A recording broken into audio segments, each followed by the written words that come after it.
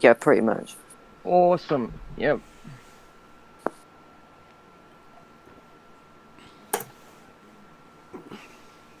I don't know where Cleary is. He's meant to be running the video tonight. Yeah, he's having trouble with his computer.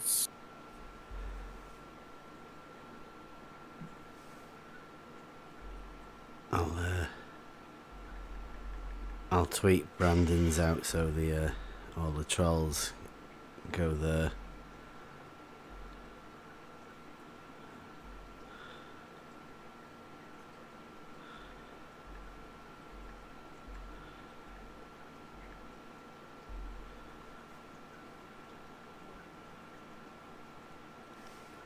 DP has arrived. We have to be on the guard for derailers. Yep. I'm sure there'll be plenty of derailers that Is appear. that Jimbo?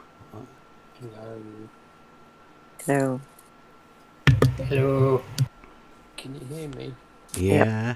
Barely. Just keep an eye out. Brandon will be coming in there in a sec. I'm really quiet. Why are you all really quiet? Are you ill, DP? Am Are you okay? I ill? Yeah. Yeah, I'm ill. I'm Sick. all right. Sick. Just Hi, go check DP. mic. Somebody talk.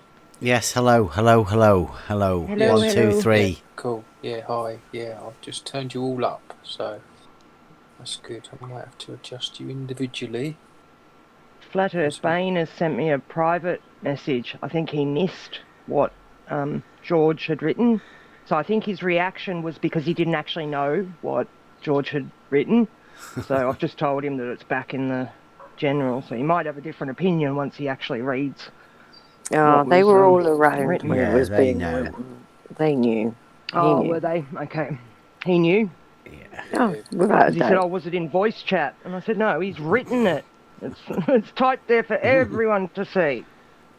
Flat Earth Bane is an idiot. That's Chunky Butt Boy. Yeah.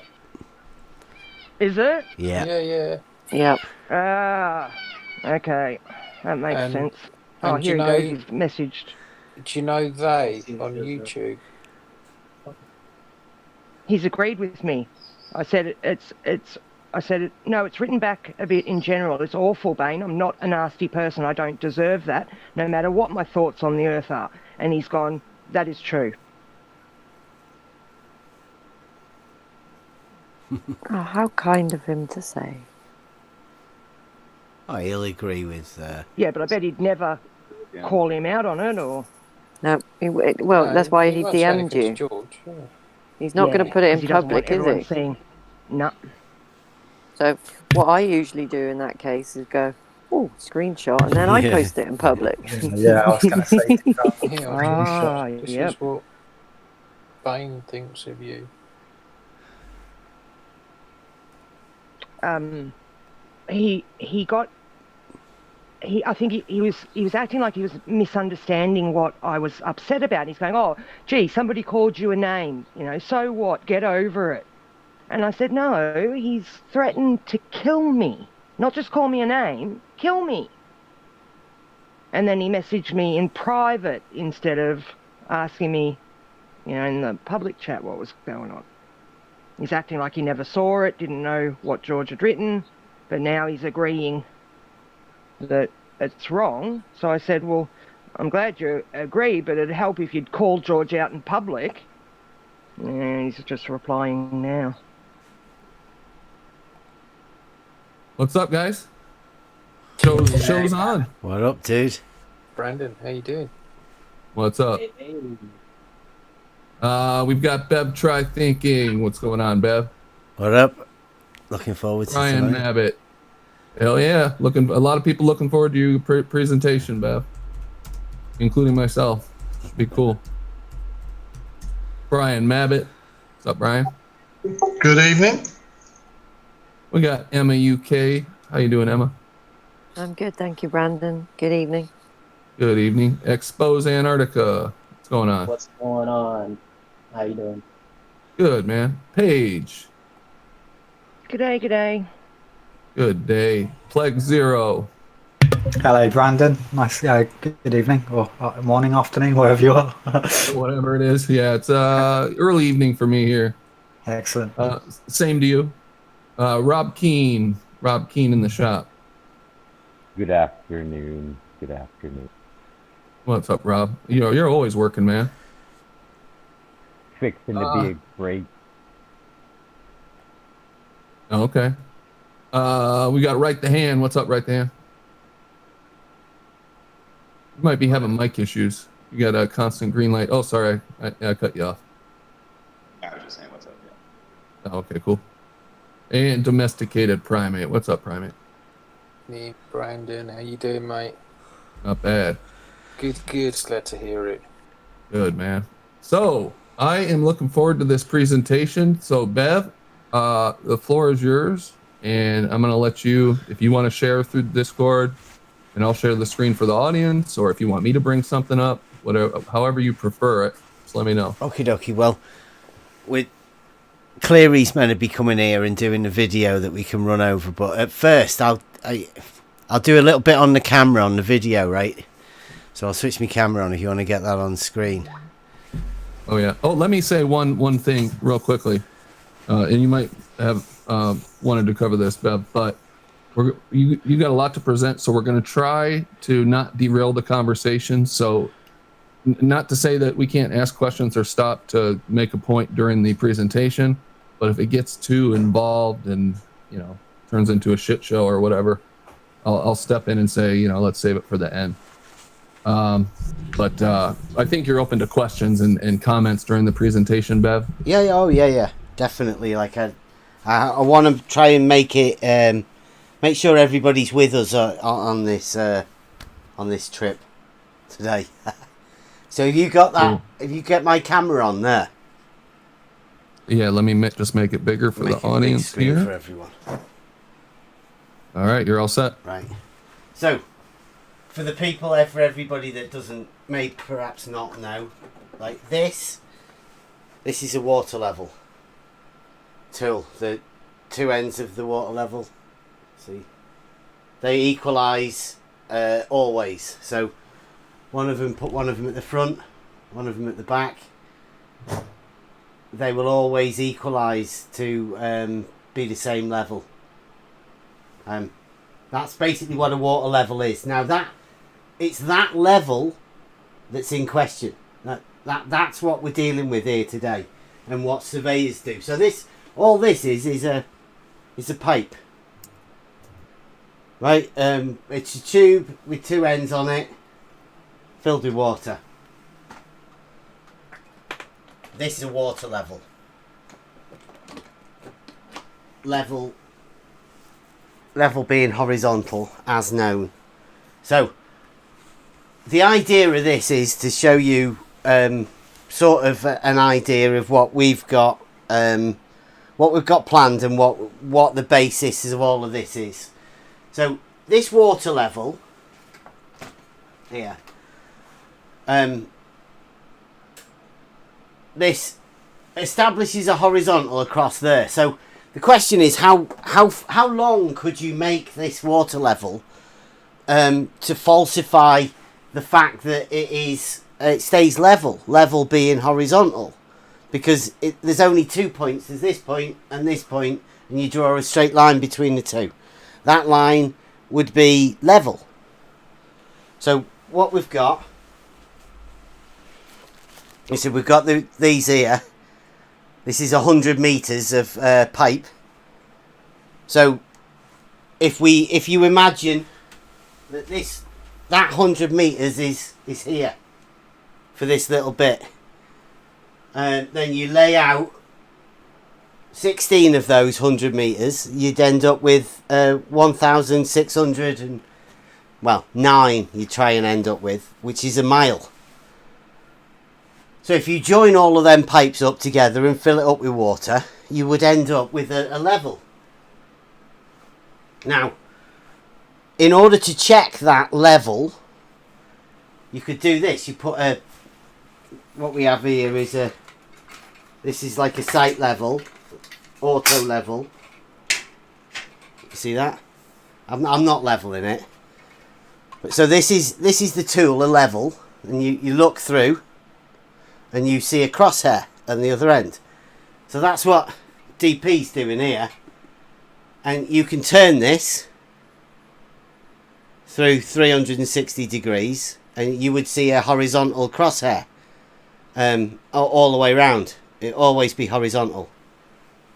So when you have your level in the middle of these 100 meters, you can check the level at this end with the level at this end with this tool, and strangely enough, you'll find out that the water level equalizes to be a horizontal that can be checked.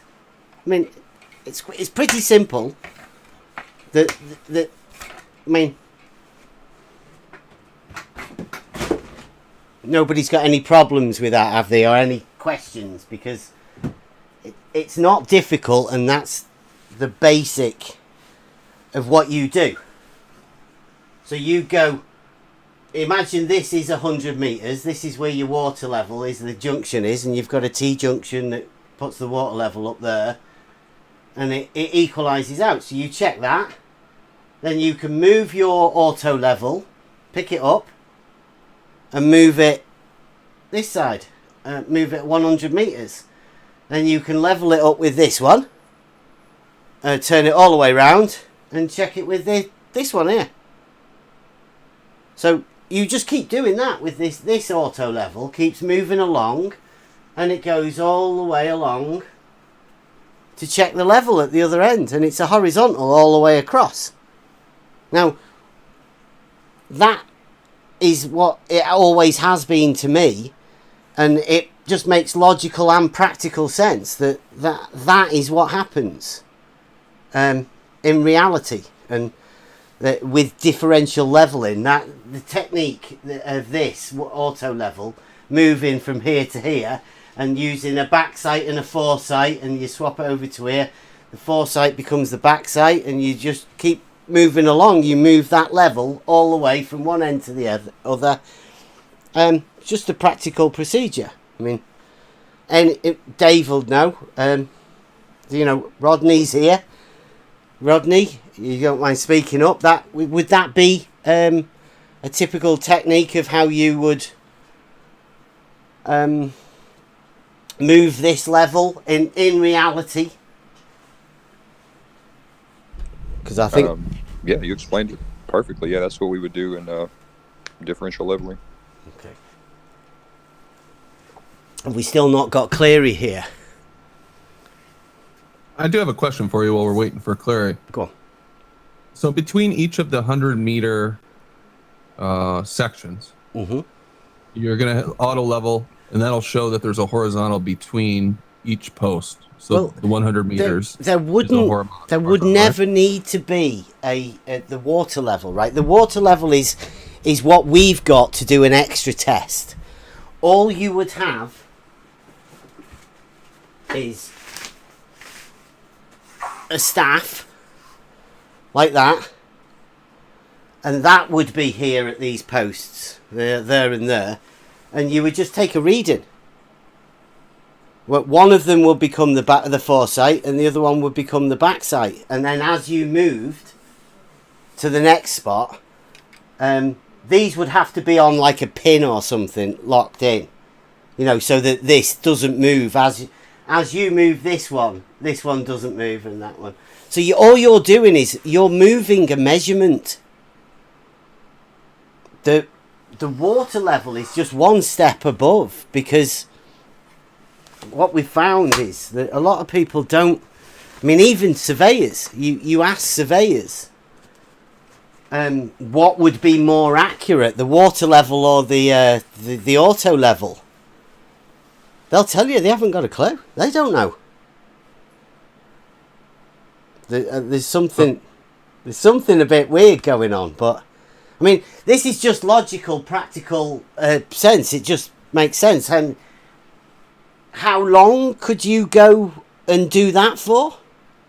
and to establish a horizontal? Well, I'd say you could do it indefinitely, but other people like to see, as you'll find out later on, they like to sort of add in calculations of reality. Did that explain it? Sorry, I may have rambled a bit then. No. You did explain it. My only question would be, let's say each of those posts that you have on there, the 3 posts with the water level going up to the top, are A, B, and C from left to right. Yeah. What's to say that A and B and C, that there's not an angle between those two?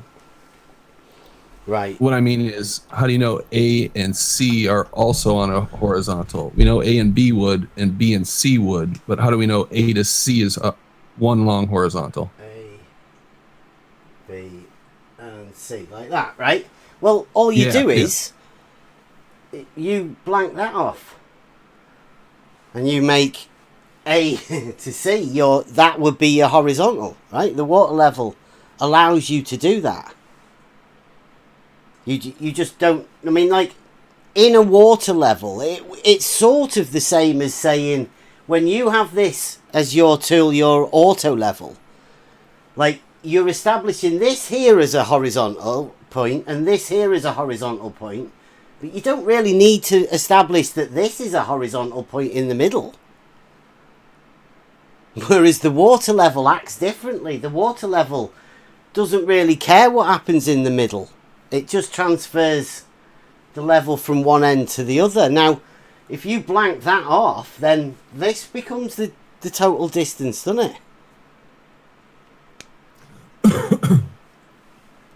Okay, I think I see what you're saying. Yeah, it will become a bit more clear tonight because this is like a showcase of the Kozlowski curvature conundrum, the problem that does exist.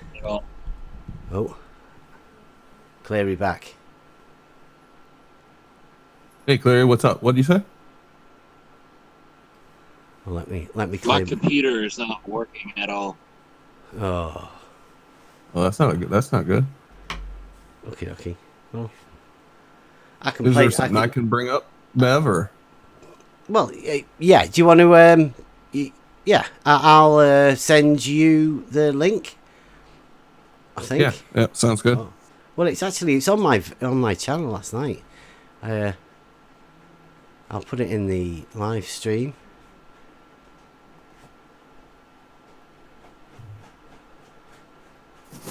Shoot.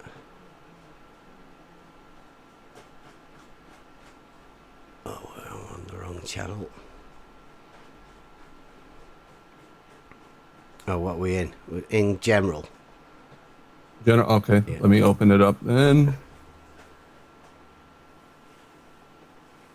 Okay, I'll drag it over here. Whoops. Right now, this is set up in. I've hopefully ended up putting it in a sequence of different bits of how the surveyors work and how they do it and how they sort of look at it, and then the couple of the different models, and then the end. So anytime anybody's got any problems or anybody wants to jump in, then let us know and we'll have to open it up. Might be a bit difficult because I'm talking in it as well. You know what, Bev? The only thing that's going to suck is my audio when I play stuff on my desktop doesn't come through the Discord. Okay. Do you want me to do it then? Let me see if I can. Probably would be better so that everybody can hear it. I'll just play Mirror Yours for the audience. Shout out Nutsack Drop. It's coming. Good. No, I'll share this link with the audience just in case they want it for later. Right. The only problem with this will be that I won't be able to hear anybody really if they talk, so I might have to pause it myself. I don't know how to get it across otherwise. Let me just sort my screen out on my end.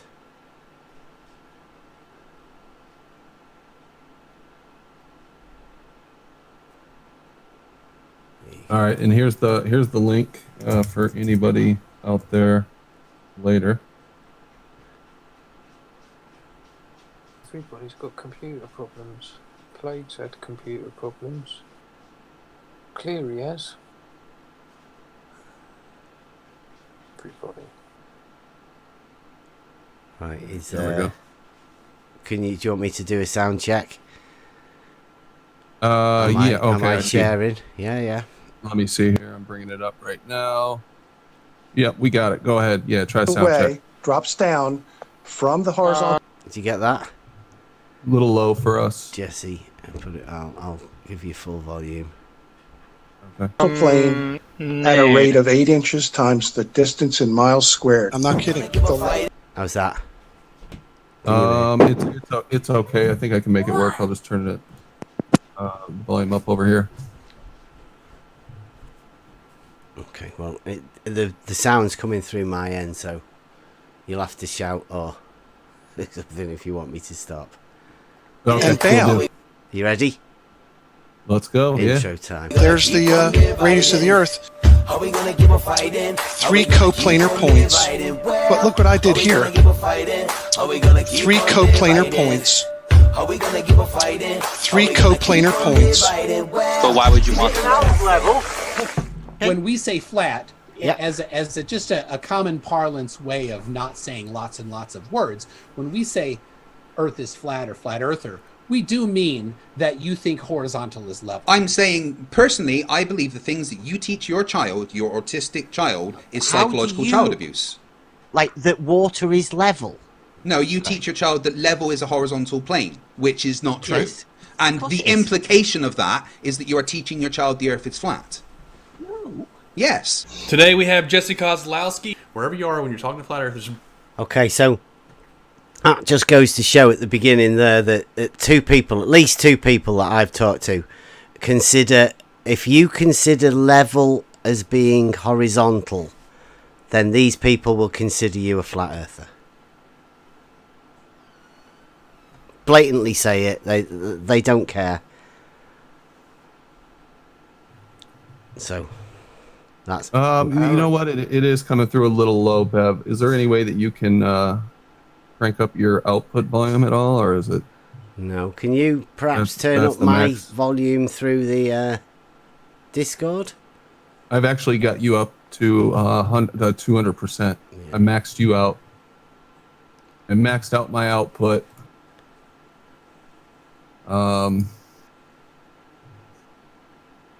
No, well, I don't know if there's no sound, if that's not going to come through loud enough. I can't really turn anything else up more than that.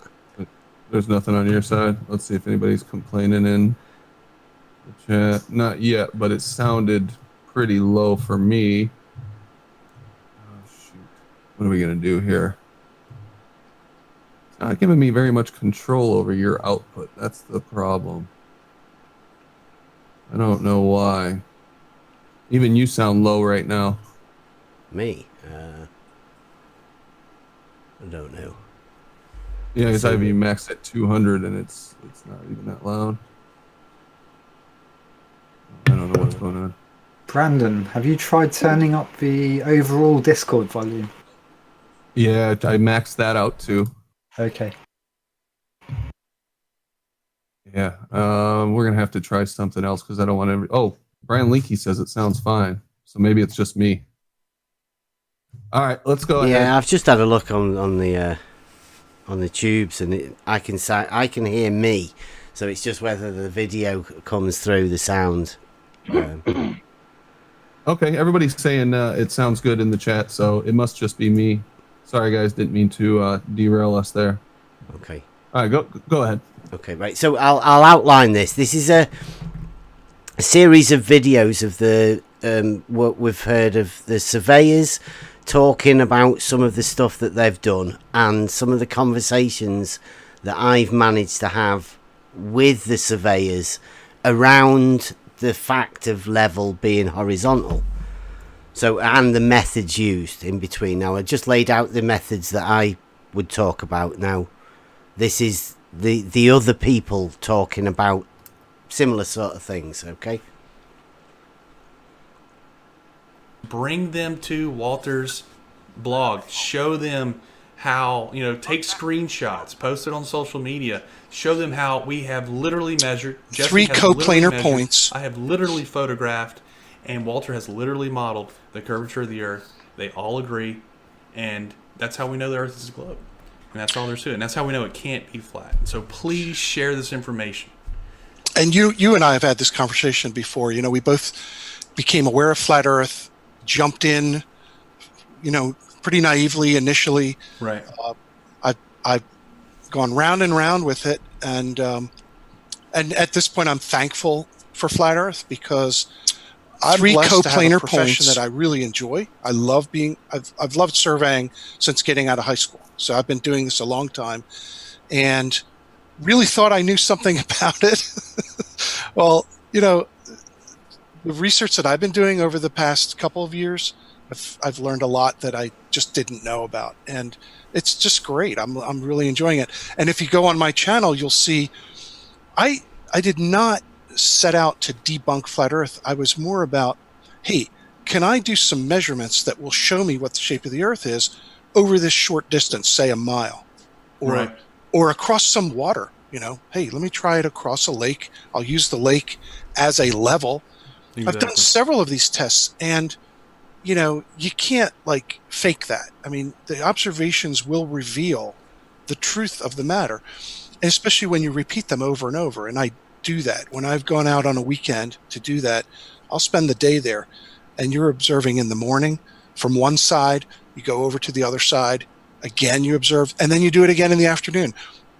These repeated observations agree with each other, to very high reliability. So I've done long tests and short tests. I've gone down and met with Larry Scott and really owe Larry some time. We really need to do a hangout and show the work we did over the couple of days I was down there on some pretty long lines, 6 miles, 9 miles, 11 miles. And we're planning to do like a 24-mile line. And I mean, really what we're enjoying doing is bringing back old school survey, doing old triangulation, doing solar azimuth observations, which I used to do them all the time in the 80s, but I don't really do it anymore, but I'm going to be doing it.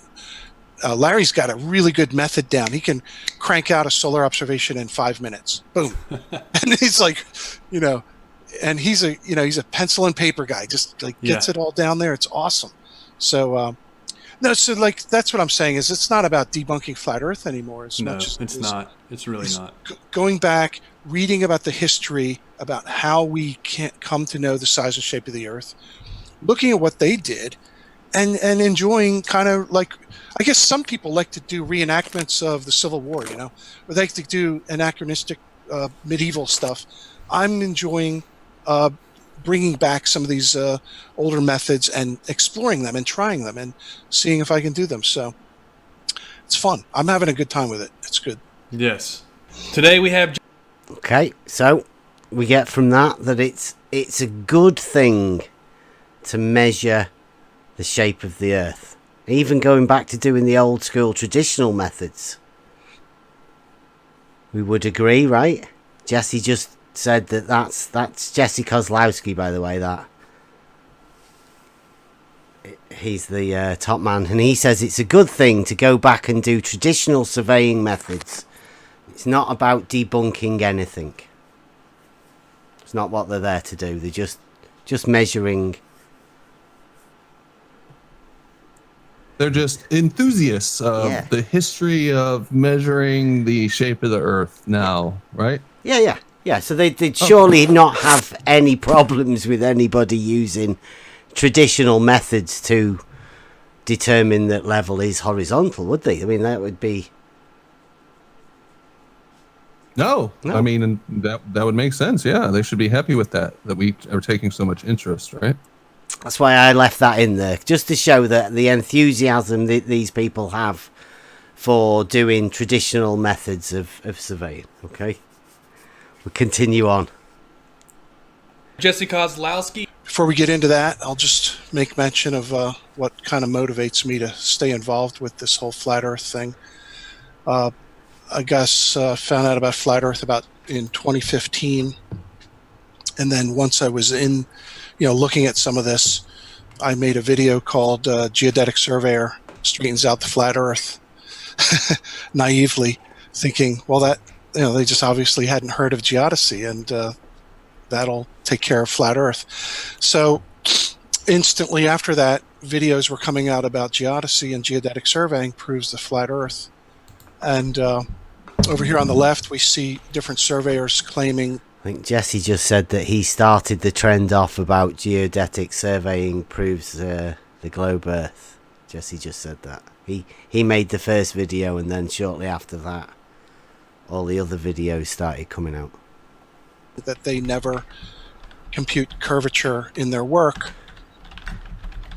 And, that's good enough for a flat earther to just say, well, that means the Earth is flat. Well, it really just means that surveyor does not compute curvature in his work. And there's a lot of surveyors who don't. I mean, they just do what's called plane surveying because they just do a short extent of a survey. Or if they are working on long projects, highway projects and other projects, and they're not doing the calculations, that just means someone else is. So I do what I can to try to help people see this and try to understand the differences here. That's right. He just said calculations. Or somebody's doing some calculations somewhere, even if the plane surveyors don't. Someone else. That's part of the geodesy piece of it. That's when they bring in the calculations, correct? When they move from planar to geodesy. Do they use any calculations in planar surveying? Well, no, because you measure points and distances, right? You can't, after the fact, then make a calculation to determine that those points and distances weren't actually where they were. That would be a bit silly, wouldn't it? Yeah, that seems like defeats the whole purpose of making a measurement. Yeah. How would the tools differ between geodetic surveying and planar surveying? I mean, if it's a different surveying system, then surely they should be using different tools. I guess you could say that the GPS system plots it on a computer. So that's not like an optical measurement tool, is it? Where you have a person looking through and measuring? I don't know. It's a bit hard to say. So there's no actual ground-based measurements with geodetic surveying there? Well, I don't know. I'd say all optical surveying tools like auto levels and theodolites and the like of that, where you actually look through it. I mean, that's got to be Euclidean, right? It's got to be planar surveying because you're looking across a horizontal. That's a plane. As we know, all horizontals are parallel to the horizon, so that would make all horizontals parallel. That'd be plane surveying. No curvature in a parallel horizontal. I guess we'll get to that. So the point is that even Jesse says in a bit that a measurement can't alter the position of a point, or neither can optics and looking at it differently. So calculations may be a bit of a wizard word. That may be one of the words he's using at the minute to suggest something that isn't real. I don't know. You judge for yourself, though. Here, okay. So I'm just waiting for the next flat Earth survey or flat Earth video to come out, and it'll be the globe proves flat Earth. So whatever we bring forward, that ends up being proof of flat Earth. That is how they do it these days. Yes. They're busy spending their days explaining why their flat plane looks exactly like a globe every time we measure it and photograph it. But it couldn't be curved. No. Mm-mm. So when we say flat, as just a common parlance way of not saying lots and lots of words, when we say Earth is flat or flat earther, we do mean that you think horizontal is level. So here's the deal.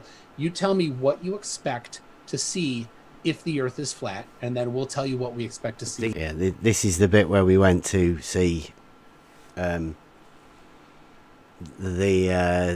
guy from Maine, and George came on as well at McToon's.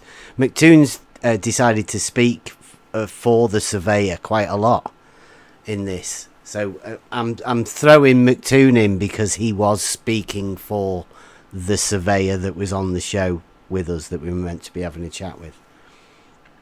So yeah, this is clips from them.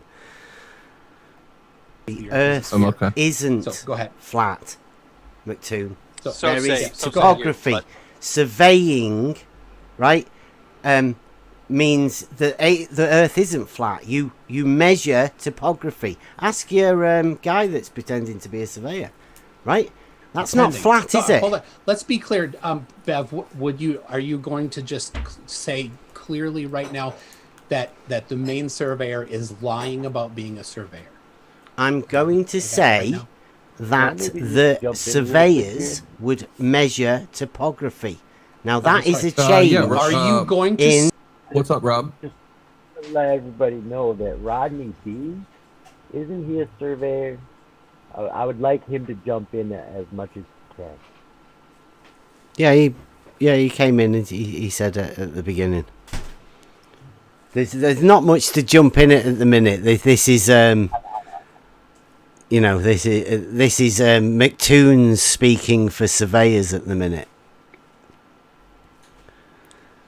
I mean, I think everybody knows that McToon isn't a surveyor.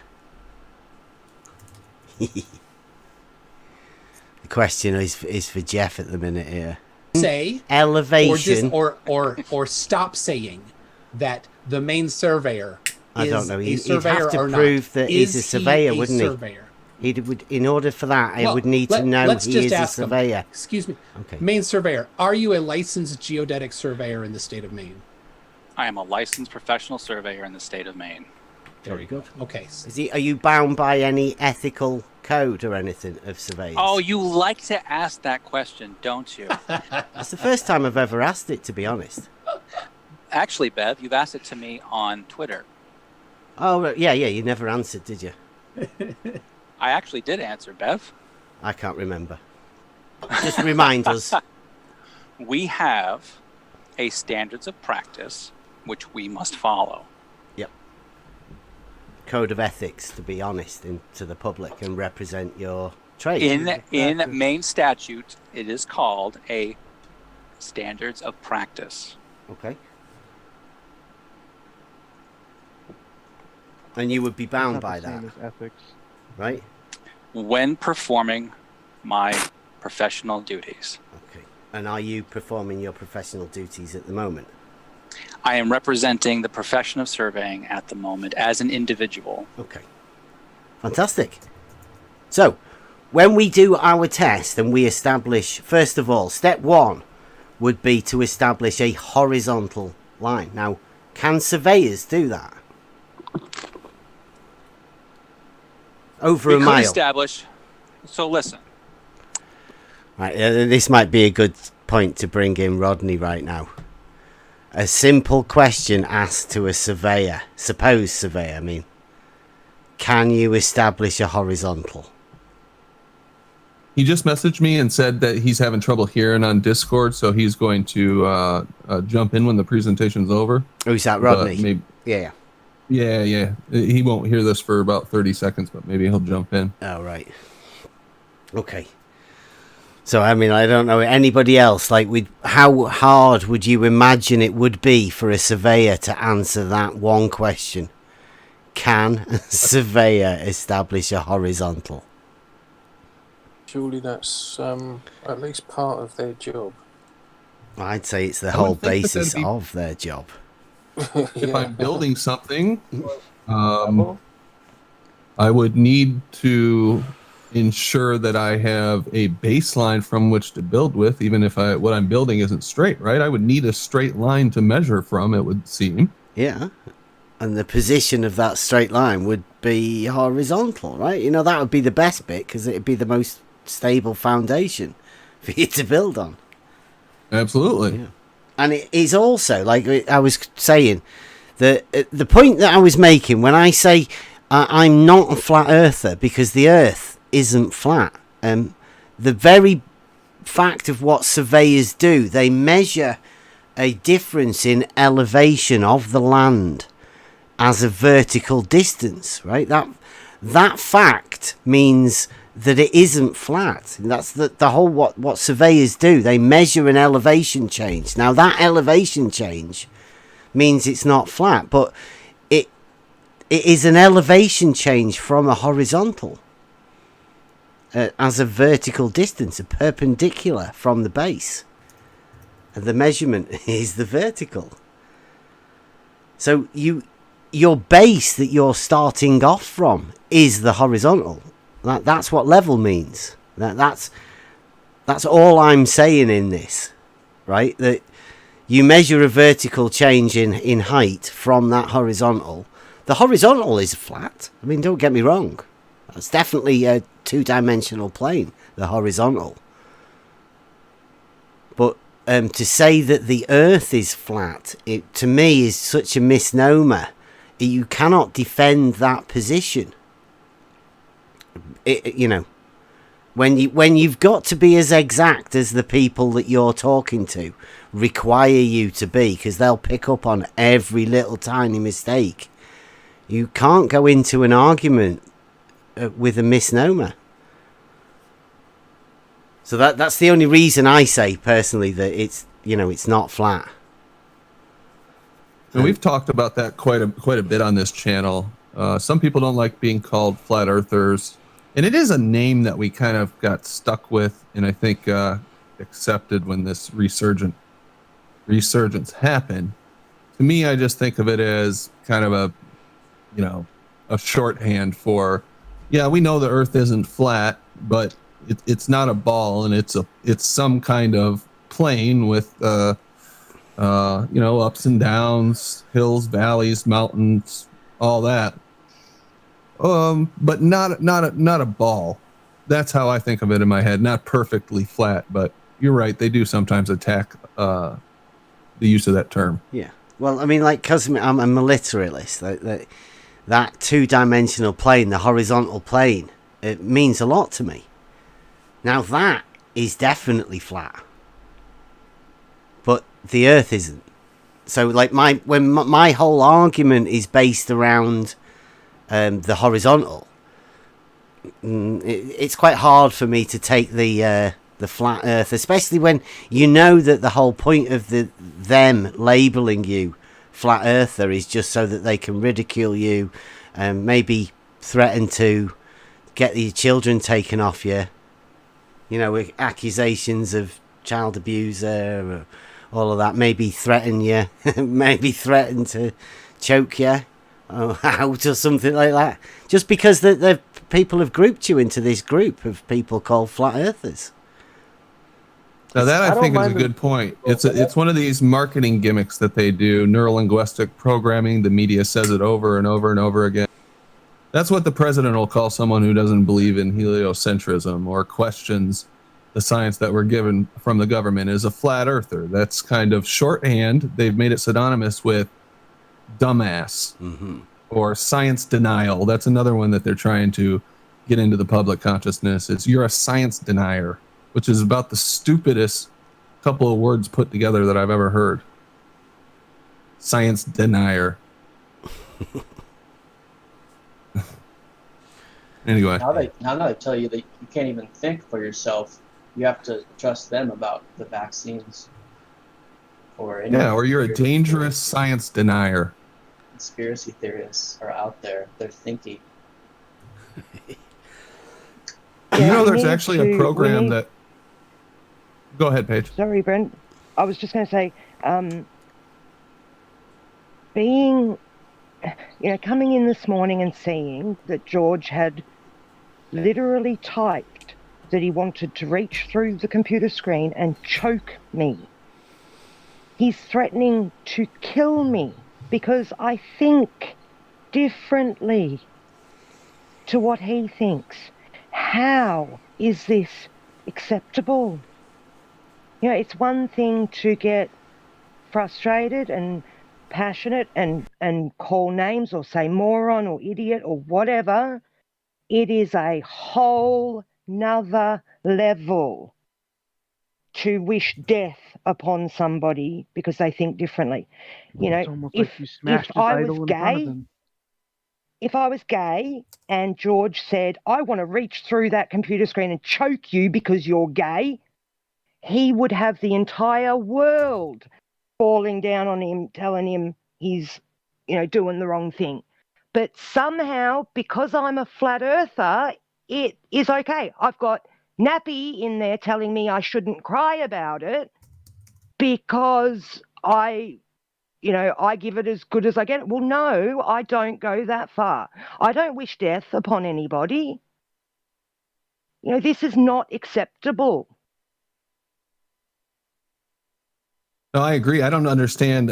Sometimes I don't mean to derail the conversation. Let me just say this, and we'll move on. I don't understand why this is such an emotional issue for so many people on the ball side, and the emotions it brings out is anger, hatred.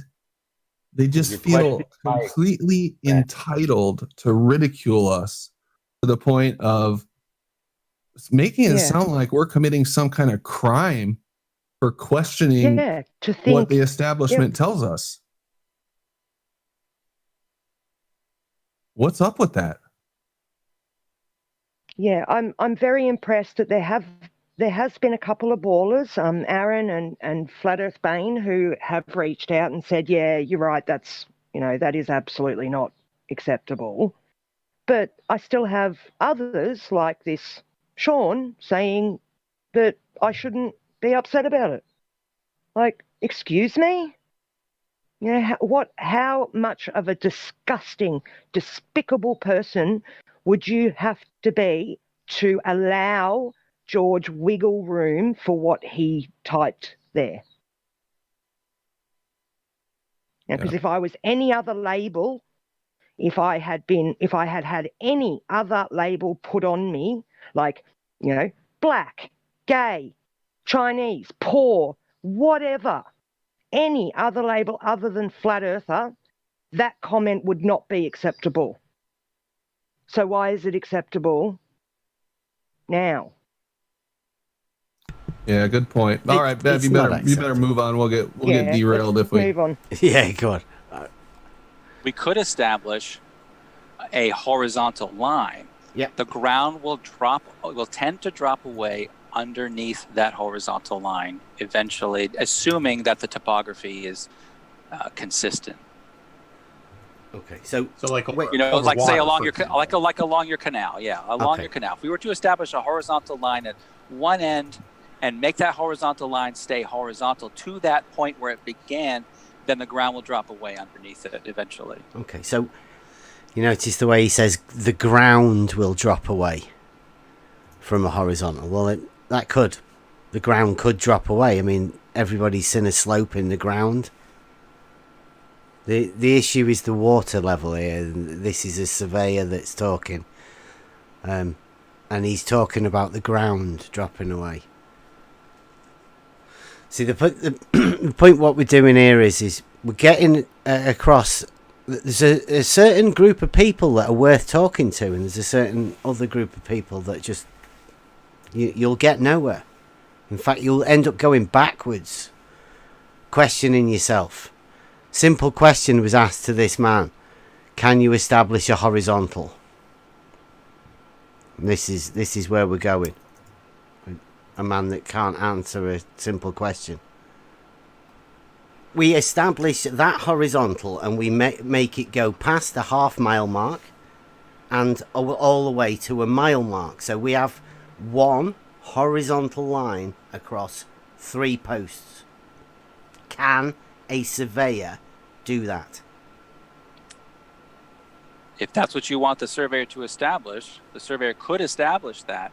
But it's not the same as transferring an elevation. Brilliant. But that can be done, right? So that can be done. So we can have 3 posts, one at a mile, one at a half mile, and one at the other end, right?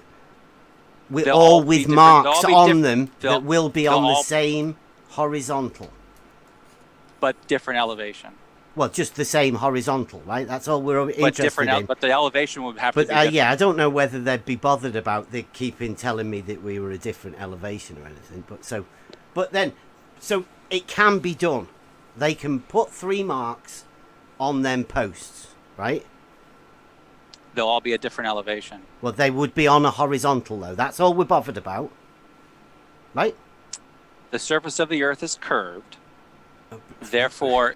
Did you hear that outburst?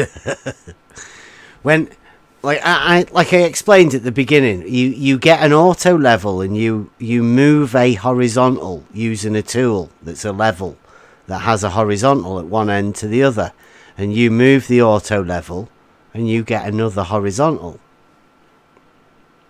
That's what the level does. It establishes the horizontal. Now, through the parallel geometry that we've been dealing with, that should be pretty simple, that if a line is parallel to another line, then a similar line will also be parallel to it. The lines will be parallel to themselves. So a horizontal line is parallel. It can't intersect with itself at all.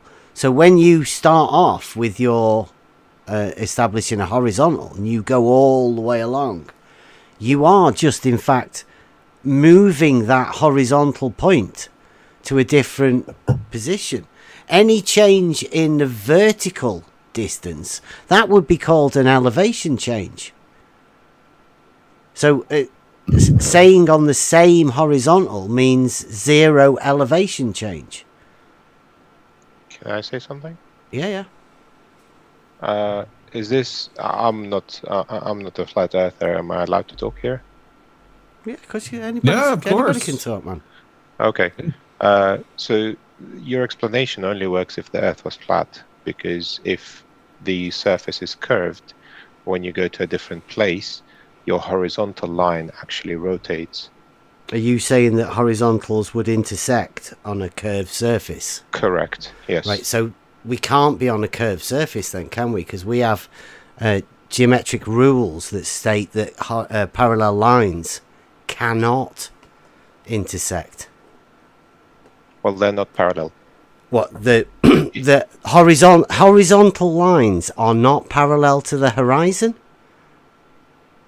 Or they're not parallel to each other? If you're moving to a different place, they will not be parallel to each other. Okay. For any other reason you've got for saying that? Just simple spherical geometry. Okay, so yeah, you've got a model that's just dictated that you can have parallel lines that intersect. I'm just simply saying the only way they will be parallel is if it was on a flat surface. If it was on a spherical surface, they wouldn't. They would. Yeah, a horizontal plane is a flat surface. That's what we have established that.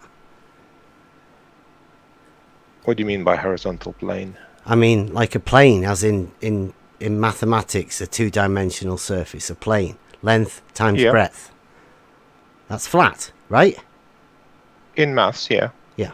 Okay. Well, so a horizontal plane, in reality, happens to also be flat. If you are imagining a horizontal plane at a certain point, yeah, and you're making it, as you said, with a level. You're making it basically perpendicular. Okay. Do you have any surveying practice or qualifications or anything? No. What is it that makes you come on here and say this? I presume you're going to say that level is a curve. In surveying, level is a curve. Yes, that's correct. The horizontal, in reality, is that also a curve?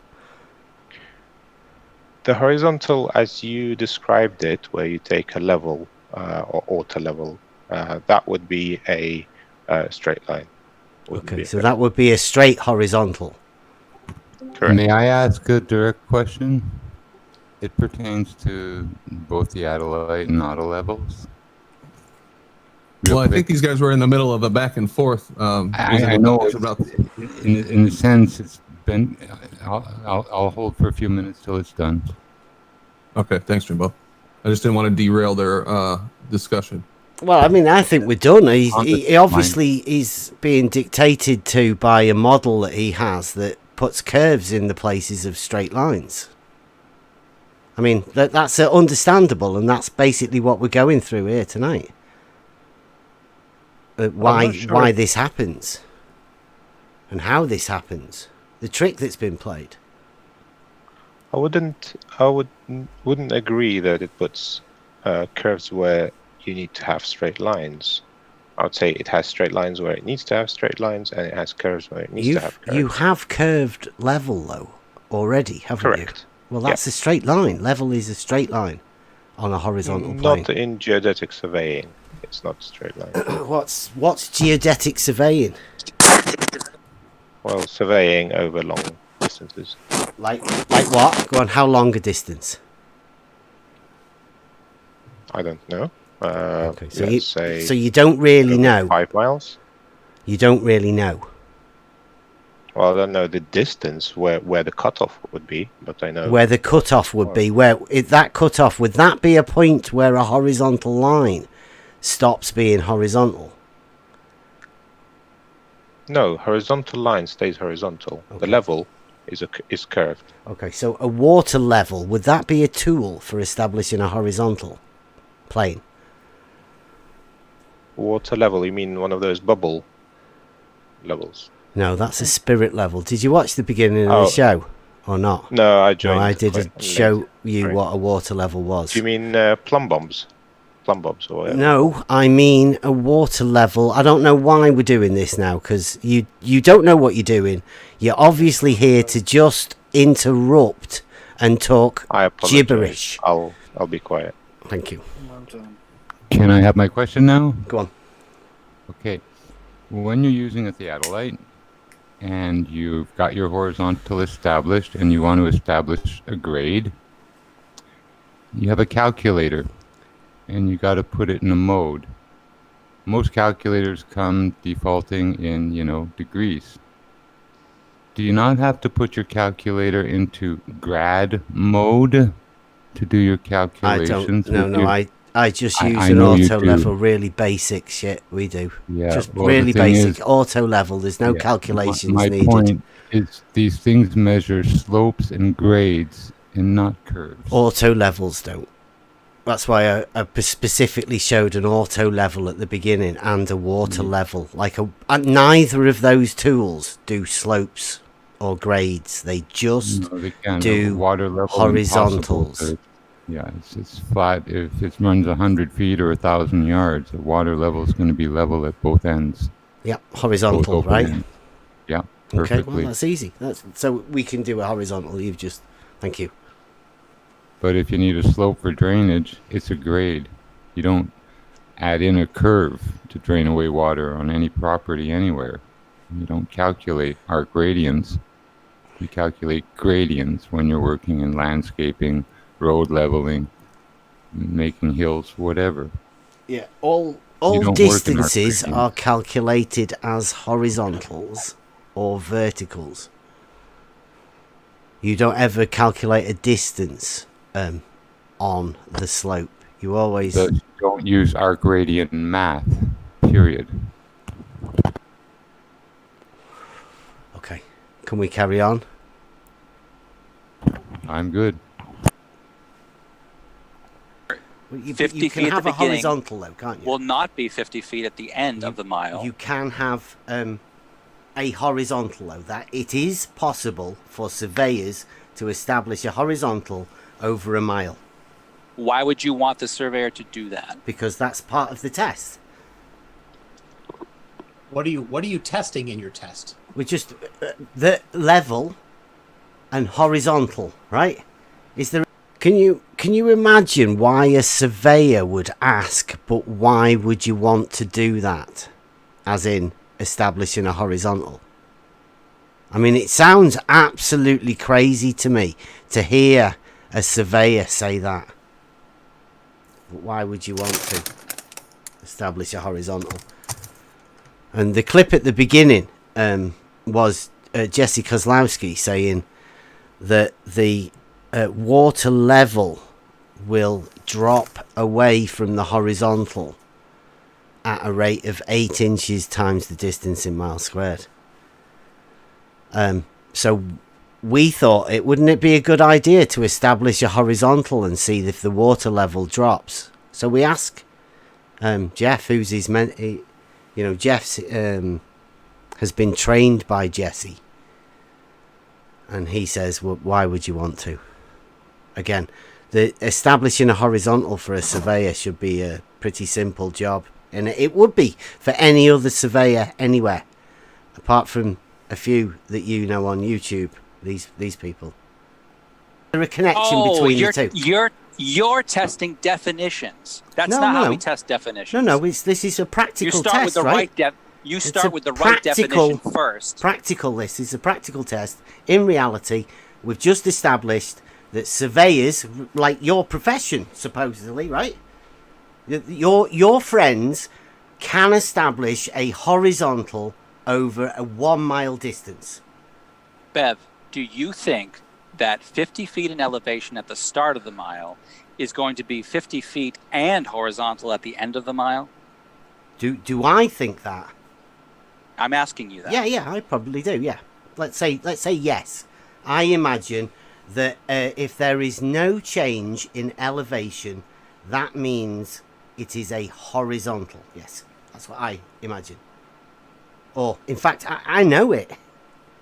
So you know it. Yeah. The test. Can we go back to the test, or are you scared of it yet? So, datum, any level surface to which elevations are referred, for example, means sea level. You're going to love this part. Listen up carefully. Also called a datum plane, though not actually a plane. Okay. Fantastic. And it has this nice graphic that goes with it that shows mean sea level as an example of a datum, and it shows it as an arc. You explain to me how an arc is horizontal, because you seem to think that mean sea level is horizontal. But here is a surveying textbook, Bev, that explains the principle on which surveyors actually operate every day. Explain how it's a curve, explaining curvature corrections that must be used. And you are saying it means horizontal. You are wrong, Bev. That's not how surveying works. Is it licensed geodetic surveyor? Right, so that was the main surveyor, in case you didn't know, telling me that that's not how surveying works. I had to sit through that with McToons. All we've done is we've said we've got a water level test for establishing horizontal. Now, it seems to me that to be able to ask the question of a surveyor, can you establish a horizontal over a mile, should be a pretty simple thing, but it gets difficult, and it gets more and more difficult as we go on here. And this happens with any of the people, as we've just seen come in. They don't know anything about surveying, and yet they're willing to say that level is in fact a curve. It must curve away from horizontal, or the horizontal must actually be curved. One or the other. I think you're struggling to go against Euclid, but most people don't seem to think that. Sorry, go on. Oh, excuse me, I thought you were done. Am I understanding correctly that these guys think it's controversial to say that a surveyor establishes a horizontal? I think so, yeah. Or you shouldn't really ask a surveyor to establish a horizontal, is what they're trying to say. I wouldn't say that. Why would you want to do that, Bill? You wouldn't? Sorry, who wouldn't say what? Parmesan. Why? Well, I wouldn't say that establishing a horizontal is wrong or anything like that. Oh, good. Because it's quite easy, and it's what surveyors do. And, yeah, I agree with that. And a change in that horizontally, as in within the vertical along that plane, would be a change in elevation. That is, in fact, how they measure elevation changes, is a change from the horizontal, right? With corrections for curvature if needed, yes. What do you mean with corrections for curvature? What does that mean? I mean, they do use corrections, curvature corrections. No, you measure a horizontal. And where does the correction come in? What do you mean? A correction for what? Not looking correctly or not measuring it correctly? What correction are you imagining? Just like the person in your video was explaining, it's because level is curved, as per the textbook he was referring to.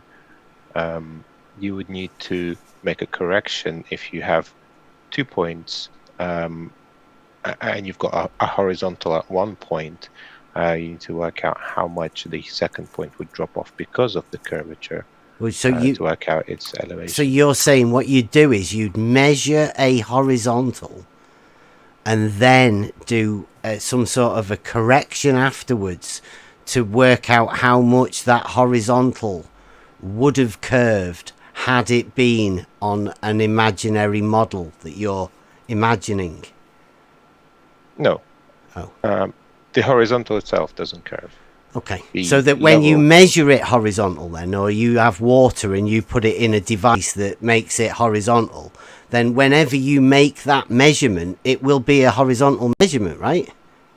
There'd be no need for you to do a calculation, because a calculation won't alter where those measurements were taken, the points that they were taken at all, will it?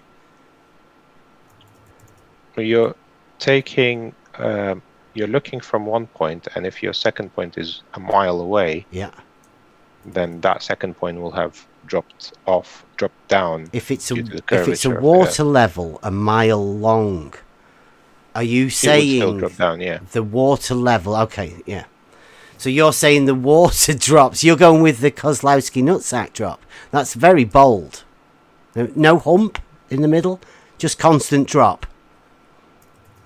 Well, that's how it works on your model, in your imagination. I mean, you could say that's not how it works in reality. I'll tell you that. Well, I think that's how it works in reality. It may be how you do your calculations afterwards, but that's not how you measure it in reality. Can I carry on? This might take quite a while if we have to stop and fight up points like this. Yeah, no, he's never actually said that. No, he's not a geodesic. He's a geodetic. Okay, sweet. Yeah. What's the difference? Geodetic is a word. Geodesic is not. Yeah, okay. What's the difference between that and a normal surveyor? That isn't. My goodness, my focus keeps going out. That is a normal surveyor. A geodetic surveyor is a normal surveyor. Okay. There is a subset of geodetic surveying that they call planar surveying, which that they can't do, the geodetic part. You notice this is McToons, everybody. If you're just to be aware, McToons in a room with a surveyor that is now explaining what surveyors do. Because McToons is a software engineer. He's like this other guy. They don't know anything about surveying, but they're quite happy to talk about it. They've read books like Rumpus. And my computer's working. Hey. Sorry about that. No problem. You can jump in. All right, cool. I'll carry on. Of it because they're not okay. So qualified and trained. Difference? What's the difference, please? Difference? Yeah. The difference between a planar surveyor and a geodetic surveyor. Yeah, to you. So a planar surveyor can only work in a certain within a certain range because it is because if you get into a larger area, you have to take into account the curvature of the Earth. What's that? What's that area? I don't know offhand, but when I heard when the it main was surveyor is 100 square miles that planar surveyors do, and then anything over that is your other type of surveyors, right? Yeah, it requires geodetic surveyors if you're over that amount. Over 100. But Yeah, it up depends. to 100 square miles, that would be planar surveying, right? Yeah, so it also depends on the... See, he just said, yeah, up to 100 square miles is planar surveying. So if it's planar surveying for up to 100 square miles, and as Rodney will probably tell you later on, they're state planes in America. You know, like you work to a state plane when you do surveying. So all of them, all measurements are taken on a plane. So there will never be any curvature. Yeah, Jesse speaks about the entire state plane of whatever state he's in, Illinois or something. XYZ coordinates, the Cartesian coordinate system. I mean, they use it later on. Everybody knows what they are: orthogonal, perpendicular axis of the XYZ. That's a plane. You know, there's no curvature to any of those things. But again, McToons is talking here for a supposed surveyor on what the difference between the surveyors are. There's no difference. There's only one type of surveyor that measures reality. There's no difference. They've never been able to say that yet, because they need there to be a difference in between surveyors. Yeah. Well, there's the YouTube surveyors, and then there's the real surveyors. They are different types of surveyors, yeah. Yeah. Okay, carry on. The margin of error necessary, right? So I suppose if they need a tighter margin of error, then you would not be able to do planar surveying up to 100 square miles. It'd be smaller, depending on the needs. Or you could just do geodetic surveying all the time and save yourself that trouble. Oh, so there's no need for planar surveyors then? Is that what you just said? No. You could save yourself the trouble of having to convert back and forth, worry about, do I do plane surveying here, or do I do geodetic surveying here? Just do geodetic principles all the time and save yourself the problem. So there is definitely a difference between these surveyors then, right? Yes. Okay. So what sort of tools would you say a geodetic surveyor uses instead of a normal, just the average surveyor? I already said, Bev, a normal surveyor is a geodetic surveyor. Okay. So an auto level then, what sort of tool would that be? It's an auto level. Which type of surveyor would use an auto level? Any surveyor can use an auto level. Okay, because it establishes a horizontal plane of reference, right? It establishes a horizontal plane that you would make measurements from, and then you make curvature corrections as you need to. Curvature corrections within the horizontal plane? Curvature corrections to your measurements after the fact. You make curvature corrections to your measurements? Yes. Oh. You not just sort of measure what you measure when you look through the scope? You measure what you measure, you write that down, and then you apply corrections as necessary. Okay, so when is it necessary for you to apply corrections? Because I've never heard of that. Well, you can look at the National Geodetic Surveyor. You can look at the National Geodetic Survey manual on geodetic leveling. It will tell you. Okay, can you not tell us? Again, I have to point this out. Corrections to a measured point and distance in reality will not alter the positions of anything in reality. Yeah. There's a point that you can't use maths, and that point is when you're dealing with reality. You can't have 2 apples and do a sum to make that 3 apples. It just doesn't work. I think Yeah, that's what Jeff's implying here, right? differential leveling with a horizontal measuring instrument done properly will not account for curvature. And when you asked him, when do you factor that in? He never answered that. He left and he never answered that. Can I add something? Yeah. Obviously, other side of the argument. Well, firstly, I'm actually glad that a trained surveyor said almost the same thing as I said, which so that means my understanding of it is accurate. So that's a good. Whack as his, you mean?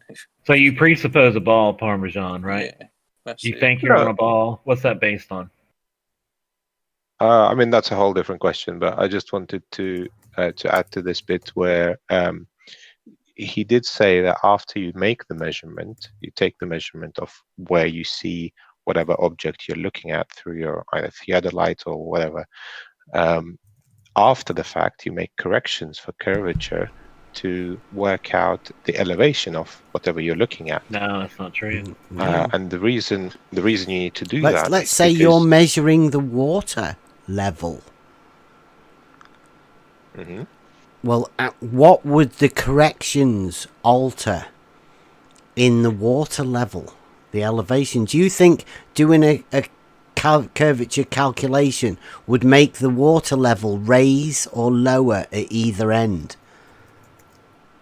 What that would do, doing the correction, is give you the accurate elevation. So if you went to that point that you are looking at through your theodolite and you measured elevation, you would have a more accurate figure by doing the curvature correction. That might be a bit confusing. So let's say we totally understand what you're saying. Yeah, we understand what you're trying to say, but you're confusing yourself. No, you measure a flat piece of land and then you say, well, that's too flat. I want to make a curvature correction. I want to bend it around a ball. Is that what you're trying to say? No, I was thinking if you have, like you were talking about having a stake in the ground that at a certain height. Yep. So if you want both of these stakes to be, let's say, 1 meter off the ground, no, you have to no. You see, I think this happens quite a lot. You keep talking about the ground, right? The ground doesn't matter in this. We are talking about a horizontal.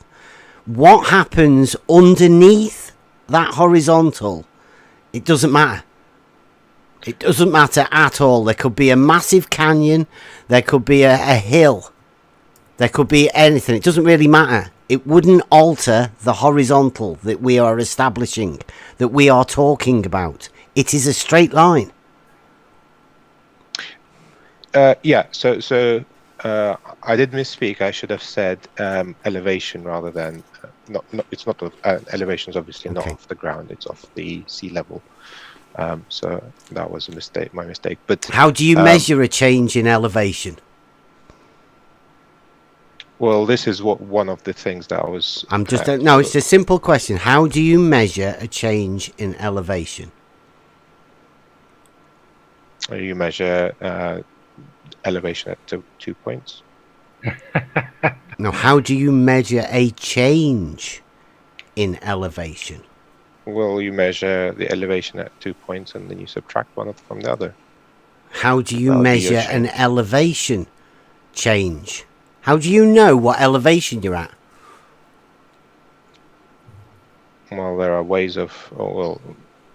I don't know how geodetic surveyors do it for exactly. How would you? How would you do it? How would I personally do it? Yeah. I would have to go and find out where, how to. I'll find some marking for sea level. You find the datum. Find the datum position, right? Yeah. And then from there make a measurement for whatever elevation I need. Yeah, a measure in any particular direction. This measurement. Or it would have to be straight up. Vertical. From what? from that position where I'm Yeah. standing. From horizontal. Okay, so a vertical change in distance, a height, is a change in elevation. Well, that's just elevation. I don't see why Yeah. So call it if you change. sort of go 400 feet on the horizontal, as in don't go up in the vertical at all, with zero vertical change, would you not call that horizontal? So let me just understand this correctly. So I started at point A, went up 400 feet, straight up. Yeah. If you want, yeah. Went up, let's say. Let's go up 1 foot. In fact, let's go from the sea level, right? Let's go up a few locks, let's say 3, and then we're on a surface of water, let's say a canal, at 50 feet above sea level. Okay. And then we go horizontally in a direction, doesn't matter which direction. Along the canal water. Yeah. Mm-hmm. Along a horizontal. Yep, the water, in the canal. Yeah, as I move along the horizontal, my elevation will change. No, it won't. Because of the curvature. No, because if you don't change in any vertical distance, you aren't changing elevation, are you? Yes, elevation will change because the without sea level. Without altering a vertical height. Vertical height is different to following along the horizontal. No, it isn't. If you stay on the same horizontal, that would be a 0 in the... Is it what, Y? Oh, yeah, it's the Y-axis. Oh, well, actually, we call it the Z because we'll deal in reality, right? You know, perpendiculars and all of that. Yeah. Right, so the XY plane, if that stays at 0 along the Z, then you're not going up any, are you? In that coordinate system, you wouldn't be. So if you're having it as a flat plane, it's a plane. It's a plane coordinate system, isn't it? Cartesian plane coordinate system. Yeah. So X, in Y, that Z. coordinate system, the ground would drop away. So your height from the ground would still change. Would you be on top of a mountain or something? No, because we're on the canal. Remember, we're on the canal. Away. We're on the canal. We're on the water. We've only got a little dinghy on the canal. And we're going along a horizontal, are we? In your coordinate system, yeah. So the water level is on that XY plane? No. The water level is curved. Oh, really? You just said that? What do you base that on, Parmesan? The geodetic surveying textbooks. Oh, so you do know about surveying then? You said earlier you didn't. Well, I'm not a surveyor. You asked me if I was. I'm not. But you've read a few textbooks. I have. Yeah. We've taken had it upon myself to educate myself a little bit. So he bases reality on what he reads in a textbook. Yeah. Interesting. Yep. And evidence that I see. Okay. Like what?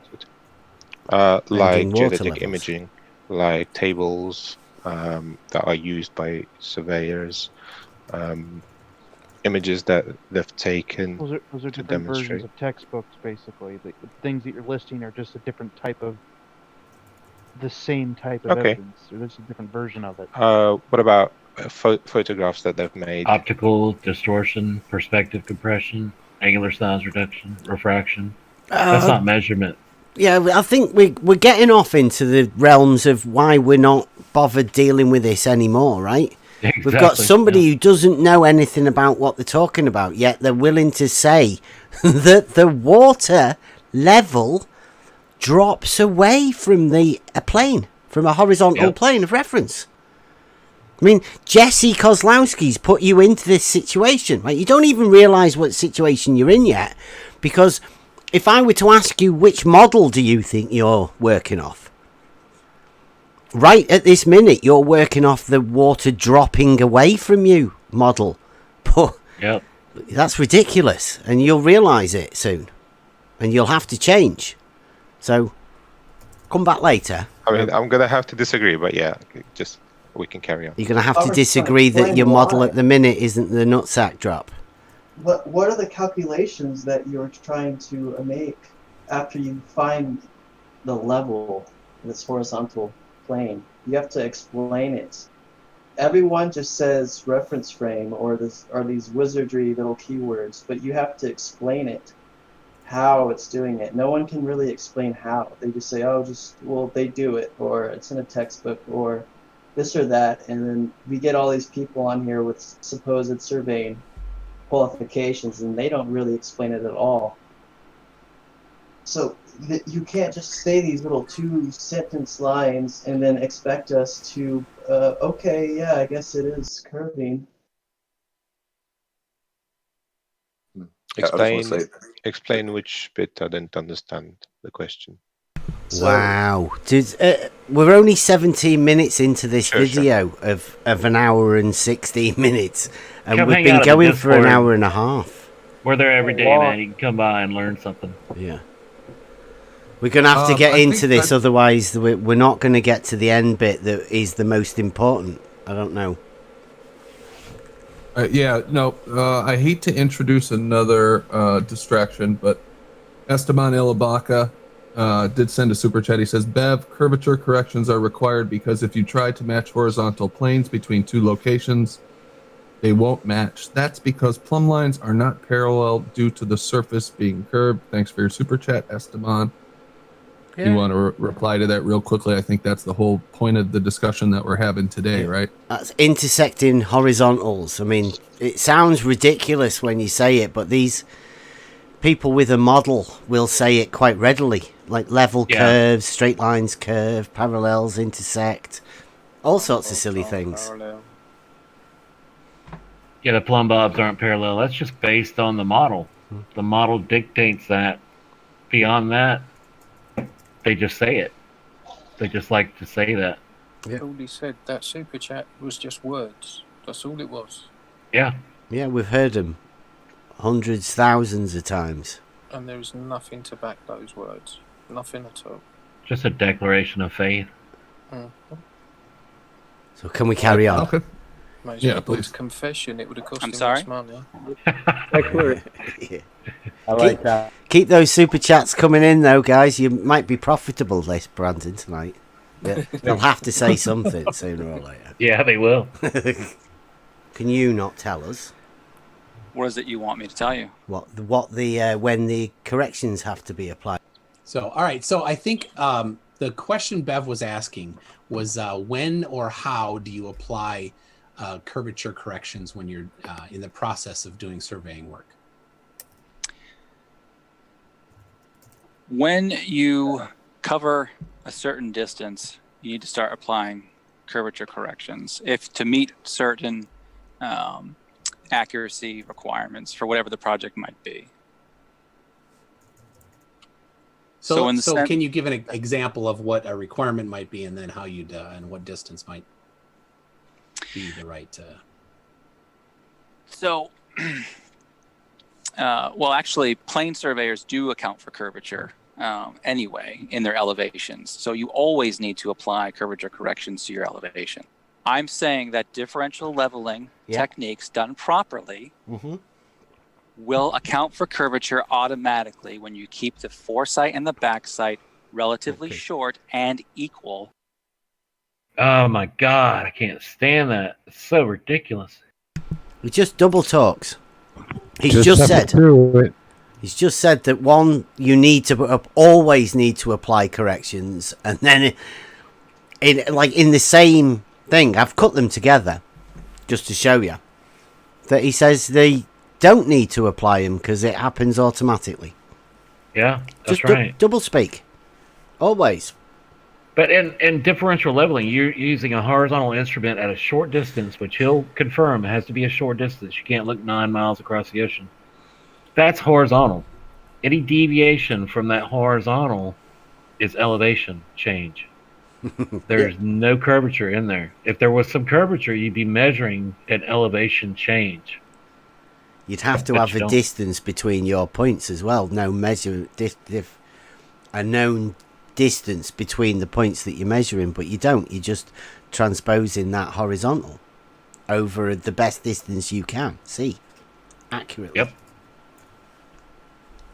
I don't know why surveyors don't know this, but I mean, it's like we don't deal in advanced stuff at all. We just deal in basics, common sense, logic, basic geometry, basic surveying, basic practical tool use. Back to the basics. Yep, back to basics. Through the entire level. Well, actually, plane surveyors do account for curvature anyway in their elevations. So you always need to apply curvature corrections to your elevation.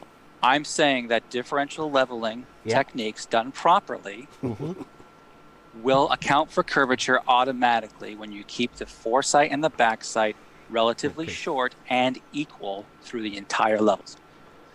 When you're using your theodolite or your total station and you're measuring those distances, you need to apply the 8 inches times the mile squared elevation correction. It's expressed a bit differently.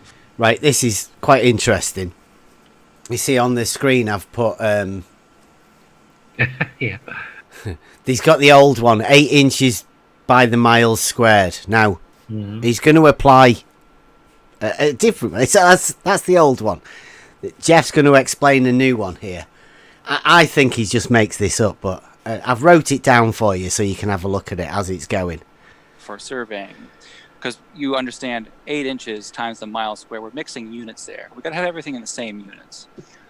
So the correction becomes 0.024 times feet expressed in thousands.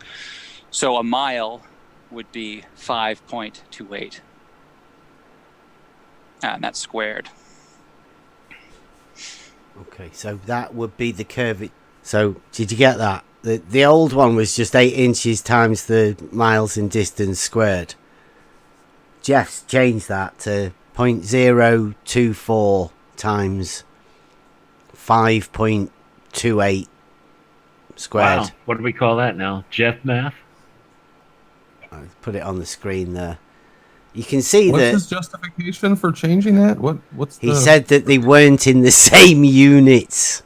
I don't know what he exactly meant, because I mean, inches and miles are sort of the same system.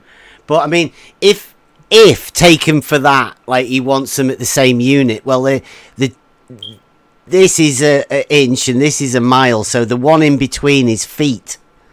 Yeah. Right. So this is a mile squared represented at 1,000. This isn't 8 inches represented as feet, because 8 inches. I mean, it would have been ideal because 8 inches is 0.666, isn't it?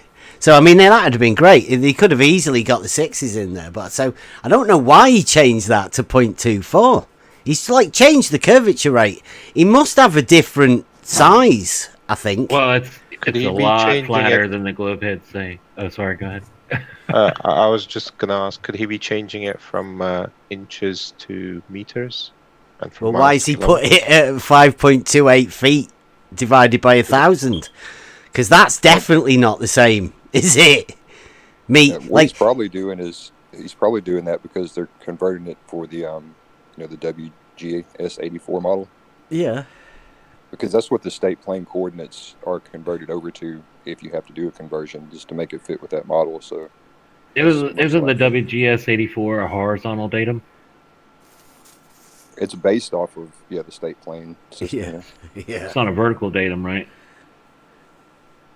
No, that's where their curvature math. When they say when they have to do corrections, well, the only time you have to do corrections is when you want to convert the state plane to that model. Yeah, but doesn't the WGS84 deal with only the horizontal datum and not the vertical elevation? We mean not the vertical elevation? The WGS is the horizontal datum, right? Between a distance between 2 points. Well, the state plane system that it's based on is a horizontal datum. The WGS84 is their model. the globe model, but it's not a globe, so that's why they're not using the 8 inches per mile square, because it's a flattened. Can you see that though? I mean, like the miles squared is 5.28 feet, right? I mean, that works. That calculates out. That's a direct change from miles to feet divided by 1,000. I don't know why he's added that, but surely anything you do here, you also have to do to the 8. Right now, 8 inches expressed as feet is 0.666, and then if you divide it by 1,000 like he did here, you don't end up with 0.24. So yeah, but the math is probably different for the reference ellipsoid model. Yeah, that they use. So that's a different curvature rate completely, isn't it? Because this number here is different than this number. That means a different curvature rate that he's working off anyway. Yeah, the reference model they work off of for any practical use it's not a globe; it's the flattened reference ellipsoid. I just thought I'd point that out because I don't think anybody's ever heard that. Okay, yeah, I was looking at the WGS 84. It's so jacked up. Yeah. We got another slight interruption here. Rob Keene, $10 super chat. Bev and the crew are unstoppable. Level is horizontal. Cheers, Rob. I'm going to have to carry on, aren't I? Because we will be here all night. But hey, if you're making money on it, Brandon, it might be good. Feet expressed in thousands. So a mile would be 5.28. And that's squared.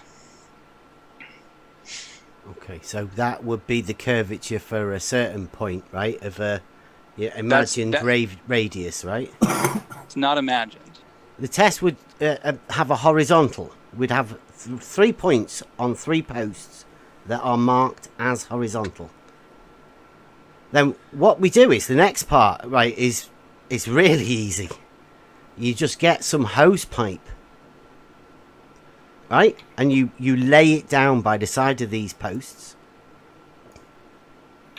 Yeah, that's easy enough, right? I'm listening. And we put vials on the end of them, so we effectively turn this water level big long tube. That we'll put a T-junction in the middle of it as well, so we can put it up against each of these posts with the vial, strap them around it, and then we can fill that water level up, can't we?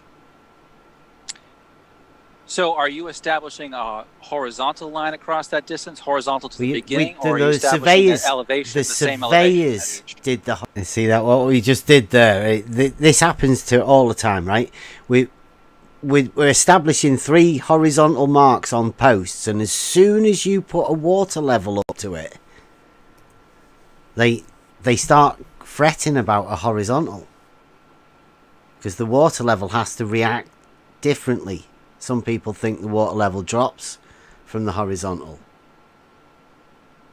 So it becomes tricky for them. And this is it back and forwards all the time. Horizontal at the beginning, right? They made 3 marks that were horizontal on 3 posts. They did that.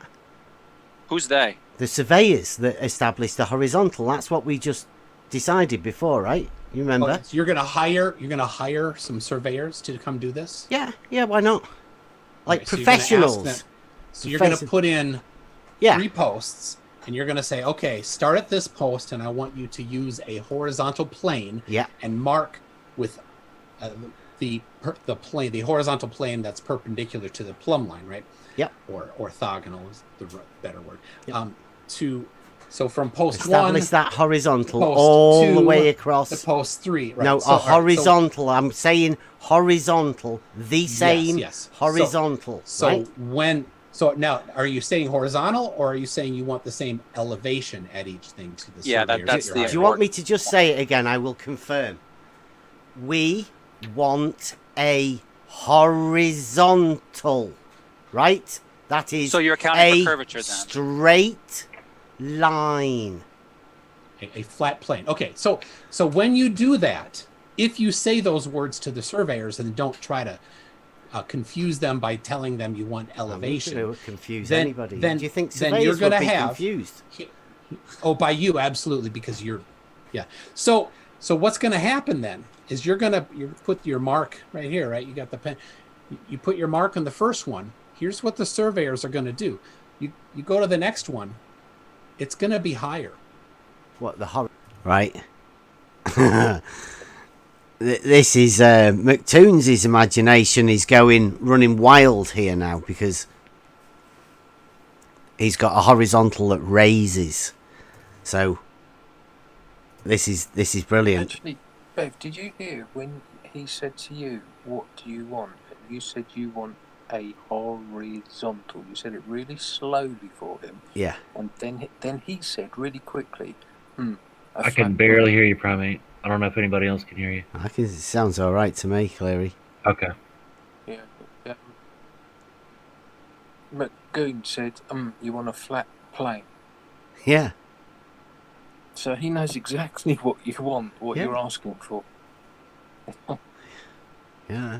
Ridiculous. This is good, this though, because horizontal You go to the higher. Yeah, you go to the final one. It's going to be even higher still. No, we're just doing a horizontal. What do you mean higher? How can it be higher? Higher than what? Because the surface higher in relation to the canal that it's next to, right? Well, it's a question for Jesse, right? So that was McToon saying that he expected the horizontal to be higher than the water in the canal that it's referenced to. Not the water level in the canal dropping away. No. McToons has a horizontal rising up. I'm presuming that's because he knows that the water level is level than horizontal. I mean, I think it's the same thing. What? Whether you think of it as the water level dropping off or as the horizontal rising, it's the same thing. The horizontal rising? In relation to the water level. Are you sure? I mean, like, right. Both of them sound absolutely ridiculous to me. The horizontal rising, because it's even and balanced, obviously, and the water level dropping, water finds its own level. It would be finding its level if it was dropping, if there was a slope. Right, so both of them sound ridiculous. Now, if you have a concept of either of them, or them both being the same, it's just in your mind. Because in reality, it's horizontal. Whoever's played the trick on you and give you that bendy water level, they've done a good job. Yeah, horizontal is horizontal. Yes, but it's not level. Level isn't horizontal. Level is horizontal. This is Not a in this horizontal case. baseline reality we're in here, man. Check it. Look up You'll the see. definition of level. A horizontal. In this case, it means something different. I mean, words can mean different. That's Can have wizardry. different meanings. Not in reality. Yeah. Yeah. Words can have different meanings. Level is based on reality, though, right? And a horizontal You see, is a but reality measurement. We live in a world now, Bev, when horizontal's not level, boys are girls, milk is racist. Like, these people are just detached from reality. Straight is curved and parallel lines can intersect. In your mind, you just think of it like that. I mean, in reality, it'll stay a straight line. Parallel lines won't intersect, but you can think of it as though they do. Yeah. Yeah, if you don't understand what horizontal is, tilt your head sideways and look out. Then you'll start getting a better idea of what horizontal is. And hyperparabolics, they do cross over, but not Oh, Lord. regular parallels. There we go. Okay, so now I'm moving into another one where I got to talk to Jesse Kozlowski over at Jose's. It took me quite a while to get this chat with Jesse, because I mean, just asking simple questions once again. This is what led us on to this sort of this is discovery. I just want to know, is the level a drop from the horizontal? a measurable drop from horizontal? Let them dance. There you go. Yeah, Jesse, did you hear that question from Bev? Make sure you're unmuted, Jesse. When you join, is muted. Ask again. Try thinking here. Jesse should be listening. Go ahead. Sorry, I was on mute and I just came back in. Right, Jesse. You said the level is not horizontal. So, is the level a measurable drop from the horizontal? I did not say that the level is not horizontal. I said horizontal and level are coincident with each other at one point only, and that's at the plumb line where the observer is. Oh yeah, I heard the that. The level surface drops down from the horizontal plane at a rate of 8 inches times the distance in miles squared. How many times? Measurable, right? My question is, how many times? Oh yeah, it's measurable. It was derived. That's all I wanted to confirm. You can measure this. Have you tried measuring this? Yeah. So Jesse just asked me if I'd tried measuring this. So surely you should be able to ask someone, a surveyor, to establish a horizontal, and then just put a water level up to that horizontal, right, and measure the drop. Jesse says it's measurable. Yeah, he should be a professional surveyor. He should be happy to speak with you about it and patient, and he should be able to teach you and talk to you. But he's trying to halfway answer a question and run away. What's he afraid of? I thought he was a professional surveyor. Yeah, it's measurable. So why not say you can do a horizontal, and we'll just put a water level up to that horizontal. I mean, should be easy, right? Easy, yeah. No problem. Let's see how he goes for a little bit more. You are saying that a water level drops away from the actual level. You know, when you set up an auto level. No, I didn't say they're different, aren't they? He did say that. No, not really. An auto level. George, here's George coming in, saving Jesse. If everybody noticing here, Jesse's just said something George doesn't quite agree with, and he's telling him. Yeah, George and Rumpus are like. Sorry. Yeah, George and Rumpus are the dynamic duo. They always swoop in. It's one or the other, or they save one another. So they're always working together. Yeah. Are you speaking for Jesse, George? I can't join in. You can't either, man. George, let me talk to this man. Go ahead, Jesse. Thanks. Okay, so how many more times must I explain this to you? I've explained this to you on Twitter, on YouTube, and now we're here in person finally talking to each other. Yeah. How many more times? You're saying that level drops from the horizontal. A level is a tool that establishes a horizontal. My question to you is, this is my question. How many more times do you want me to repeat this same heard one straight answer. Give him a straight answer.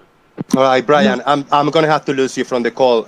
Only Try Thinking and Jesse Kozlowski are the only two persons should be heard right now. So that's my question to you, is how many more times do you want me to repeat the identical answer I've been giving you? I don't know. Is this months now since you started following me on Twitter? And okay, well, can I go over it then and tell you what I understand, and you can just confirm or deny it, right? Just to make sure.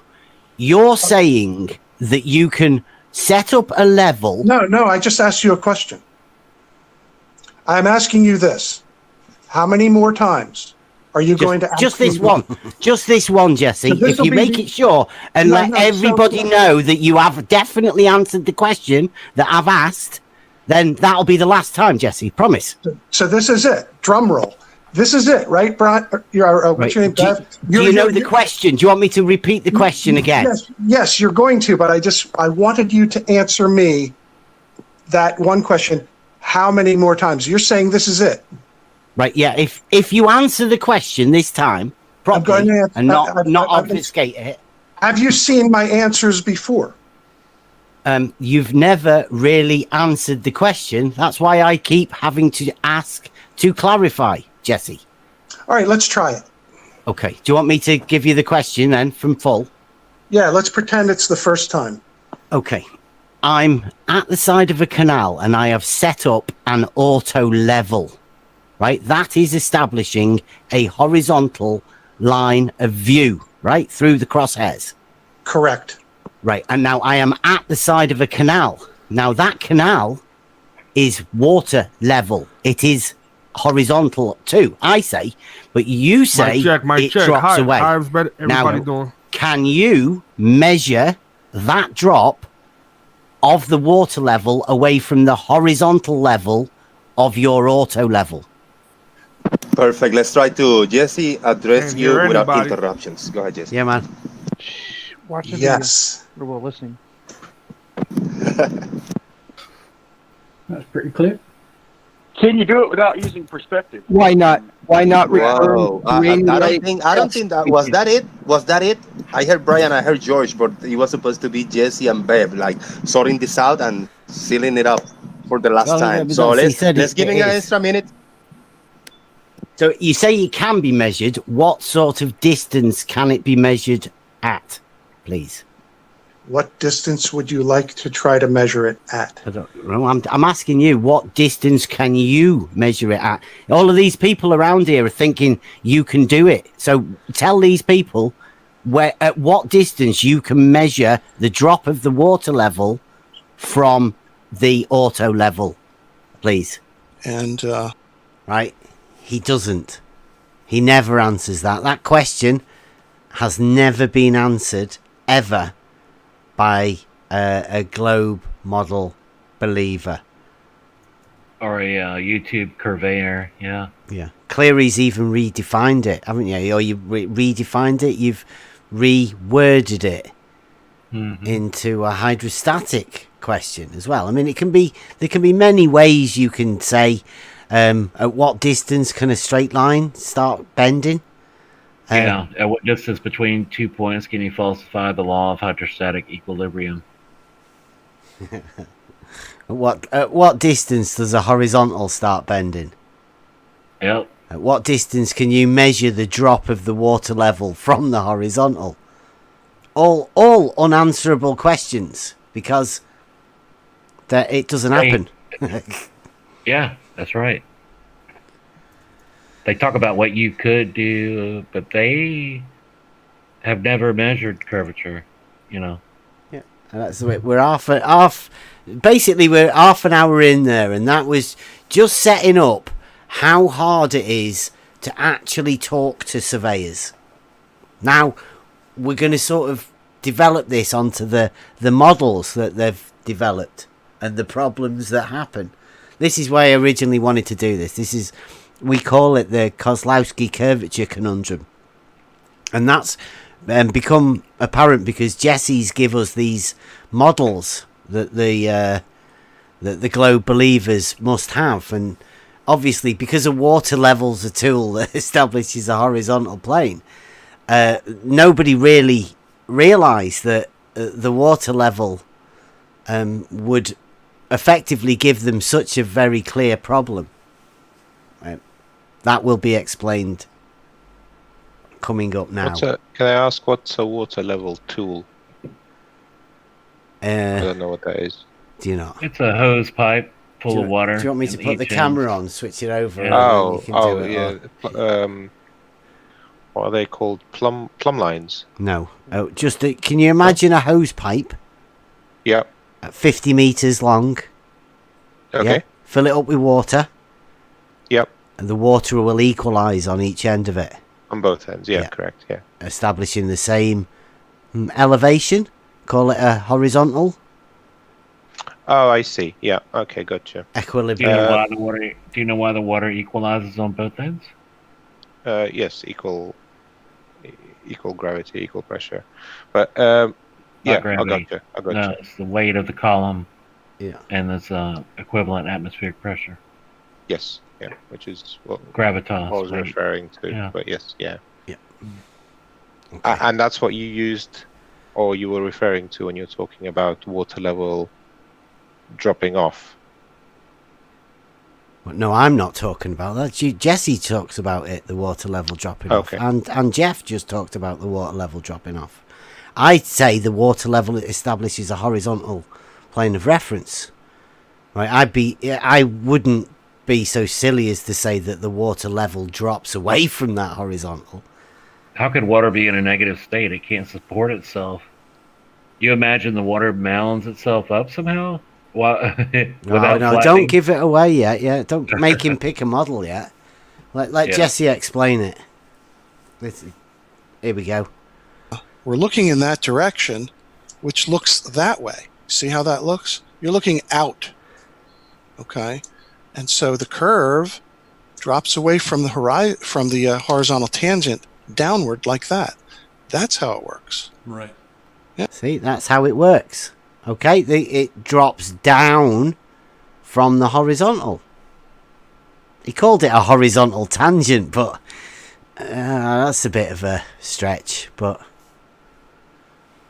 yeah, I don't know why people can't understand that. He doesn't know why people can't understand that water level will drop away over a distance. Can I jump here for just a quick second? Yeah. Does he know what a tangent is? Yeah, they use it all the time. It's part of their wizardry code. Because it sort of conjures up in your mind a circle, a ball that's not there. Yeah. It's a wizard trick. This picture that he's got in the inset there. Yeah. The red arrows. Is that the tip of that red arrow supposed to be on the horizon? I think so. Yeah.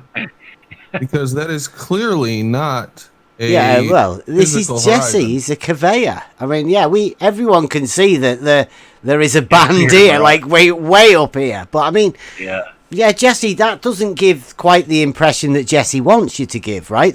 Don't forget, the whole idea here is to get you to believe that this water at this point here is dropping away. All Jesse wants you to look at is that horizontal crosshair and the object in the distance that is much smaller. Yeah. See that arrow there? Look. See arrow, drop, wizard trick, magic, state tangent a few times, see curve. His crosshairs on the left are like 20 feet off the horizon, really. They're above the boat. Well, he's probably not laying down on the water line. He's probably above the water. It says 11.6 feet. Yeah. You're going to have angular size reduction, right? Things look smaller in the distance. As that boat goes away, it gets very tiny. You can put it between your fingers, right? Looking out. Yeah. Jimbo? Yeah. Yeah. Where's he getting this 11.6 feet? Oh, don't get caught up into these. It's here. Telescope crosshair horizontal is 11.6. The 14-foot bank lighthouse is standing at 59 feet. Because that makes sense. North American vertical datum of 88. It deals with elevations. Yeah. Okay. All right. That's a measured height above sea level. Yeah. Okay. Seems pretty straightforward to me, Jesse. All right. Right. Now, here we go. Now, this is shout out right to hand. This is the nutsack drop. Right. This is where the Kozlowski nutsack drop. Jesse's just explained it. There is a drop.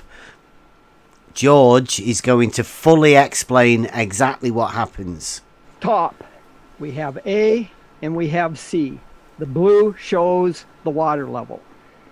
All right, Bev is going to have a surveyor set out a horizontal tangent line or a horizontal line going from A to C. That's the black mark. Okay, that's our horizontal. Now, Bev is going to take this water level, fill it up so that the top of the water level coincides with the horizontal line at A. And then he expects to go out to C and see that the water level at C, in that water level, the water itself will agree with the horizontal tangent. That's his claim. Our claim is what's going to really happen. Wow. Is what Whoa, George. Can No, you just shut say, up. don't Shut say up. our Quiet. claim. Shut up. Bev. See, I didn't want George to say our, because this is quite a big claim, this, that when he says our, he's speaking not for me, because he said this is my model. When he said our, he I presume he was talking for all of the ballers. Now, I know that there is a conundrum that they have, and this isn't the model that most of them take. In fact, most people say this is ridiculous. So that's why I was protesting. I was trying to save George from other people. Yeah, when George says go out to sea, he's talking about going out to point C, not the ocean. It's a little confusing. Be quiet. Well, all right, let him speak for everyone then. Go on. All right. So, for those of us that understand that the Earth is curved, this is what's actually going to happen. You're going to have your water level go from A to C. You're going to fill it up at A, so it agrees with the horizontal tangent or the horizontal line, and then the water will seek its own level so that the height of the water pipe at A, the water at the top of the pipe is going to be at the same height at C above the curvature of the Earth, and there will be a gap between the height of the water at C and the horizontal line. Hey, and George, that amount will be 8 inches in a mile. If 8 you go inches. back to point B, it will be 2 inches to the point where you get to A, that there won't be any gap. So the further you go out from A fantastic, George. towards C, the more of a gap there will be between the top of the water on the water level and the So, George, when it looks like your first drawing, when it looks like that, what are you going to say? Oh, I'll concede. I'll say the Earth is flat. And I'll scream from the rooftops. The Earth won't be flat, though, George. It won't make the Earth flat. There will still be mountains and valleys. Yes. We get it. Will just make level horizontal, right? Will you admit that? I'll declare that the Earth is not a spherical planet. How's that? Declare that level is horizontal, right? Because that's what the test is, right? It's a test to show that level is horizontal. It's simple. All right, fine. If you want to define it that way, fine. Okay. Thank you. Right, so can anybody see any problems with that? Like logically or just sort of basically, you know, having the water level drop 8 inches? I have to say that from makes horizontal. sense to me. That's exactly Does how it? I imagined it before. Would that That's how not you be imagine, it would be a elevation change of 8 inches in the negative direction, right? From horizontal, You could surely. think of it this way, yeah. Okay, so when you were saying earlier that elevation change was a vertical distance, would that not be a vertical distance change of 8 inches? So would you not say one that point over to a another. mile, the water stays level but drops 8 inches vertically? The water stays level. So the water would be on the water level, which is curved, yes. And if you're measuring the drop, it would be roughly 8 inches per mile. Yeah. A vertical distance in the drop. Would that be 8 inches every mile? I mean, that's an approximation. What, 8 inches every mile is an approximation? Yeah. Which Really? is accurate about. Would you start measuring again every mile, or would you use the quadratic no, you can use equation? it for quite a while, as far as I remember. But over very long distances, it's The vertical, noting the vertical drop of the water.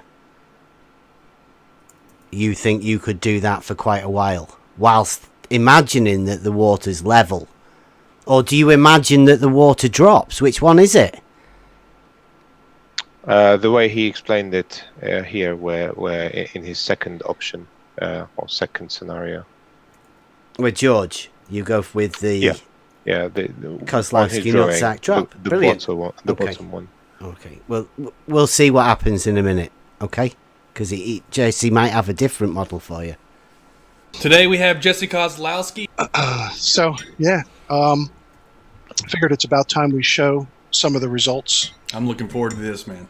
It's This is the reason I'm going into this in some detail is because a lot of flat earthers are looking at what we did here at Lake Pontchartrain. So try to understand the importance of this. So there's no hocus pocus to this data. And we'll get into this a little bit more. Right, so a lot of flat earthers are looking into this. This is Lake Pontchartrain footage now we're going into. After we've just had described the Kozlowski nutsack drop, where the water level drops away, right? That's definitely what he was just explaining, right? The water level drops.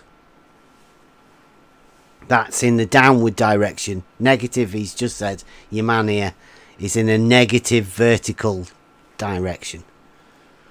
Now Jesse's been over the bridge and he's marked some points with his GPS system on the roof of his car, and he's now explaining how all of this coordinate system works. As you can see here, he's got X, Y, and Z. So as we just explained before, the XY would be on a plane, and the Z is the vertical distance. That is your vertical across the plane. So here we go. So in a nutshell, the system that GNSS operates in, or is referenced to, is a three-dimensional Cartesian coordinate system. It's a rectangular coordinate system, and any point P can be described as having coordinates X, Y, and Z. And that's how it works. It isn't latitude and longitude.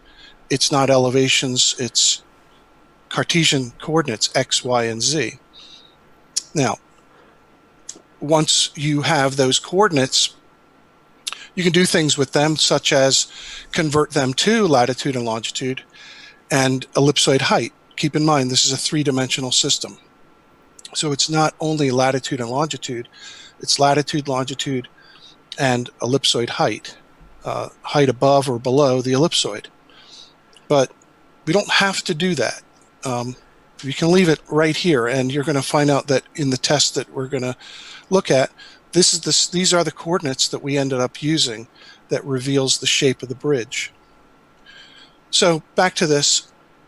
Customarily, what we normally would do with our survey data is not leave it in X, Y, and Z Cartesian, but to go ahead and convert it to latitude and longitude and ellipsoid height. And once we do that, and here's the math for that. This was included in the other video I did. Just converting, you can go from latitude, longitude, and ellipsoid height to XYZ, or XYZ to lat, long, and height. And once you do that, you're able to develop elevations. Okay, so you're going to take the heights that are referenced to the ellipsoid, and you're going to apply a geoid model to arrive at elevations. And that is what we normally would be doing in day-to-day survey. I have to pause that on this one. I mean, have you seen that particular model before? Because I mean, it's slightly hilarious that it's ridiculous. Anyone can have that. You've got an ellipsoid height and then equipotential surfaces, geoid height, ellipsoid, geoid, orthometric, and it says it's got an arrow pointing to this here, and it says plumb line.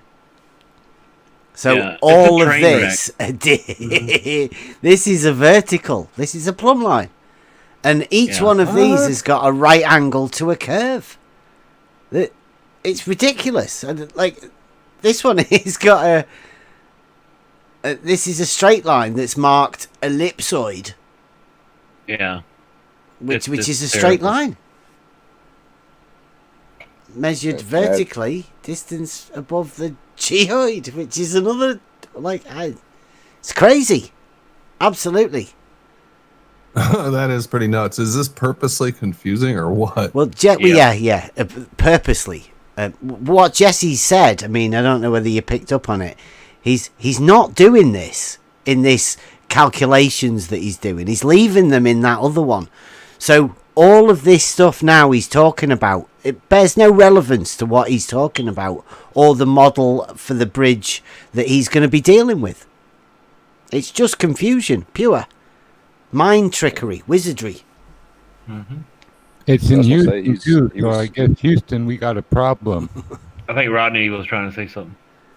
Oh, I was just going to say that, what he said about us taking the measurements in state plane and then having to convert them, that's not true. We don't have. There's no need to convert them at all. You don't normally do that. Not at all. No. Well, not normally. I mean, not ever really. Yeah. I mean, it's rare. I have to do it sometimes for my job just to find a particular location. I have to convert just to get a latitude and longitude coordinate. But any practical use, anybody that's actually doing the building, it's all based off a state plane. It all works off a state plane. It's not converted at all. And would I be right in saying, I think I've asked you this before on different ones, that the X and the Y axis on that Cartesian coordinate system, that would be the plane that you work on, and the Z coordinate is just the difference in elevation on that from that plane. Yeah, exactly. Yeah. I mean, are you guys familiar with the game Minecraft? Yeah. Yeah, it's the same Cartesian system that's used in Minecraft. I mean, exactly the same. Yeah. So it's a two-dimensional plane as described in maths with no deviation for curvature allowed in the plane, and all distances are measured vertically would then be called elevation change. Yeah, exactly. It would be impossible to measure curvature using the state plane system, and every country's got their own version. I mean, it's the same system, just a different name in each country. So I mean, it's impossible to take a direct measurement of curvature using that system. That's why it has to be added in after the fact with their adjustments, which in reality aren't necessary and aren't made. It's only in the textbooks or when you want to convert to that model. Yeah, Rodney, how could you ever measure curvature? You could measure an elevation change. How would you ever be able to distinguish that from curvature?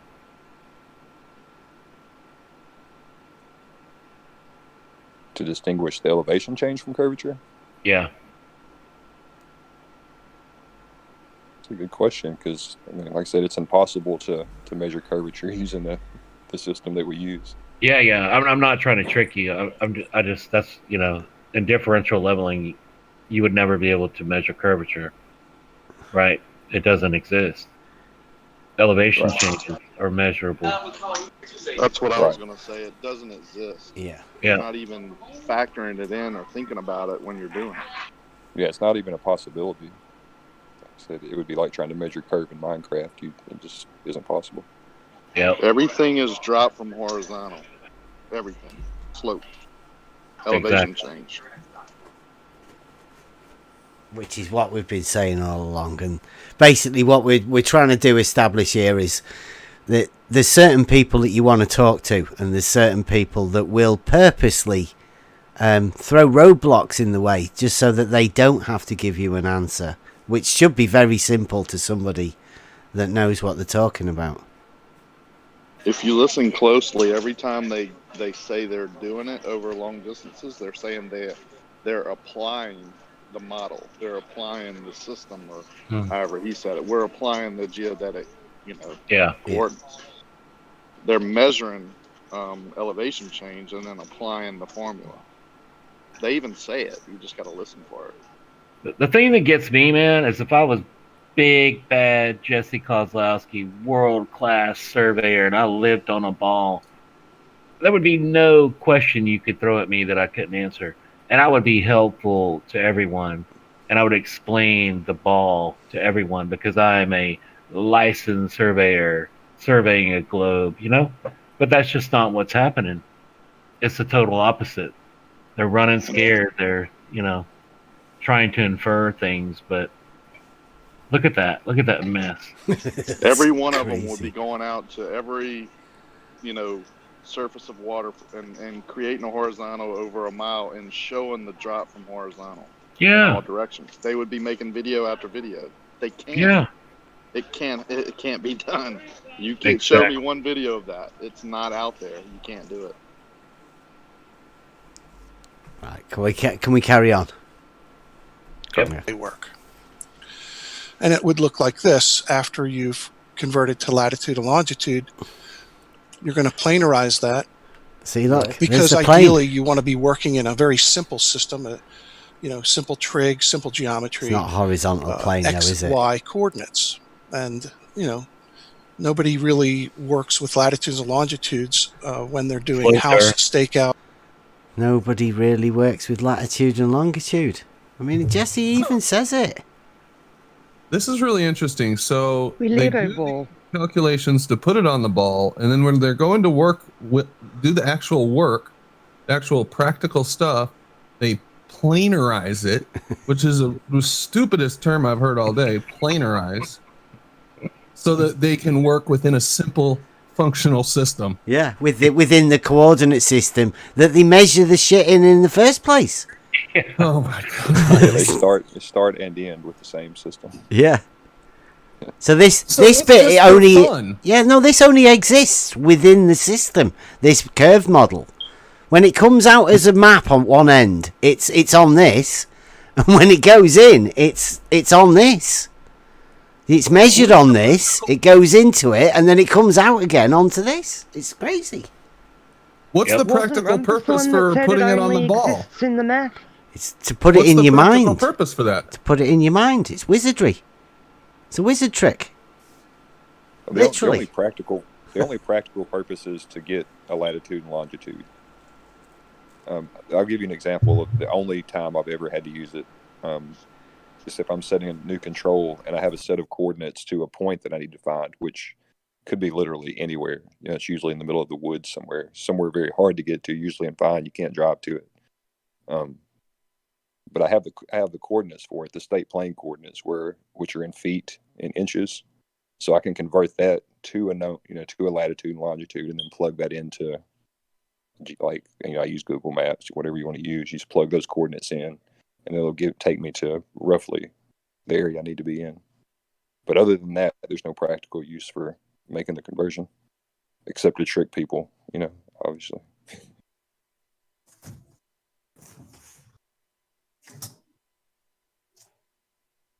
Very telling. Yeah, we'll continue then. Or construction stakeout or property surveys. We're generally planarizing a small portion of the earth, which could be a whole state or a county or even a little neighborhood. So what you're going to end up with are XY coordinates, and we can make use of these types of geometric arrangements, either using an intersecting cone or cylinder to develop these. Right there. This is very interesting. You see the way he's using a cone or a cylinder? Yeah. I mean, if you studied geometry, you'll know that a cone and a cylinder happen to be developable surfaces. So therefore you can express them on a plane, right? That's what a developable surface is. Yeah, you could take a flat map and wrap it around a cone, or you could wrap it around a cylinder. Yeah. But you can't develop it around a sphere. Yeah. Which is where the WGS 84 model comes in, I think. Looks like a dunce cap. Yeah, exactly. There's a trick there, right? It's wizardry. Yeah, they've shown you shapes there that can be developed whilst using this circle here, and not telling you that they can't develop this circle. Look at that. They put it right there together. Yeah, show it you. That's what I said. They tell you every time. They show you every time. You just have to be out there looking or listening. Yeah. There's no lies. It's all told to you. Yeah, he's telling you a lot of stuff right here. It's like where you shake your head, but you say yes. Yeah. Yeah. Wizardry in action. Eastings or YX coordinates.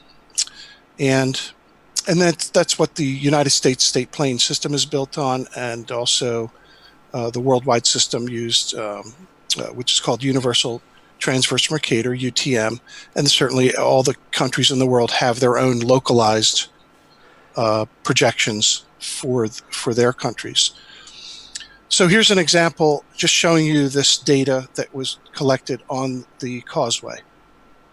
This is in Louisiana, South Zone, state plane coordinates on the North American datum of 1983, adjustment 2011. And here we have the northing and eastings, and here are the elevations. And you're going to find out that this causeway is very level. They built the thing to be level, except for the... Right, so what does Jesse mean when he says they built it very level? Very. Flat as fuck.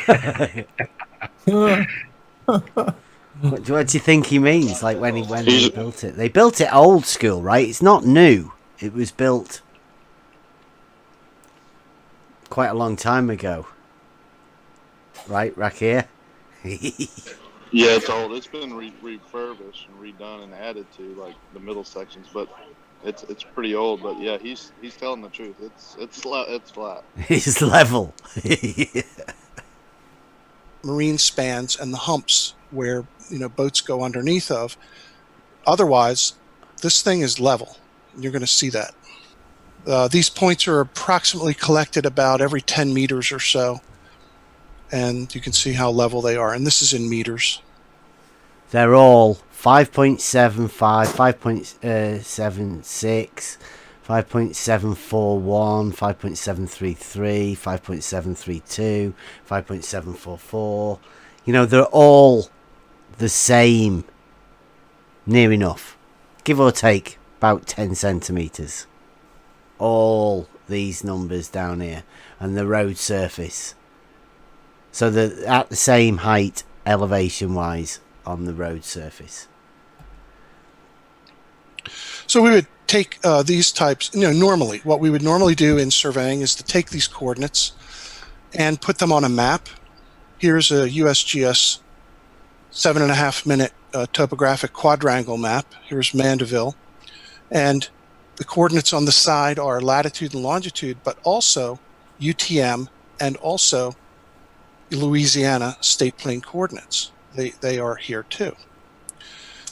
And what I've done here is just taken that topographic map into my global mapper program and plotted the points collected as northing easting values on this map.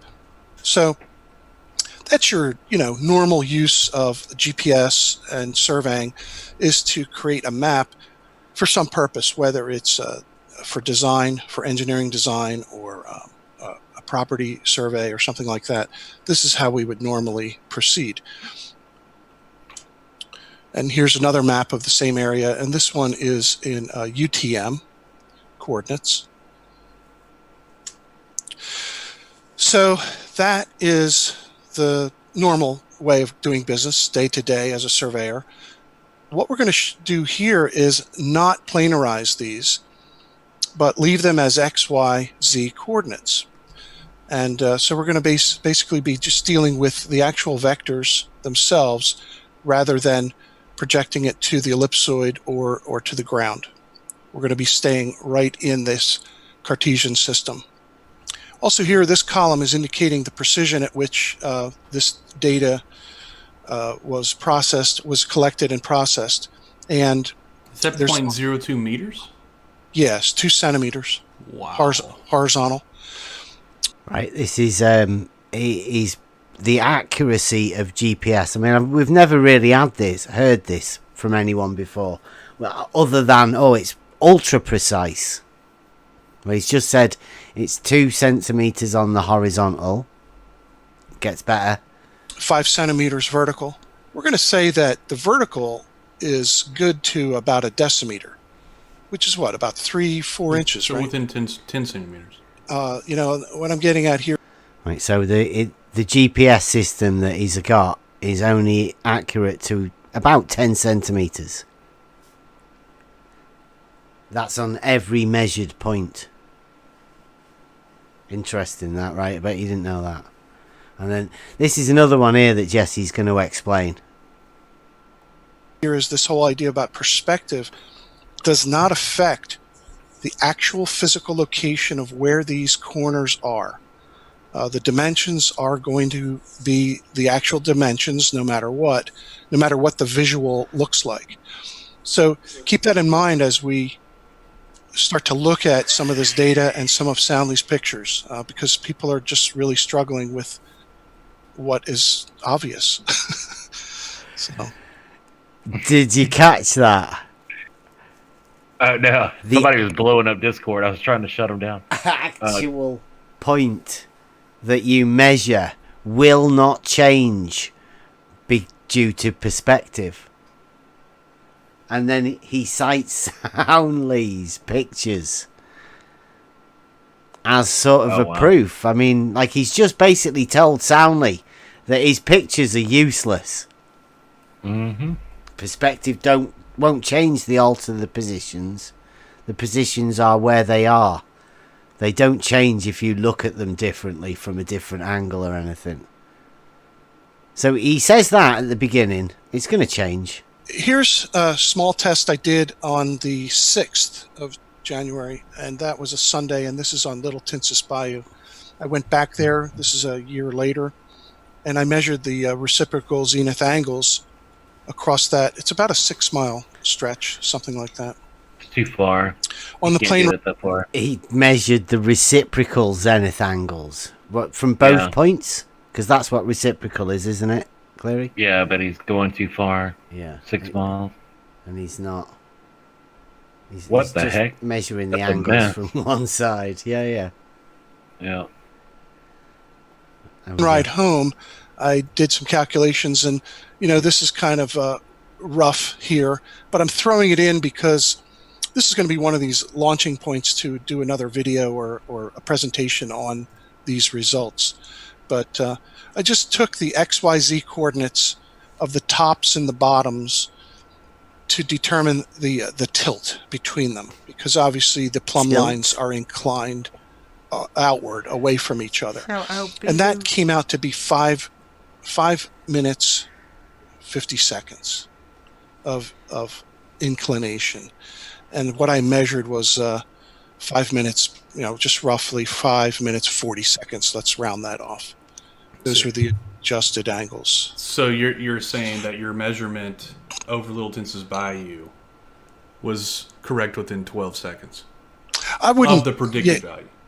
No, I didn't. I haven't even calculated what the prediction is. Okay. And again, I haven't even trying to lead him. Looked at this thoroughly. Yeah, the Soundly's going like, you said this, and Jesse's going, no, I'm leaving it just so you imply it, right?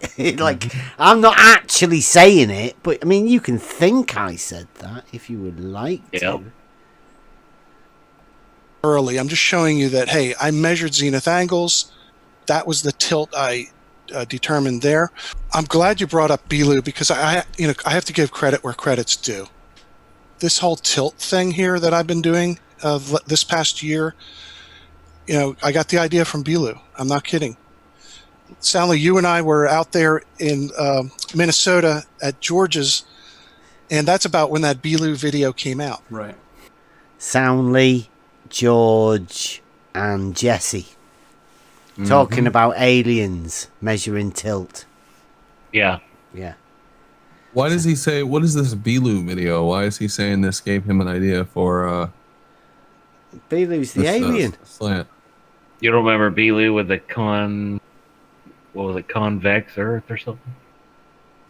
Oh, okay. Yeah, I do remember that now. Yeah, so Bilu helped him in his search for tilt, right? Because, I mean, Belu's obviously very clever and knows that you can't measure curvature. It's impossible. Like Rodney said, you can't measure curvature. It's just not possible.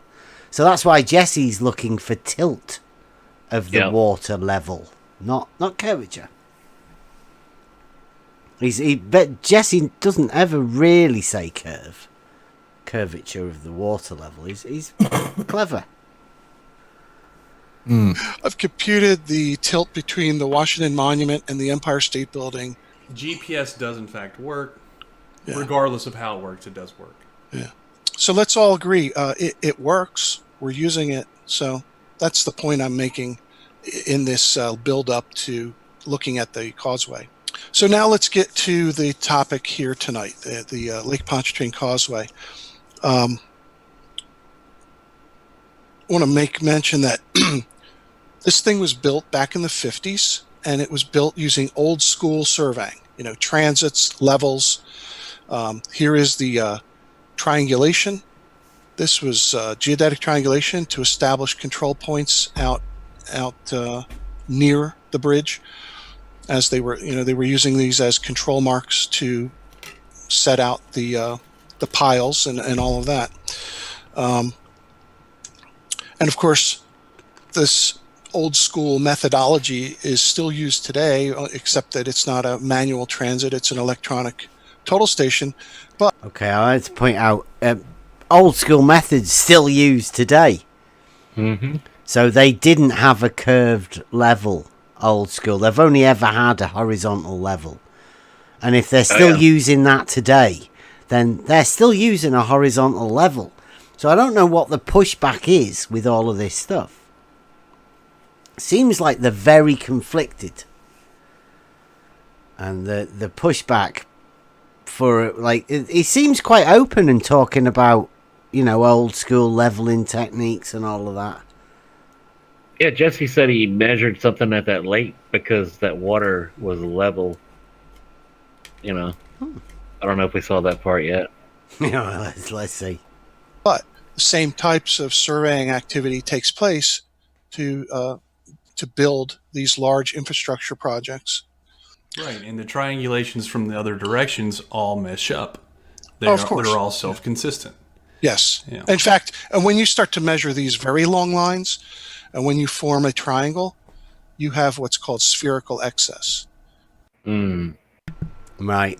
Now, you look on that drawing there, there is a lot of triangles. And that's triangulation. That's how they've measured the points of the distances and all of that. Now, they're all straight lines because they're sighted points from one point to another. Your line of sight is not curving. And spherical excess, I mean, it's a hot topic at the minute. Even on this very show last night, a guy put a picture up, a triangle with 183 degrees in it. Jesse? Oh, yeah, in the after show. Yeah. He added a few degrees to it. That's what Jesse's just said. Spherical excess. How do they connect the points with curved lines? Like, how do they know? They don't. They're straight lines. They don't. So where does this? How do you make a triangle with straight that doesn't have 180 degrees? Wizardry. It doesn't. It only ever happens in the mind. You've just got to allow it to happen. The measurements show. Pardon? But and they just add up the angles, right? They just add up the angles. Who said that? I said that. Who's that? I've got me a video screen on. Parmesan. Yeah, that's not true. They don't just add up the angles. They use a radius value in the math. You think you can... The value that Bev showed earlier. Yeah, you think you can get a triangle and add up the angles and get to more than 180 degrees? Through this method they're doing, yeah. Spherical. Sighted triangles can give you a triangle with straight sides and more than 180 degrees. In the way they're doing it, they end up with spherical excess. Are you a surveyor? No. Have you ever done any geometry? Yes. Have you ever drawn a triangle with straight sides and more than 180 degrees? On a piece of paper? No. Yeah. Go on, a big piece of paper. You can use as big a piece as you want. On a piece of paper, no. But if you take a ball and you do a triangle, you can't see the points. It's a sighted triangle. No use using tangent. Just a straight line. It's still on a spherical object. That wouldn't be a triangle then, would it? I said we've done this. We can go over this at some other point at some other time. Sure. Triangles only have 180 degrees in them. We'll carry on. That's the point I was trying to make. There's a lot of triangles on that picture. All of them will have 180 degrees. Because these plumb lines are all away from each other, so you're actually going to be measuring a larger triangle. So if they account for a spherical excess, it's an actual measurable, thing. Right. It actually exists. And again, they built that thing level across that lake. It's an amazing piece of construction. I don't know how serious to take some of it. So here is a video you can go watch over on Sally's channel. Sally was like at Command Central, up there in the room, doing the live streams, taking the long exposures, the video, and occasionally, us, wherever we were, I know Mike would be out wherever he was, wherever I was, we would kind of call in and get into a live stream, so you can watch this. This was Friday night, I think, doing that first pass on the northbound side. Yeah, what I call the GPS waypoints. Yes, that's right. Where you're recording locations of the surface of the bridge. That's correct. So here's a little preliminary setup, assuring that we knew what the antenna height was above the road surface. So we put this is a magnetic mount on the car. I just used a survey rod and a plumber's level. This level has a groove in it, so it just sits right on top of that round surface. There's Mike. That level looks like a toy level. Doesn't look like a proper workman's level, but it's got a groove in the bottom of it. A GPS receiver doesn't have to be vertical. No, and then what he's doing here is he's showing that he can use a spirit level, and he gets chance to show that with the bubble, and he pretends he's measuring a height of the thing in the car, but the problem is the dude is out of the car. He's measuring it in a parkway at the side. So you don't know what the height is. You're measuring it. Could be on the car. Could be on a tilt. Could be anything. He's not in the car. There's obviously two people there. One taking the picture and another guy measuring it, who both aren't in the car. So the height is not going to be the same anyway. Not that it matters. I can explain what he's trying to do if you guys want to know. Go on. He's just trying to get his antenna height for the receiver. This is something I do a lot, not on my car, but on the off-road Polaris thing. He's setting up to do a topo. That's what he did on the bridge. It was an auto topo. And so you have to change your antenna height before you do that. That way your measurements will be, accurate. So that's all he's doing now is just, he's going to bring that auto level, that level that he's got, the spirit level, he's going to bring it out. And somebody will measure the height from the ground up. Yeah. But when you get in the car, it's going to sync. Two guys in a car, it's going to be a little different. Yeah, it's not going to be the same. Usually when we do it in the Polaris, there's two of us there, so we'll just kind of put something heavy in there to kind of compensate, to try to make it as close as we can. But we know it's going to be a little bit off in the vertical. But that's all he's trying to do. Well, he did say earlier that there is a 10 centimetre deviance anyway. Yeah. And that's 4 inches. since he's just driving over a bridge, it doesn't really matter what height it is, does it? Because he's just making the shape of the bridge. So, Well, it matters for the antenna height because, you know, if you were doing this for an actual project and your antenna height's wrong, then the model they build off of your points is going to be wrong. So, you do want to have an accurate antenna height. Yeah. So, what does the antenna height give you? Why does it need to be measured? For your elevation, for the Z. Ah, okay, gotcha. The elevation down to the bridge, the difference. Just Yeah, just gotcha. the elevation of basically. Okay. That's Mike on the bayou right there. Is He it? doesn't get much fame and I fortune. don't know if that's Mike, is it? I don't know. Yeah, that's Mike. Is it? Oh. That's what he called him.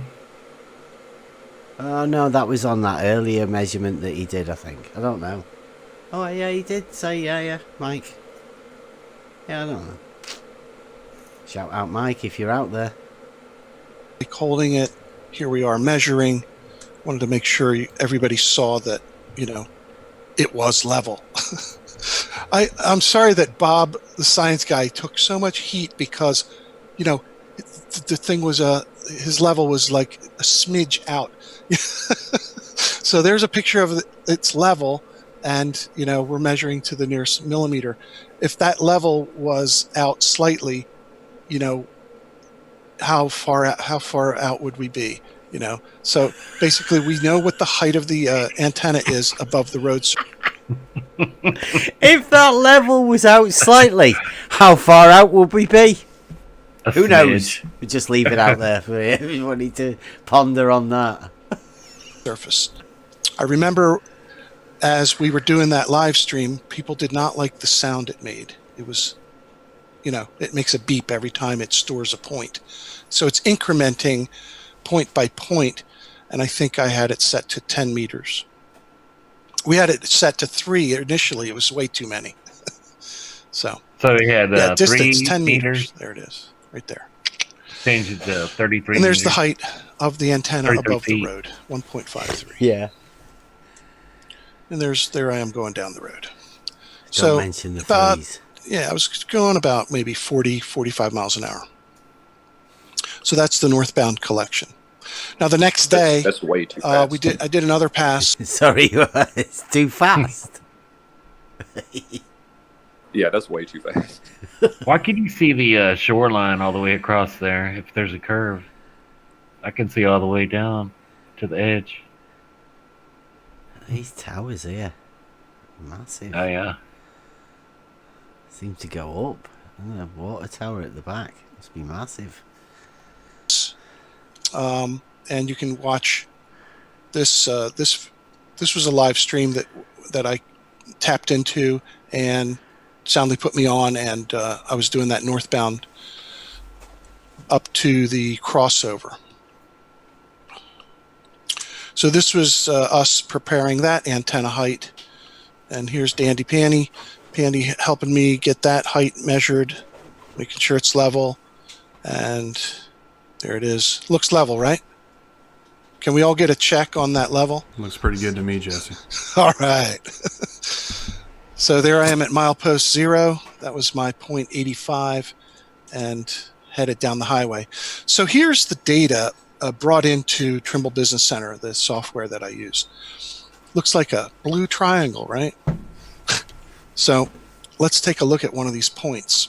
We'll zoom in on point 1294. The bit on the left that you're seeing, the small screen, he did this and he went across it pointing out all of the different points. I just got my my lad to overlay over the top of it the heights of all of the different positions. Whenever he clicked on any of these positions along here that he measured, I pulled up the height, and you'll see that the numbers what he pulls up from this are they're all pretty similar. What you're seeing here, this is a base station called Mary, and we're using carrier phase differencing to post-process these vectors. So that's what this is here. These are continuous streams. And this is the raw data here. So we're zoomed in on point 1294. As I said before, this was on Louisiana, south zone, state plane coordinates in meters, northing and easting, and the elevation. Here's the latitudes and longitudes. Now, what I'm going to go into next is my attempt at creating a visual, some type of graphic presentation of this data. As I said at the beginning of this presentation, normally you would take these coordinates and elevations and go start making a map. That's how we use the data normally. We're trying to create and show you the shape of this bridge. So what I did is exported the Earth-centered Earth-fixed coordinates, and I converted them into a local system where I was facing eastward, and that's what you're looking at now. So I've just changed the view from looking top down onto the bridge, and now I'm looking sideways eastward. That's what I did. And this, because I don't use three-dimensional graphics programs or animation, I don't have that skill set, but I could do a coordinate transformation that kept the integrity and the relationship of the values intact, but now I'm looking eastward. So let's see what we look at next here. Basically, I'm trying to get this view looking east from the from inside the Earth. So I've created a plane that encompasses the origin of the ECEF coordinates, which is 0, 0, 0, and forming a triangle that way. And that's the plane that I'm in. It's almost like a section through the Earth there.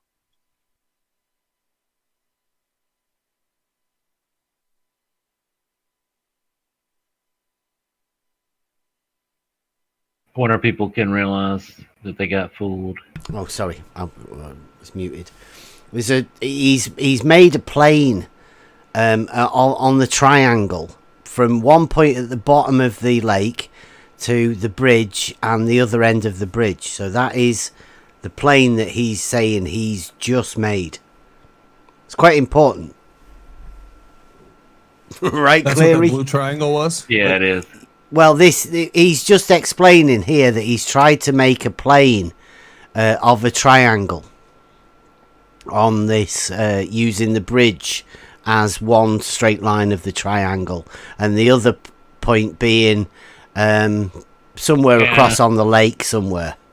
And it's the baseline of his triangle. Yeah, he's trying to say that's the plane he's making here. So carry on. So here it is. Here I am showing you that view again in my software and what I'm trying to create. And I hope that's coming through. Again, if anybody knows how to do animation and can actually move this camera and make this happen, that would be awesome. But the point being is that what you're going to now start to see is the literal shape of the bridge. So here are, as I showed you before, the Earth-centered, Earth-fixed coordinates and their elevations. And now we're going to zoom in on a couple of these points. Here we are at point 44, right here. It's a little masked there, but that's elevation 5.72. Here's 573, 570. So the reason I'm doing this for you is that it's hard to visualize where these are in relation to each other. So I've created this view so that we can look at that. You can see that. And afterwards it starts to dive down again and get back down to the level elevations. Level. So let's hear. This is the large hump. That's point 1326 at 18.57 meters. See this line right here? That's the chord. I'm going to talk about that in a little bit. That's the chord connecting the from where I started and to where I ended. See that? Parallel lines. Yeah. No, the chord. From where he started to where he ended. A straight line. on the level points. I connected 2 of the level points. So I'll show you that in another couple slides. Now, what are these guys doing? They're checking their pool cues. Oh, God. I found this on the internet. And this is another part of the wizardry trick, right? What are these guys doing? Dunno. What are they doing? They're being dickheads. Just put your pool cue on the table and roll it. You'll find out. That's right. Nobody does that. Unless you're trying to perform a wizard trick by saying that you need to look down it. Yeah, that's right. He does this a lot, right? Within this video, that this particular visual is what are these guys doing? They're acting like knobheads. I'm showing you, this is how you check to make sure your pool cue is straight. When you look at that pool cue like this, if it's warped, it's been sitting over in the corner for a long time, no one's used it, it's going to have a bend to it, you're going to see it, right? Makes sense, right? Common sense. So here's what I'm going to do with the view, this cross-section view. I'm going to start to turn it from the side. This is another magic trick here now. Like, he's got a straight line there. And he's just showing you the pool cue thing. Watch this. You can start to see now, there's a little hump there, and there's a hump there. And turn a little bit more. And each time I turn it, I zoom in, so you could kind of see what's going on.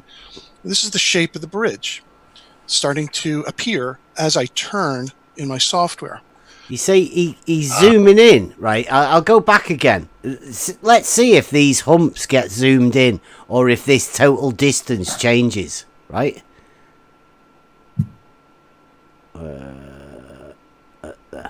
Right, it's a straight line from there to there. These two lines don't change. It's straight.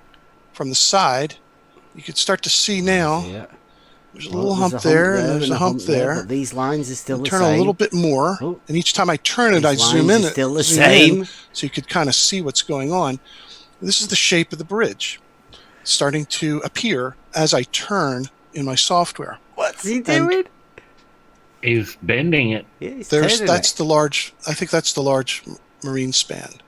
There's a couple humps one of these humps, Stanley, you said you weren't even aware of, right? One of them, I forget which one. Magic trick, diversion. Yeah, it's from the South Shore. If you're looking out at the 8-mile marine span, there's a marine hump directly behind it. I guess it's right about 9 miles.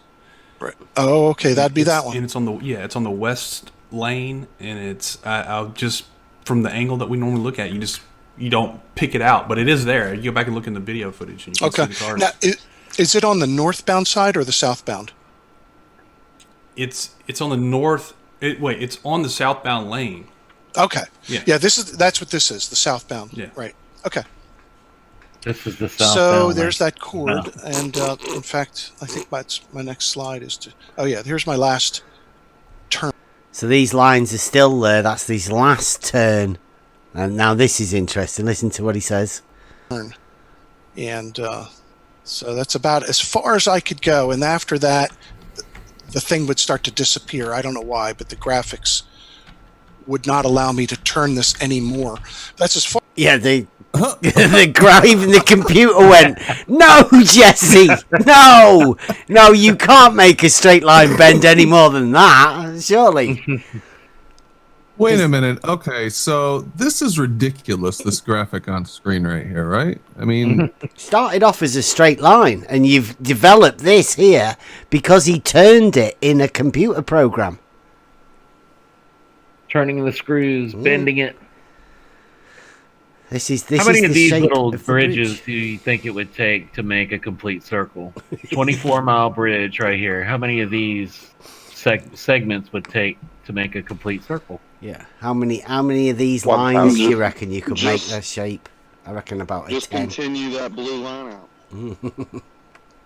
Yeah, but like this, how many segments of this bridge? 10 maybe? And you'd have a complete 1,000. circle? Oh, How many? yeah, look at this. 1,000? Yeah, why don't you try that? No way. 1,000. It's like 10, I reckon. 10 or 12, perhaps. At that angle there, cutting that segment. That's ridiculous. But does anybody else find it a little creepy how much Soundly knows about this bridge? I mean, he knows every hump in the bridge, and it's he's just very... supposedly an expert, right? He has spent 3 years of his life researching this bridge, taking pictures of it and all that. We've only ever seen one picture, but he has spent 3 years doing this. He might actually be a troll living under the bridge. That makes a lot of sense, Jimbo. What would motivate you to spend 3 years talking about this one bridge? Cash money. Yeah. Somebody's paying some good money for these guys to do this stuff. Yeah. Well, look at how wide-eyed and like he's learning something, buddy, with his, glassy-eyed look. Like he's really enlightened. Like this is the first time he's seen this video. Yeah. Like, he's just seeing it for the first time as Jesse goes over it. Yeah. Yeah. It's like he's a paid actor or something. Huh. No interruptions, no questions, no nothing. It's like Grasshopper and the Master in Kung Fu or something like that. Yeah, we're getting there. We're right near it now, right? So that we can agree that whatever he did there to get this shape, this bow shape within here, was within the computer program, because it started off as a straight line, didn't it? And he turned something, and the line didn't get any longer. He said he zoomed in. He can't have zoomed in. He's just generated a massive curve. And a bit of a skewing. And as we'll find out here. Go on. When you say it started as a straight line, I would have to say that... because you live on a ball. I would have to say that your eyes are not very good at detecting a straight line. Because you live on a ball. All of those measurements were 5.8, 5.7, 5.8 meters, all the way along. Because they're, as I understand, maybe I've got this wrong, but as I understand, they're measurements above sea level. Horizontal. Right? Yeah, a horizontal baseline. There's no change in elevation, right? All of those distances were a change in elevation. That's why the numbers were different. But but the sea level elevation didn't change. Yeah, I know. So like he said, that blue line, the bottom blue line, is from the first point to the end point. We'll get there. Which is not level. Which is not sea level. All right. Well, that would be the datum, and the datum is level. We'll carry on going, right? Because we're nearly there. Last 20 odd minutes. As far as I could get, and so I made a screenshot of that. So here's the side view again, and that's my midpoint, 981. If anybody wants to check this math, that's the chord. It's 28. It says the elevation 5.75 at the midpoint. Yeah, 5.76 here at this side meters. Point, like rounded off to 28.5, let's say, or 28.46 if you want to go to the nearest centimeter. And this is the length from the first level point that I kept in my sample to the last level point. Right, so that's the first level point to the last level point, and one in the middle that's 5.76 on the level point. He said that. Yeah? No, the level point is the line at the bottom, the green one. What? From one level point to the other, he was talking about the line, the green line. Yeah. And not the yellow one. And the point in the middle is also level, right? Or you think it is? Or which point do you think is the level there in that? Level is not a point. This one is a chord. Yes. Right. So that's the line. So the chord comes from the first level point and the last level point. That's what he said. Yes. Yeah? Now, the middle point, which he said was here, the mid point is also on the level, is it not? The midpoint is on the bridge. Yes, on the level, the same level. Right, it's just that this is a chord. Jesse's drawn a chord. Yeah, and it's 28.457 meters away from the chord. Up. Yes. Higher. Exactly, yeah. Okay, right. So that's it. This one is higher than the first point and the last point. Yes. Yes, okay. Carry on. So pretty interesting that shape that you just showed us there, Jesse. Would you like to expound on that a little bit? This shape right here? Yeah. Well, it looks curved to me. Is that where you're going with this? I mean, it's kind of obvious, right? Yeah. Looks a little... He turned it in his computer until its computer broke. he all he said, "What do you think about that?" And Jesse said, "The shape." Yeah. And he said, "Yeah, well, it looks curved to me." Yep. We're talking about this right here. Yep. This not this the bridge. Shape. This shape here looks pretty curved to me. A little similar to Have a cup of tea. Photography, don't you think? Yeah. Well, don't let the cat out of the bag yet. Keep in mind, these are level. I mean, if you look at these, except for the humps, exactly, these are all at 5.7, 5.7, 5.7. Right. 5.7. The thing was built to be level above that water. Are you okay with that? They're all level. That's what he said. They're all level. Just so happens above the water, yes. Yeah, he's drawn so the hump, right? Yeah. Okay. So but the green line, can I just add to that? The green line is not the level. It's a straight line from the first level point to the last level point. Yeah. As you said, but the level or the water level is curving with the bridge there. In your imagination and in that picture. Yeah. Based on his explanation. Based on some guy telling you. You're basing what you know about the water level curving. Were you the one before that had the water level dropping? Yep. Yeah, same person. Okay, sweet. All right, Same we'll carry on. I don't know. Do we really need to talk about the difference between level and flat? Exactly. It's level and curved. Yeah. Would you be all right with that, going along with Soundly? Because Soundly's just said level and curved. Yep. Yeah, so you trust Soundly when he says that as well? Because it matches my understanding. Okay, very good. So it's actually amazingly level considering the distance that they had to build this thing. I'm telling you, it's really for 24 miles. They're very consistent, don't you think? It's awesome. It is it's an amazing. It is an amazing piece of construction. Really, yeah. It exactly. is. The way I phrase it is a monument to the curvature of the Earth. It is a monument. It's a man-made monument. It really is. It really is. It's a monument to the curvature of the Earth. That's monument. Would you agree, dude? That has two models, both thinking they're both the same, up and down. I agree with what? Yeah, it's a monument to the curvature of the Earth. I think that's a matter of opinion, but I would agree that it shows curvature of the Earth. Yeah. Okay. Would you pretty much agree with 100% of everything they said and pretty much 0% of everything we say?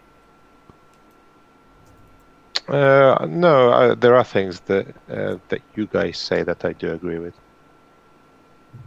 That's right. We'll carry on. I totally agree with that. It really is. That is the globe prediction. Are you sure? Have you seen all of those at different water levels?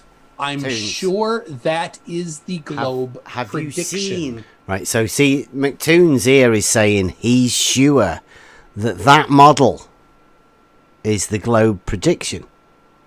Yeah, the model prediction. So that's a hump right in the middle. That is definitely different, isn't it, than a drop? Because that's like a rise in the middle rather than a drop away. Drop down and away from horizontal. That is like a rise, isn't it? Yeah, it's both a Humpty and a Dumpty. Yeah. Carry on. I will clarify I'm not sure what again. you mean. I am sure that that is the globe prediction. So, and you can't make this up. I mean, it's just, there it is. I mean, You can't make it up, can you? No. You can't make that up. You can't. You just can't. Like, it's got to be the truth, because you can't make it up. Jesse's just said. I collected the data, processed it, output it. That's it. You know, here, and all this is just me trying to create views so you can see it. So there it is. Now, let's see. Where are we going next? Okay, so there's the chord. You know, you can check that math if you want. This was pretty cool, though. Today I found this morning. I was just doing some searching on I forget what, but I came up. What I was really trying to find was construction, old historic, maybe photography of them building the causeway, and I thought maybe somebody captured some surveyors out there doing the work. I didn't find any of that, but I did find this article. This is from 2011, and somebody.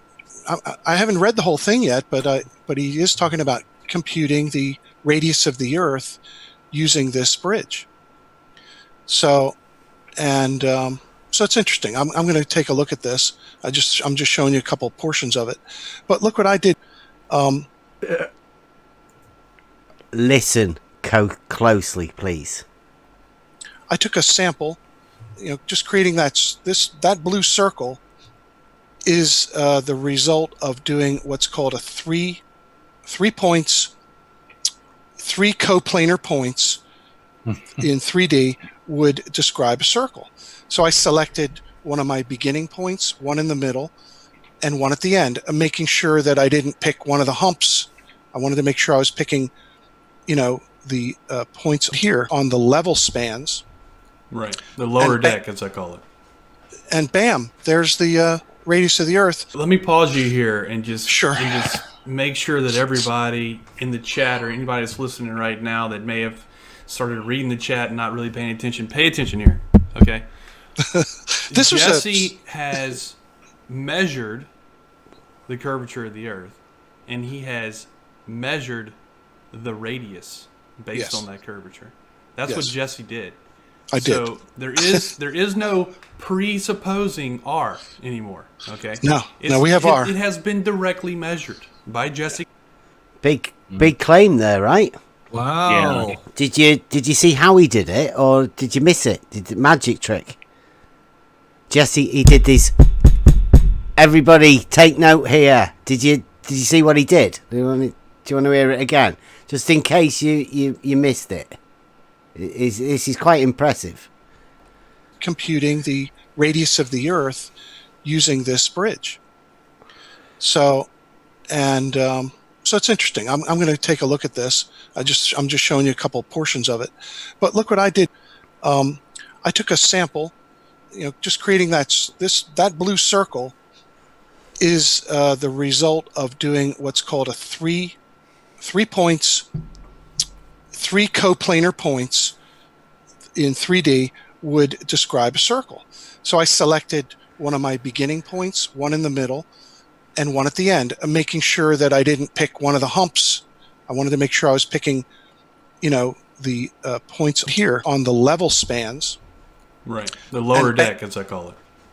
And bam, there's the radius of the Earth. Let me see that. Oh yeah.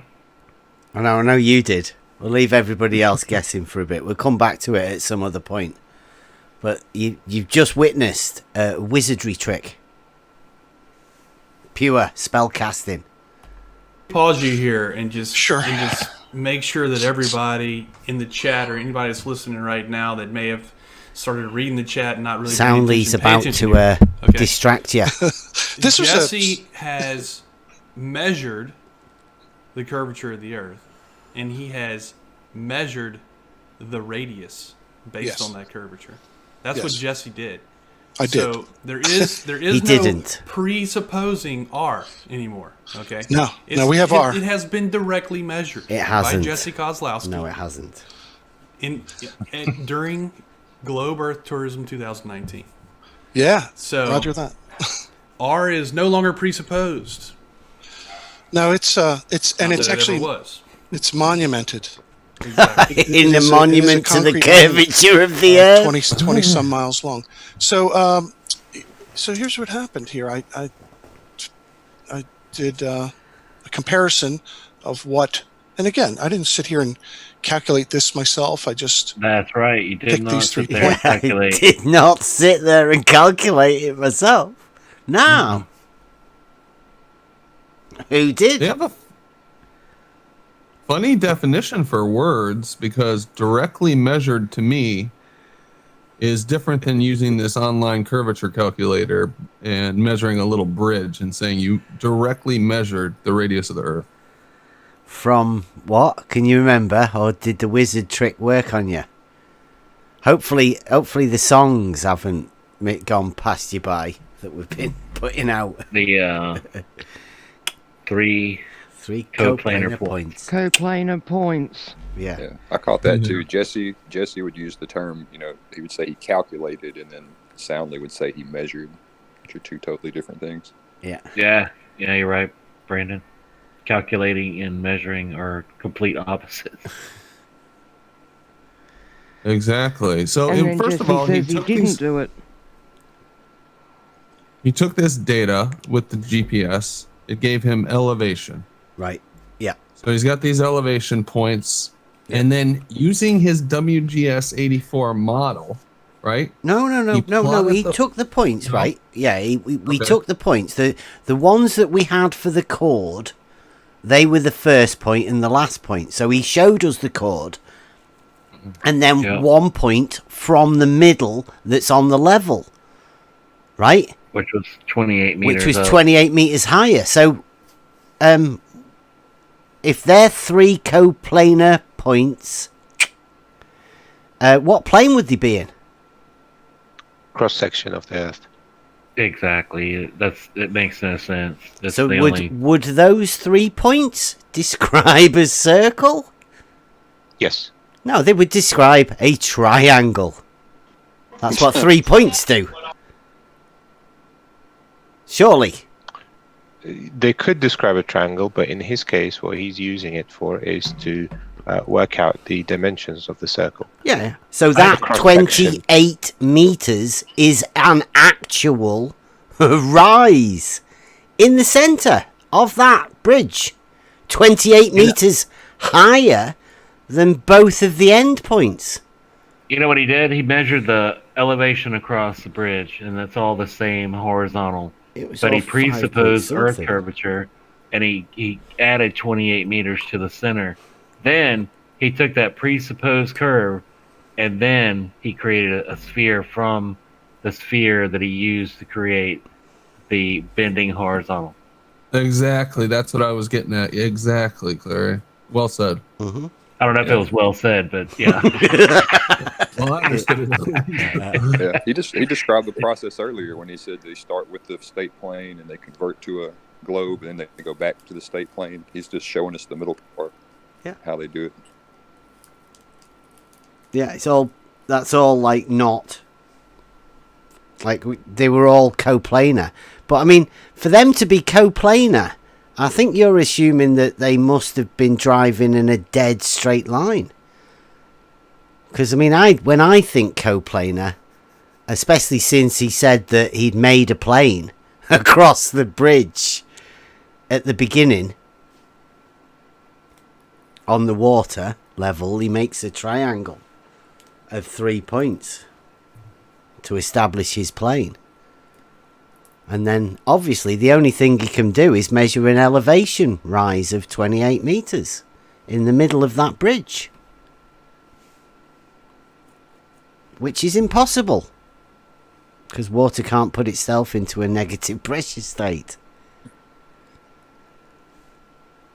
I don't think the water's even that deep. The water can't hump itself up. Yeah, it can't conform to what the surface underneath it either, can it? Whatever surface is underneath everything is some kind of horizontal baseline. Well, and then, you know, that process you described, Claire, was they still are presupposing it's all assumed that they're on a globe anyway, right? Exactly. And then Soundly is going to declare that they have actually measured a concrete measurement of the radius. I mean, that is just crazy. Yeah, it is amazing. I'm glad you appreciate it, man. It's been sat there for over a year, this. You're crazy. Not only claiming they did, but by using 3 coplanar points. Yeah. Well, you gotta have 3 points to make a plane, and like Parmesan cheese said, that could be a vertical plane. He's inferring it's a horizontal plane, which is not a curved surface. So it's all wordplay and wizardry. Well, I would have to say again that, like I said the other night, if in order for you to say coplanar, 3 coplanar points, that's an overstatement. Unless you're actually talking about points that are on the same plane. Because 3 non-collinear points will express the plane. That's what you need to define the plane, is 3 non-collinear points. So for you to say 3 coplanar points means that they're all on the same plane already. Yes, and they are. Which and the plane which being plane? a cross section, a vertical cross section from that A bridge. vertical plane. Well, how would you know that they're both like on that plane? How do you know that? Sorry, say that again. How do you know they're on the same plane in that direction? Because he did say that he's got a deviance in his thing from 2 centimeters to 4 centimeters, right? Well, up and down. Well, yeah, vertical and horizontal. It's not accurate in either axis. He said that at the beginning. Sure. I'll be back in a little while. Okay. So how do you know that they are on the same plane then? Well, that small of a deviation doesn't mean you can't use them as a coplanar points to work out properties of a circle. Sorry? Bev, It's a small deviation. if I have a flat sheet of paper that's horizontal, and I cut out a triangle, but I stand it up on that flat sheet of paper, those are both planes, right, in their own respect? I think a better example would be if you just had on that sheet of paper, you just put 3 dots on it, and they are 3 dots in. They are 3 coplanar dots. Yeah, on like a horizontal plane. I can understand just that. on a sheet of If you paper. were saying that they were all on the same level, right? I would assume that was the plane you were talking about. But obviously, you can't have a plane on your level, can you? Because your level curves. You can't have a plane that curves, because that's not mathematically possible, is it? If you take a cross section of the Earth, then you have a plane. That cross section is a plane. And you end up with a circle on that plane, which is what he's ended up with. You take a cross section of something that's spherical, then you end up with a circle. So are you not presupposing a sphere there, though? And is that what's leading you to assume that your level is curved? And what stops you from having a coplanar point that is on a horizontal, on the same level? And then imagine, because you can't describe a circle from 3 coplanar points on the same horizontal plane, can you? Because that would be absolutely crazy to be able to think that you could do that. You can describe a circle in the plane of the 3 points, yeah. You It's describe not a on the circle with a horizontal. centre point and the distance from that centre, i.e. a radius. You do not describe a circle with 3 coplanar points. Yeah, you can use the 3 coplanar points to work out the properties of the circle. It's much better to work out the properties of a triangle. You're looking for the, what's it called, the circumcenter, is it? And can you imagine trying to find out the circumcenter of a triangle of that sort of a shape? Because you are assuming that it's a vertical plane that these 3 coplanar points are on. Well, that's what they are. What they are. They aren't. They were all 5.7 meters above thingy, and they were taken in the X, Y, Z coordinates. He said that. So if they were all on the X, Y, Z coordinates, then on the Z coordinate, there was no 28 meter change. None. It just didn't exist. They were all 5.7, 5.8 meters all the way across.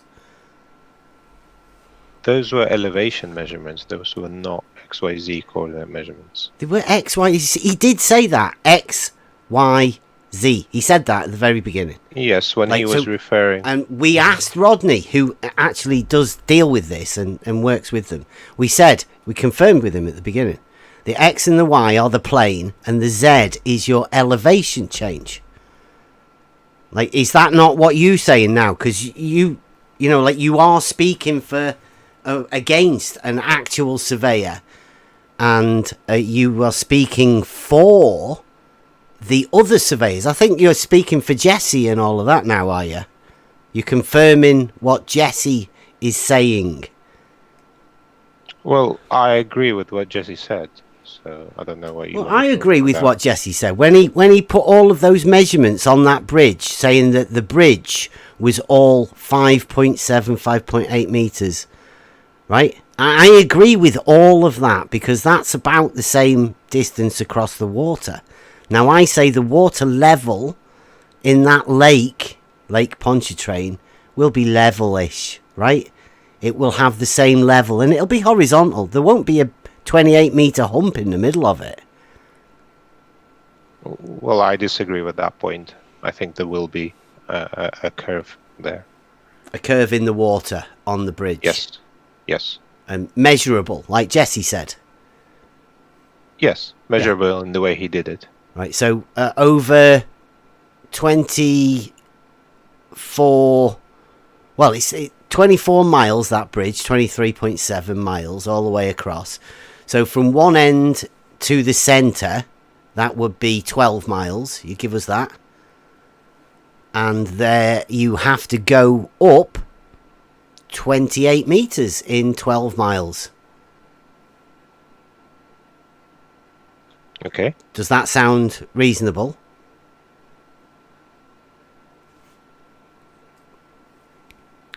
Up a 28 metre hump in 12 miles. Yeah, what about it? Well, didn't you just before say that the water dropped?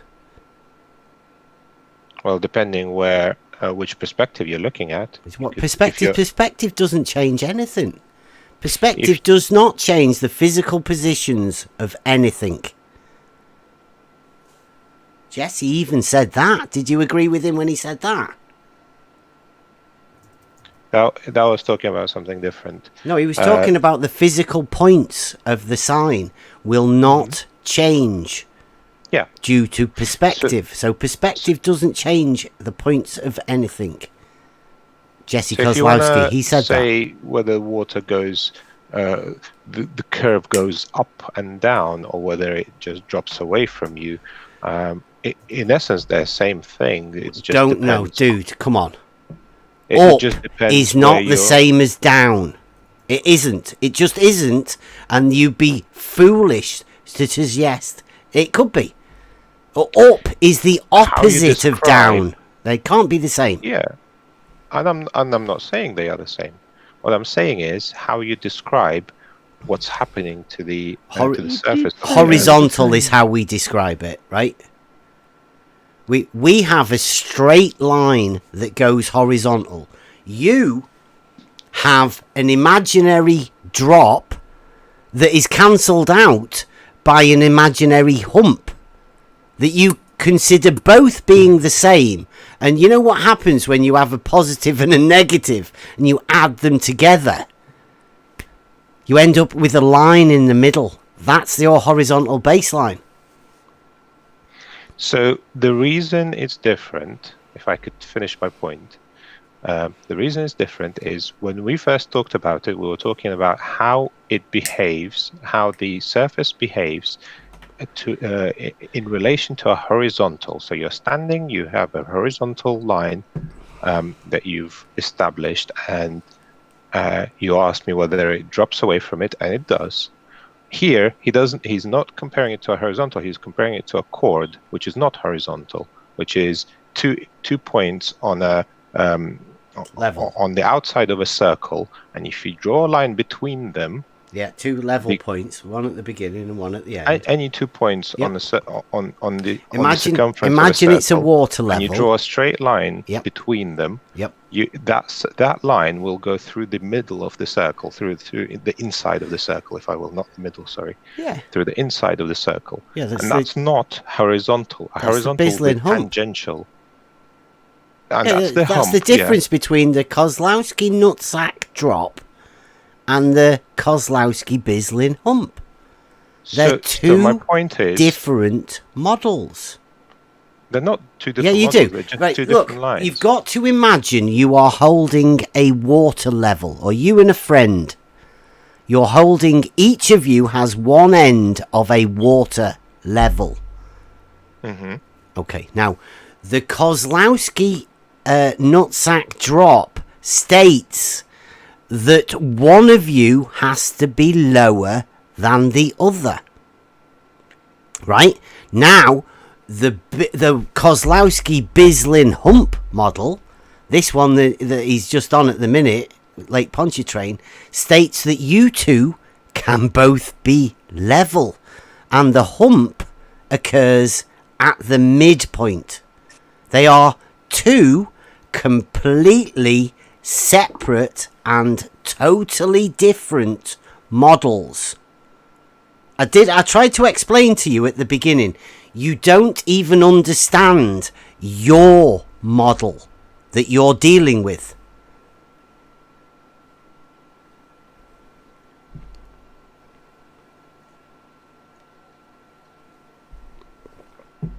That's why I made this video. There's a disconnect. For the people that have a model,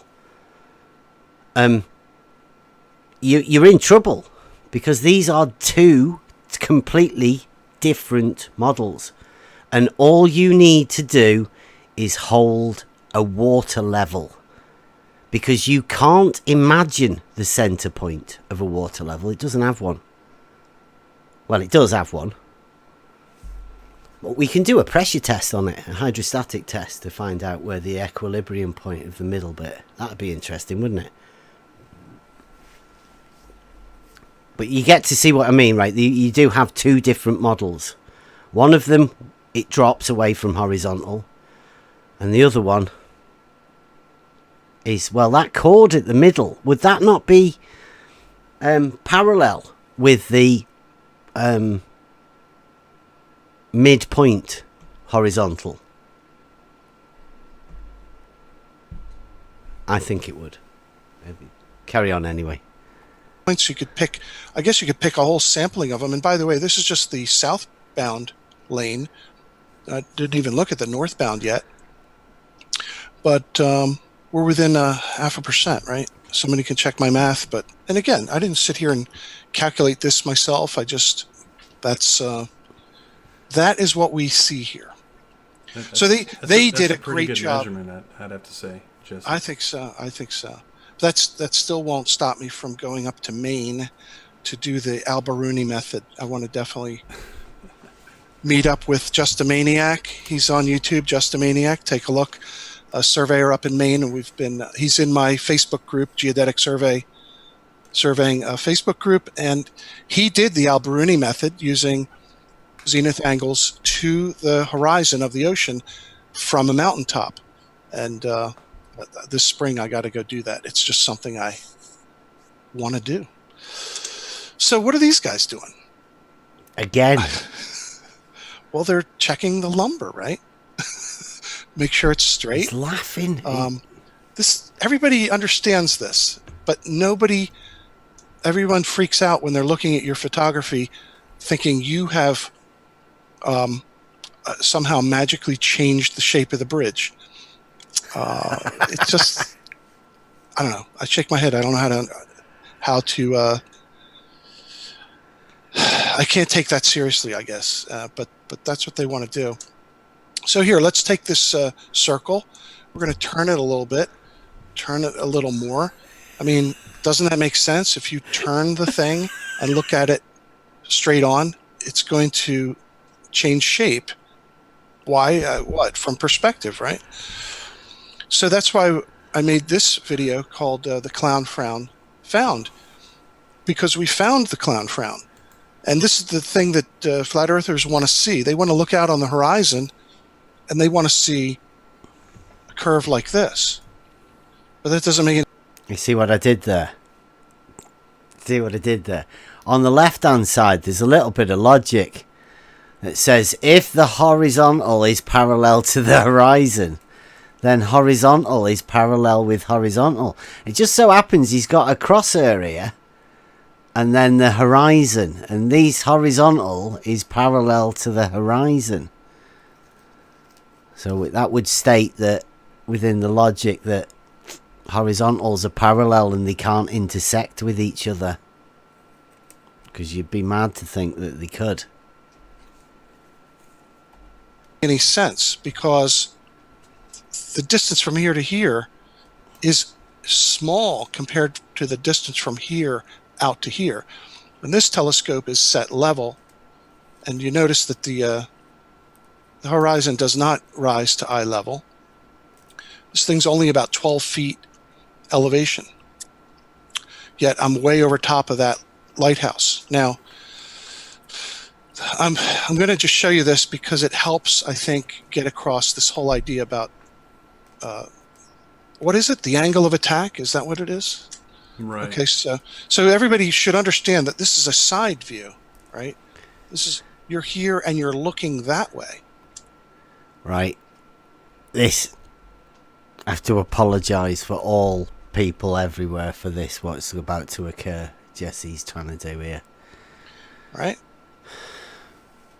So what happens if we turn that chart? So if I'm holding that chart in my hands and I turn it and turn it a little more, now I'm looking down it and everything's compressed. Right? Yeah. Right. Everybody's still with me. Can you see that? What Jesse's just done there? He's just turned a flat piece of paper.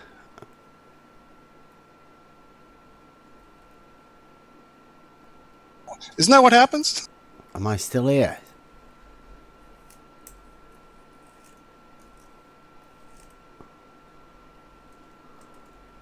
Hello? Hello?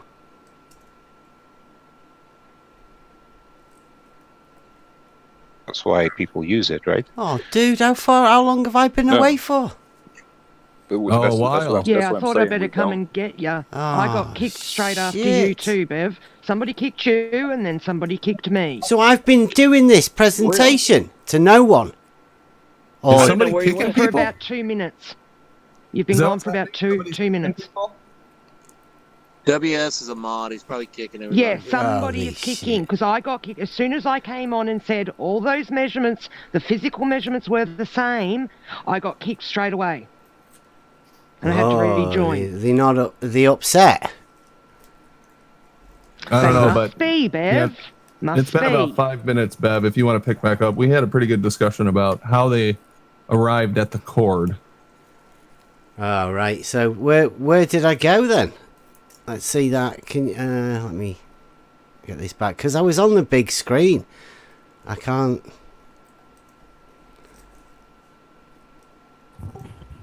Right, how's that? Can you see that? Let me see here. Yeah, there we go. I got it. Did you get to see them doing the bending wood thing again? Nope. Nope. Right, so where were we? We were back at the radius, were we? Yeah. It was right when you were talking to Parmesan. Right at that point, you got kicked. Oh. Right, okie. Well, I think this is where I kick back off again. Horizon of the ocean from a mountaintop. And this spring, I got to go do that. It's just something Was it this bit here? Did you get to hear about what he wanted to do in the spring? No, we haven't heard this bit. Oh, well, maybe this then. Some of you might have been listening to it already now. Because you've already had this video up. They know what's coming. Yeah. Interesting to know if we get kicked again. Well, I'll what are these guys and doing? see if it's in the logs who kicked us. Yeah. But if I find out who's kicking us, they're obviously going to be banned from the server. So whoever the hell is doing that, knock it off. Thank you. Cool. Well, they're checking the lumber, right? Make sure it's straight. No, wait a minute. Everybody Did we miss that? Did we miss the bit? Found yet. But we're within 0.5%, right? Somebody can check my math. And again, I didn't sit here and calculate this myself. That is what we see here. So they did a great job. Measurement, I'd have to say, Jesse. I think so. That still won't stop me from going up to Maine. This one here. Am I still here? You are. Yeah. To do the Alberuni method. I want to definitely meet up with Just a Maniac. He's on YouTube, Just a Maniac. Take a look. A surveyor up in Maine, and he's in my Facebook group, Geodetic Surveying Facebook group, and he did the Alberuni method using zenith angles to the horizon of the ocean from a mountaintop. And this spring, I got to go do that. It's just something I want to do. So, what are these guys doing? Okay, I don't think that guy is actually on YouTube. I don't think you can actually look him up. I'm still here. We've not been kicked, have we? I didn't calculate this myself. Yeah. So I think that's what they didn't want people hearing. It's all of this. We go back to the Q thing again, looking down the pieces of wood. Magic trick. Well, they're checking the lumber, right? Make sure it's straight. Everybody understands this, but everyone freaks out when they're looking at your photography thinking you have somehow magically changed the shape of the bridge. It just, I don't know. I shake my head. I don't know how to I can't take that seriously, I guess. But that's what they want to do. So here, let's take this circle. We're going to turn it a little bit, turn it a little more. I mean, doesn't that make sense? If you turn the thing and look at it straight on, it's going to change shape. Why? From perspective, right? So that's why I made this video called The Clown Frown Found, because we found the clown frown.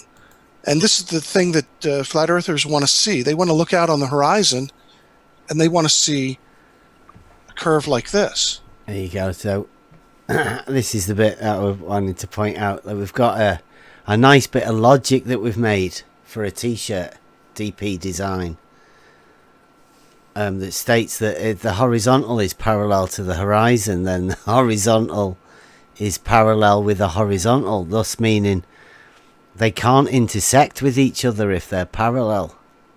And he's got a picture there of a crosshair that's horizontal and a horizon, and they're both parallel to each other.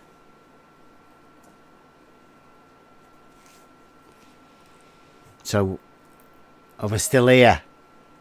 Yeah, we're here. Sorry. I have to keep checking now. So that would state that, just from basic logic, that horizontals cannot intersect. And horizons are horizontal. And the horizontal is derived from horizon. And I go even one step further to say that the water level establishes a horizontal and therefore the horizon. So they can't intersect. And I can't really say any more than that. It's quite simple. So, Bev, do you think when they built the Lake Pontchartrain Bridge, that when they were building it, pier by pier, column by column, right? Do you think they looked out to the horizon to check some sort of measurement and then decided how tall those piers should be? Or do you think they just dropped a tape measure down to the surface of the fucking lake and it was like, yeah, that's within a quarter inch? No, they would have used a line. level and used the datum to establish it. Sea level benchmarks. Yeah. Can I ask who earlier said something about, well, if they wouldn't get their grades right if they did anything any other way? Could I ask who said that? Someone mentioned the word grade. They couldn't get their grades properly. I don't remember who that was, Jimbo. That was me. Thank you.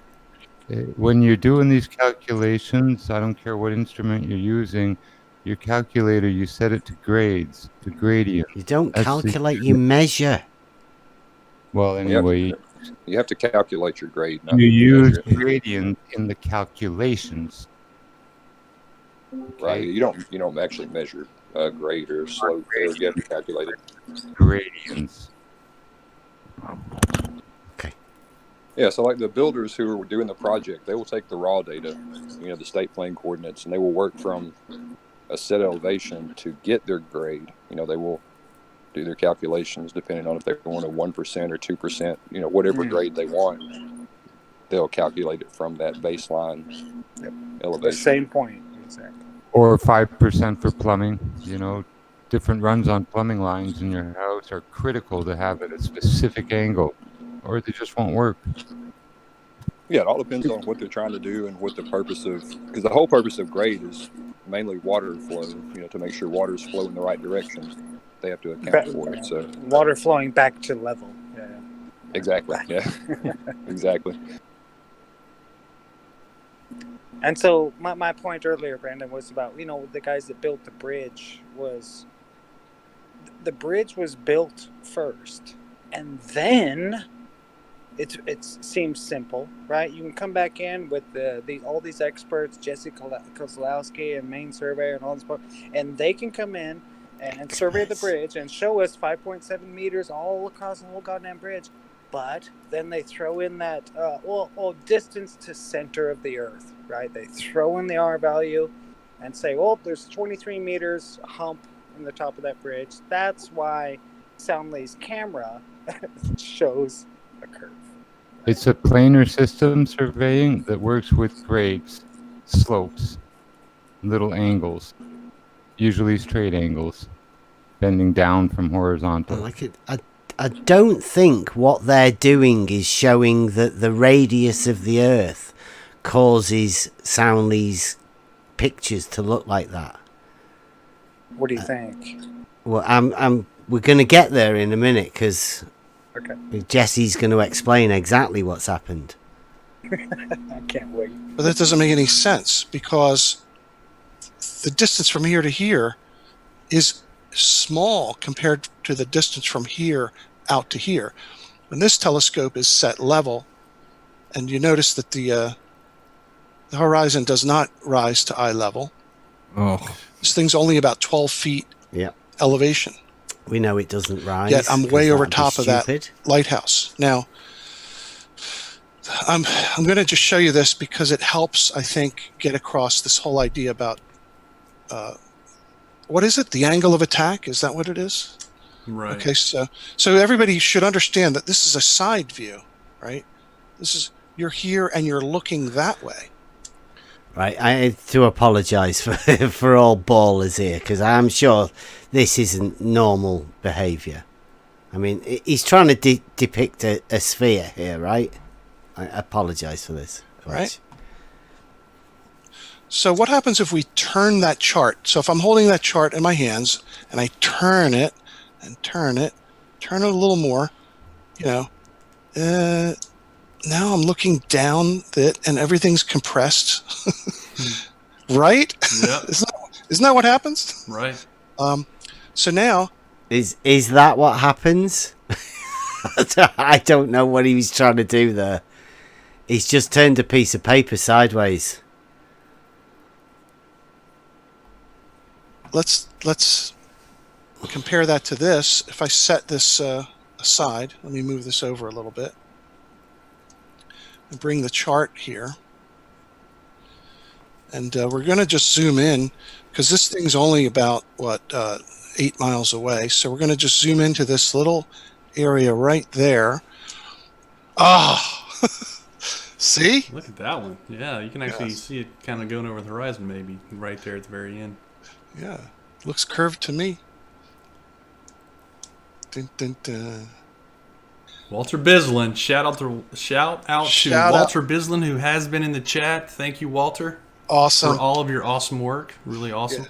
Yeah, I'm just smiling here. So he took the data that I sent him initially and created this app, and it's under development. So let's realize there's still things to be done with it, and I'm not really good at using it. I'm going to try my best to demonstrate it tonight. But so here's a kind of a side view, But now you come over here, and this is about from, like, say, the hotel, and it looks a lot like your photo.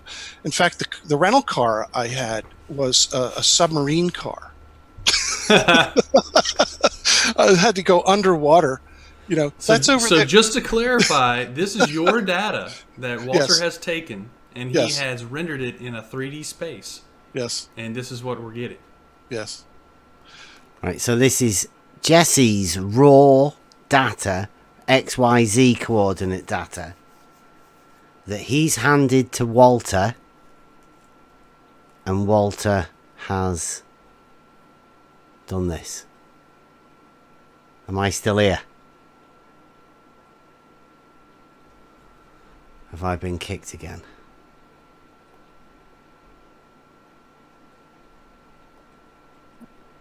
Have I been kicked again then? Yeah, you were right there on the bridge where they said we got to go underwater. Wow. I'm keeping an eye on it. If you get kicked, I'll message you straight away and let you know. Okay, there's only a few minutes left, but I mean, this is the Walter Bislin bit, right? Yeah, they just said the submarine car, and they were laughing, and then So went he away. took the data that I sent him initially, and okay, let me get me back on again then. Because they know that water cannot hump, it cannot support itself. And he's laughing about the submarine car. Yep, mocking people. created this app, and it's under development. So let's realize there's still things to be done with it, and I'm not really good at using it. I'm going to try my best to demonstrate it tonight. But so here's a kind of a side view, you know. But now you come over here, and hold on, I'm not this is finished about. yet. You know. Oh, there we go. Sorry about that, guys. I was we have one less mod in the Discord now, so if somebody does get kicked again, we'll know something else is going on. Okay. Yep. Yeah, WS does not want this stuff going out. Trust me, he's been telling us for a long time. Oh, Walter! It must got to be Walter, right? Behind this is the Walter bit. This is all about Walter. Walter's took Jesse's XYZ coordinates and made this model. Here we go. From, like, say, the hotel, and it looks a lot like your photo. In fact, the rental car I had was a submarine car. I had to go underwater. You know, that's over there. So just to clarify, this is your data that Walter has taken, and he has rendered it in a 3D space. Yes. And this is what we're getting. Yes. Right, here are all those confirmations. Yeah. Just took the XYZ coordinates Walter has, and Walter has rendered this to give them this model. Look at the hump of the water. Take it in. view it. Yeah, but remember, he didn't take the raw data, though. He took the data after it had been converted. No, he took the XYZ coordinates, didn't he? That's what he said. He left them in that XYZ. He did talk about what they normally do, but they said he wasn't going to do that this time. I mean, all of this is out there for you to watch. You know, the Soundly stuff. I mean, he wants it shared. Rodney, to get from the raw data to the XYZ coordinates, they have to put it through the software, right? I mean, the raw data is in XYZ coordinates. Isn't it in elevation coordinates, and then they put it through the software? Plane, yeah, state plane XYZ coordinates. Cartesian plane coordinates. Okay. Yeah, northing, easting, and elevation. That's the raw data. That's the XYZ. And then you use the software model to curve it, just because you want to. And they would probably still call that XYZ too. I mean, I don't know if that's what he's trying to do, but he definitely didn't take the raw data and build that model because the elevation changes don't match up to the model. You know what's funny is the very first picture that we're shown of Soundly's, you know, the reason why this whole conversation started because Soundly took a fucking picture, right? And then look at the very end of this whole almost 2-hour presentation that Bislin comes up with, and magically it looks CGI just like Soundly. Wow. Yeah, that's exactly what they're doing. Jesse has given him the coordinates that were all on the same height, right, on the same plane, let's say, and Walter has made a model for him. Yeah, it's the unholy trinity. It's a corrupt optics guy, a corrupt surveyor, and a corrupt software guy working together. And does the model fit the picture? Well, that's what do you think? Jesse's giving him a load of data. He's making a model to make it fit a picture. I mean, that's what they're doing, right? They're using the standard software when you model, saw right? the measurements. You saw them put up the physical measurements, not a calculation, nothing pre-assumed, just the physical measurements. And it was horizontal, level. Yeah, I mean, look at the picture on the screen. Look at what he says the water's doing. Do you think 18-wheeler trucks are going up over that hump like that? Yeah, but you've never looked down a board at the store, though, have you? Yeah, a pill queue, perhaps. Yeah. But he even says perspective. You can't look at something. You know, perspective doesn't change the actual physical measurements. No, it's just optics. Okay, we keep going though, right? Because it does explain it more. Brandon, I have eyeballed a 20-foot 2x4 before, and it was curved. Well, you got to find the crown of the board. You got to find the crown of the lumber. But no, it means the Earth is curved. That's why. You know, the board is actually straight and level and horizontal. Yeah. To ballers, right? All right. And very interesting. Yeah, it is really. It's just awesome. So these are he took the XYZ coordinates. See, there you go. He wrote his own program to convert them back to Latin long. He computed. He's done absolute geodetic software writing. I mean, it's like he's got all the calculations in here. It's awesome. So, well, you know, here's the. See, you get that? He even wrote his own calculations to turn it into Latin long. Walter Bislin, he's fantastic. He took the XYZ coordinate data, wrote his own program to turn them to Latin long, and then he's designed this. He's done absolute geodetic software. Whatever. It's fantastic. Walter's great. Side view. And, you know, you're not going to see the curve from the side. Right. You see? That's the whole point. But you can measure. Do you hear that as well? That's the whole point, that you can't see it. Can't see it. You can't see it from the side. Oh, you need to turn it. Why would you It's ever there, think you you can could measure see a hump from the The side? actual shape, and I'd like to point this out too. We're talking about the actual shape of the Earth. This is like going out and touching it. It's like including a whole other sense. It's not just an observation of a photograph. Listen, this is like a hypnotic state. It He's is got everybody in extrasensory. now. Listen to the way Soundly's talking. I'll Well, backtrack it a little bit. Bev, real quick, also, it's hypnotic, and yes, we know where he's going, but I think we're traveling down the wrong path here, right? We're trying to show that the Earth is level and flat and horizontal. No, we're not. I'm just showing you what goes on with these curveyors.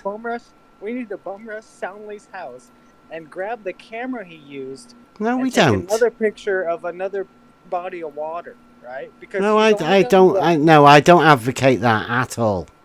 Oh, come on. Leave Soundly I'm alone, joking, please. But come on, it's a People one-off. take things like that seriously, man. Yeah. I think you know that. Are there? Oh, I didn't know that. Oh yeah. Okay, so listen to Soundly. Listen to the way he talks and the way, particularly what he says. Jesse does. Point, but you can measure it. It's there. You can measure it. The actual shape, and I'd like to point this out too. We're talking about the actual shape of the Earth. This is like going out and touching it. It's like including a whole other sense. It's not just an observation of a photograph. It's not photographic. It's not optical. There's no refraction involved here. This is us going out and literally touching the surface of the bridge and saying, this is what the geometry actually is. So yeah, let's tie it both together. You're right. There's no telescope involved here. This is just 3D points as a result of that GPS survey, which matches the old school survey. Those surveyors who laid this thing out and the guys who built this level across that water. I mean, like I said, it's a standing monument to the curvature of the Earth. There it is. And this, again, is the Earth-centered, Earth-fixed coordinates. So these are X, Y, and Z coordinates plotted in a 3D space. Yes. And this is what you get. That's right. So, what does he mean by that? And again, Earth-centered, Earth-fixed coordinates. That's the reference ellipsoid. Yeah, they have a pre-assumed radius, don't they? That they just add to the underneath, right? Yeah, they got to tell you what they're doing. He has been actually keeping away from that, though, right, Rodney? He's been saying they're not involving that at all, and now Soundly's just injected it in there. Yeah, I caught it earlier. Did you notice he also injected that we need another sense to be able to touch the Earth? Like as if our senses that we've got now are not good enough, and you this is like having a new sense that enables you to be able to, really feel the Earth the way it is. What he's talking about is this 3D model that Walter's made. That is it. Right, this whole Walter Bislin model that has been manufactured by Walter specifically for this purpose. He's confirming it to himself, Soundly. Yeah. He's like he's hypnotizing himself. Yeah, that's a really good point, Paige. Yeah, there's kind of another layer of trickery with using the Earth-based, languages, because when most people hear that in their mind, they're going to picture the globe, but in reality, he's talking about the ellipsoid, not even a globe. Yeah. Got to carry on. And I just want to point out that, that is the northbound. There I am over in Mandeville, turning around, and then I came back and did the southbound. So, and there it is from the side. You're not going to see curvature from the side. Just, you're talking a couple of 100 feet on end to end from the side view. And we're looking in that direction, which looks that way. See how that looks? You're looking out. Okay? And so the curve drops away from the horizontal tangent downward like that. That's how it works. Right. Yeah. I don't know why people can't understand Just swap to the other model. Seems pretty straightforward to me, Jesse. He has both models in his head. That's what happens when you he's doing have them this both at once. Yeah. Yeah, he Penrose himself.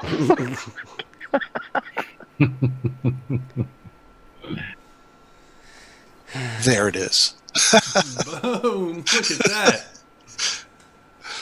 Wow. Wow. Now, You can kind of see some look at refraction that. going on there. I think so. Look, he can see some refraction going on there. Now, as Mick West told me about this particular view and everything, perspective compression, which is the particular photographic technique Soundly uses to do this bridge, it magnifies a slight curve. This is what Jesse's been trying to explain by looking down the piece of wood, looking down the pool cue. When you look at it, they call that perspective compression. And that magnifies a slight curve.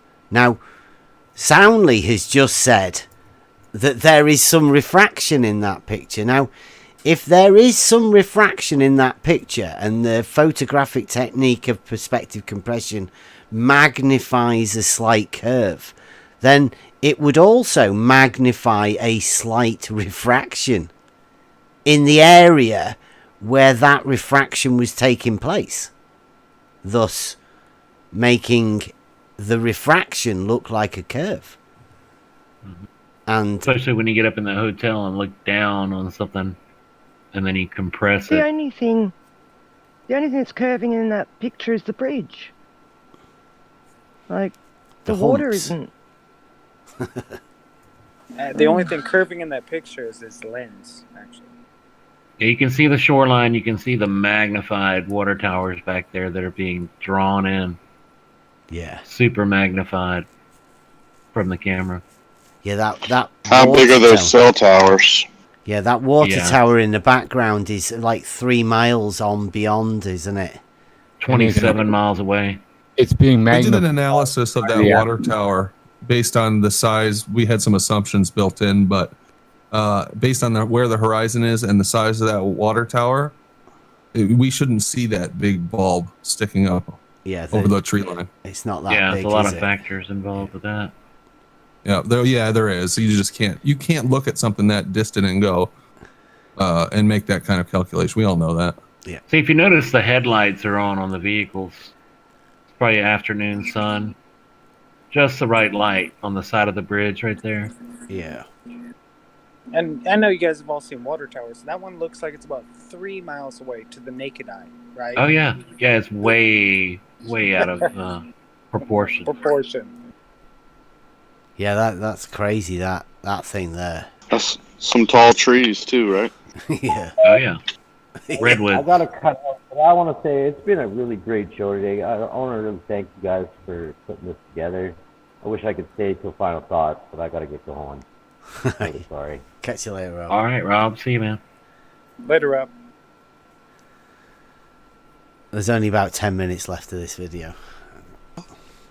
Look at that. Refraction in the observation versus the actual geometry of the bridge side by Actual geometry of the bridge. Now that that upsets me, but we'll let him go. side. Compare and contrast. Compare and contrast that with Walter Bislin's models. So we basically have three different things here. We have Walter Bislin modeling it, saying this is what it should look like. You go out and measure it. You say this is what it feels like, and I go and. Do you hear what he said? Jesse did there. Like, this is great. The observation versus the actual geometry of the bridge, side by side. Compare and contrast. Compare and contrast that with Walter Bislin's models. So we basically have three different things here. We have Walter Bislin modeling it, saying this is what it should look like. You go out and measure it. You say this is what it feels like, and I go. Jesse tells you what it feels like. Yeah, he put the feel onto him. Feels, yeah. Jesse told him what it feels like, and Go and photograph it and say this is what it looks like, and Correct. they all agree with each other. Yes, and keep in mind he They could not import all the points. He sparsely displayed. I collected a lot of points. Let's put it that way. 30. I thought he said every third 30. point or something like that. Yeah. So he didn't need. In other words, he didn't need. Let me get my mouse going here. He didn't need ... That's sufficient. Right. To show you the shape. He collected points every 33 feet. any denser than that. That is amazing right there, man. Now I think it is great. And yeah, so he's working on the app. I'm going to just show the app right now without the photo. Well, hold on before you leave here. All right. Let me make this point, and let me make it very clear for every debunker that's out there. Every debunker that hears on a day-to-day basis, it's all to do with refraction and atmosphere and optics and all that. All of those arguments are completely defeated. Every single picture that we have showing curvature is now back on the board because here we are. We have measurements showing what the actual geometry of the bridge is, completely independent of any optical observation, and it matches the optical observation. And if anything, the optical observation is showing that there is completely actually independent of any optical. Yeah. That's like for the last year, soundly said to every debunker, don't listen to anything any flat earthers say, because what we've done is we've give Walter a load of coordinates and he's made it fit around my picture. Apart from this, whatever this is down here, I don't know what happened down here. There's a bit of this here that he just doesn't seem to have been able to make it fit. Doesn't even fit the picture. Yeah, it's just the picture. That's why. This first bit here matches, but as soon as he got to about here, Walter must have gone, oh, I can't even do that. Oh, fuck it. Yeah, just stick him in the water down there. Never mind, nobody'll notice. refraction occurring that's making it look less curved.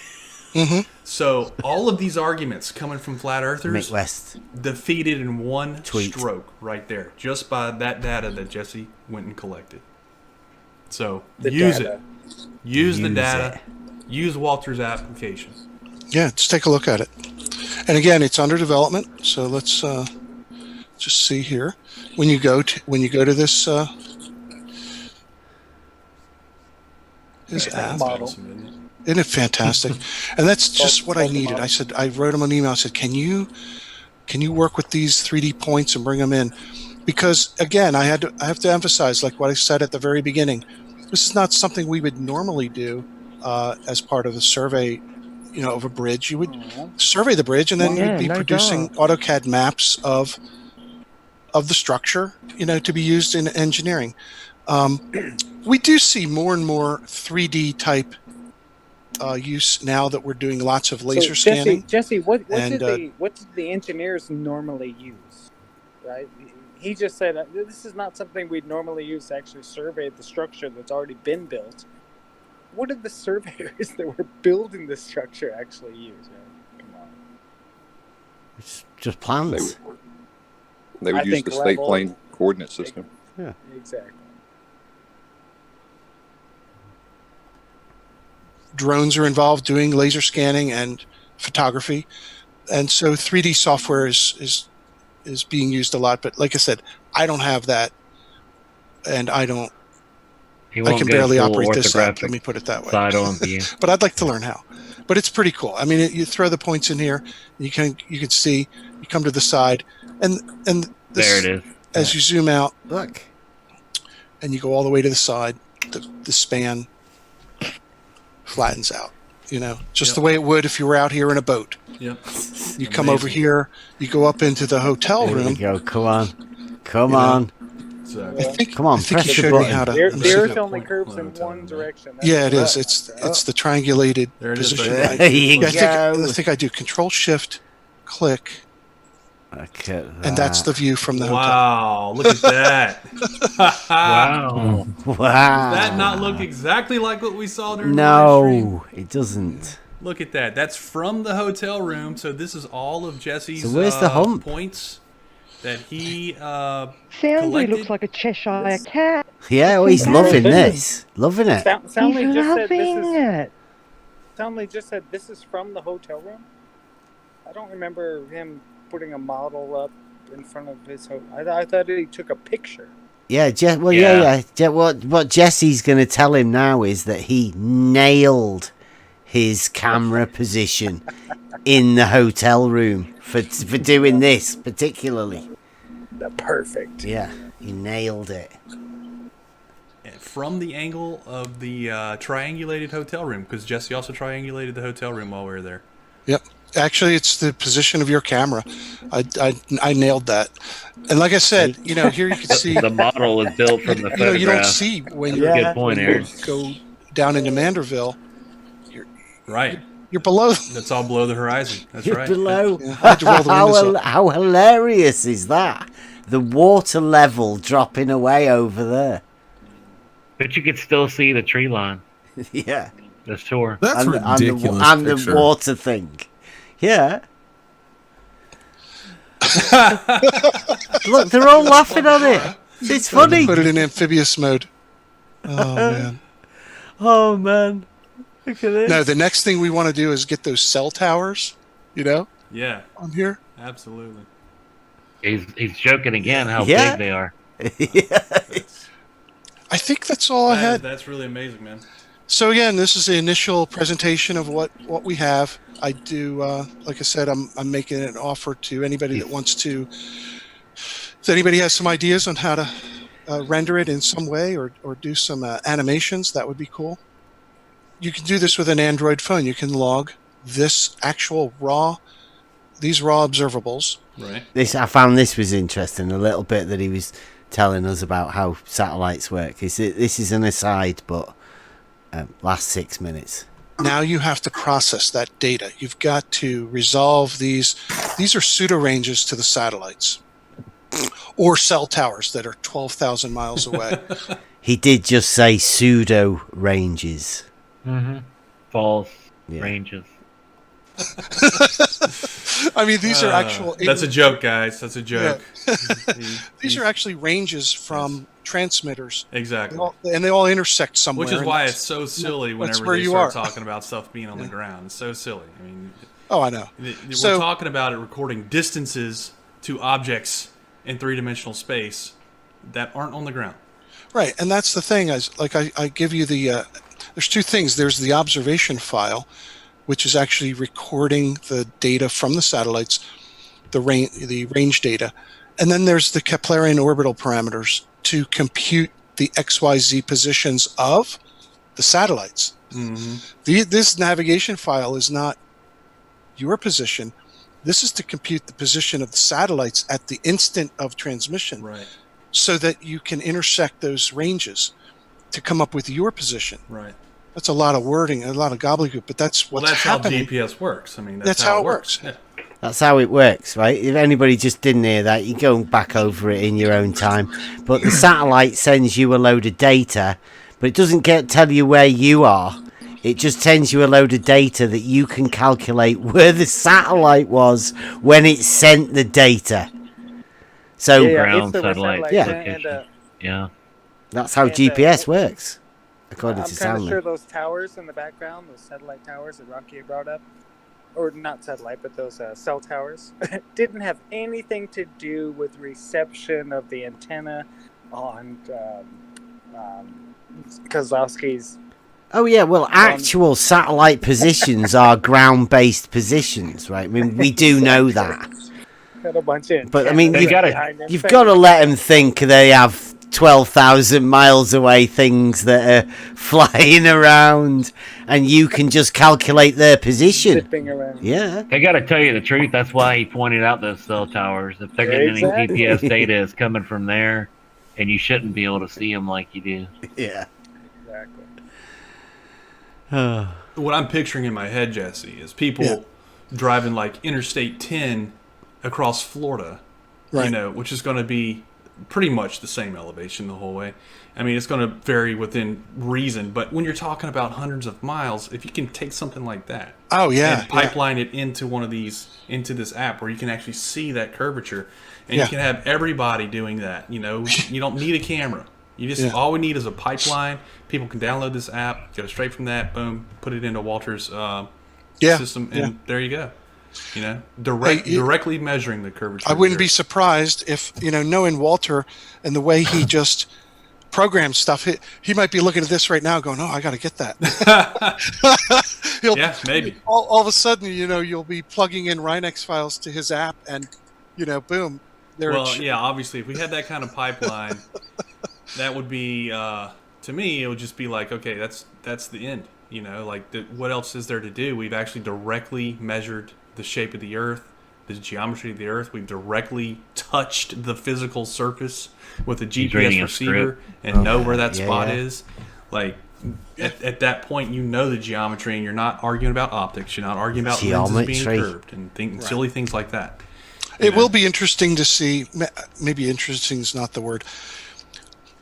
What is the word? You know, to see what the reason is. What is it? What type of perversion they come up with, Yeah, I mean, you just got to reach really far for something very obscure and strange. It was strange enough to hear me being told that surveying instruments are flawed and produce, you know, bad results, and you know, then how did they build this causeway? How'd they build this thing level across there for 20 plus miles? I mean, surveying either works or it doesn't. You can't have it both ways. And so now we've brought it all together. We've got old school survey that built that causeway using theodolites and levels, and now we've done it with a modern approach using GPS and verified the shape of the bridge.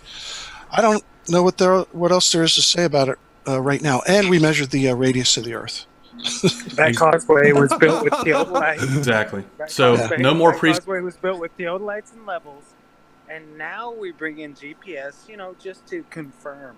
Yeah, to confirm the 28.5 meter hump in the middle. Exactly. And it turns out it is there. What a joke.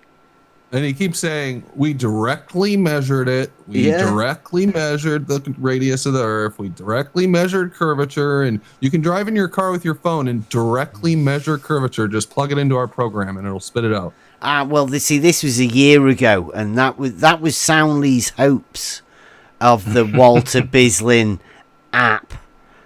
Where everyone could just drive in the car and measure the curvature of the Earth. It'd be dead easy to do. It doesn't seem to have worked well for him. No, it's not. I don't think it's hit the market yet. Might still be in development. Pipe it. Right, last couple of minutes. Supposing R, we know what R is. Yes. Jessica Kozlowski directly measured it, and anybody else can as well. Yeah, anybody else can. And this is the technique for doing it right here.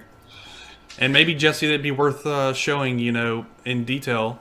Okay, this, you know, maybe a little 2-minute, 3-minute video. You take this data. Here's the chord. This is how we measure the radius. You know. Yeah, I could do that. I could show. That'd be great, wouldn't it? Well, anybody can Google that. Is how do you determine the radius of a circle using 3 points that are on that circle?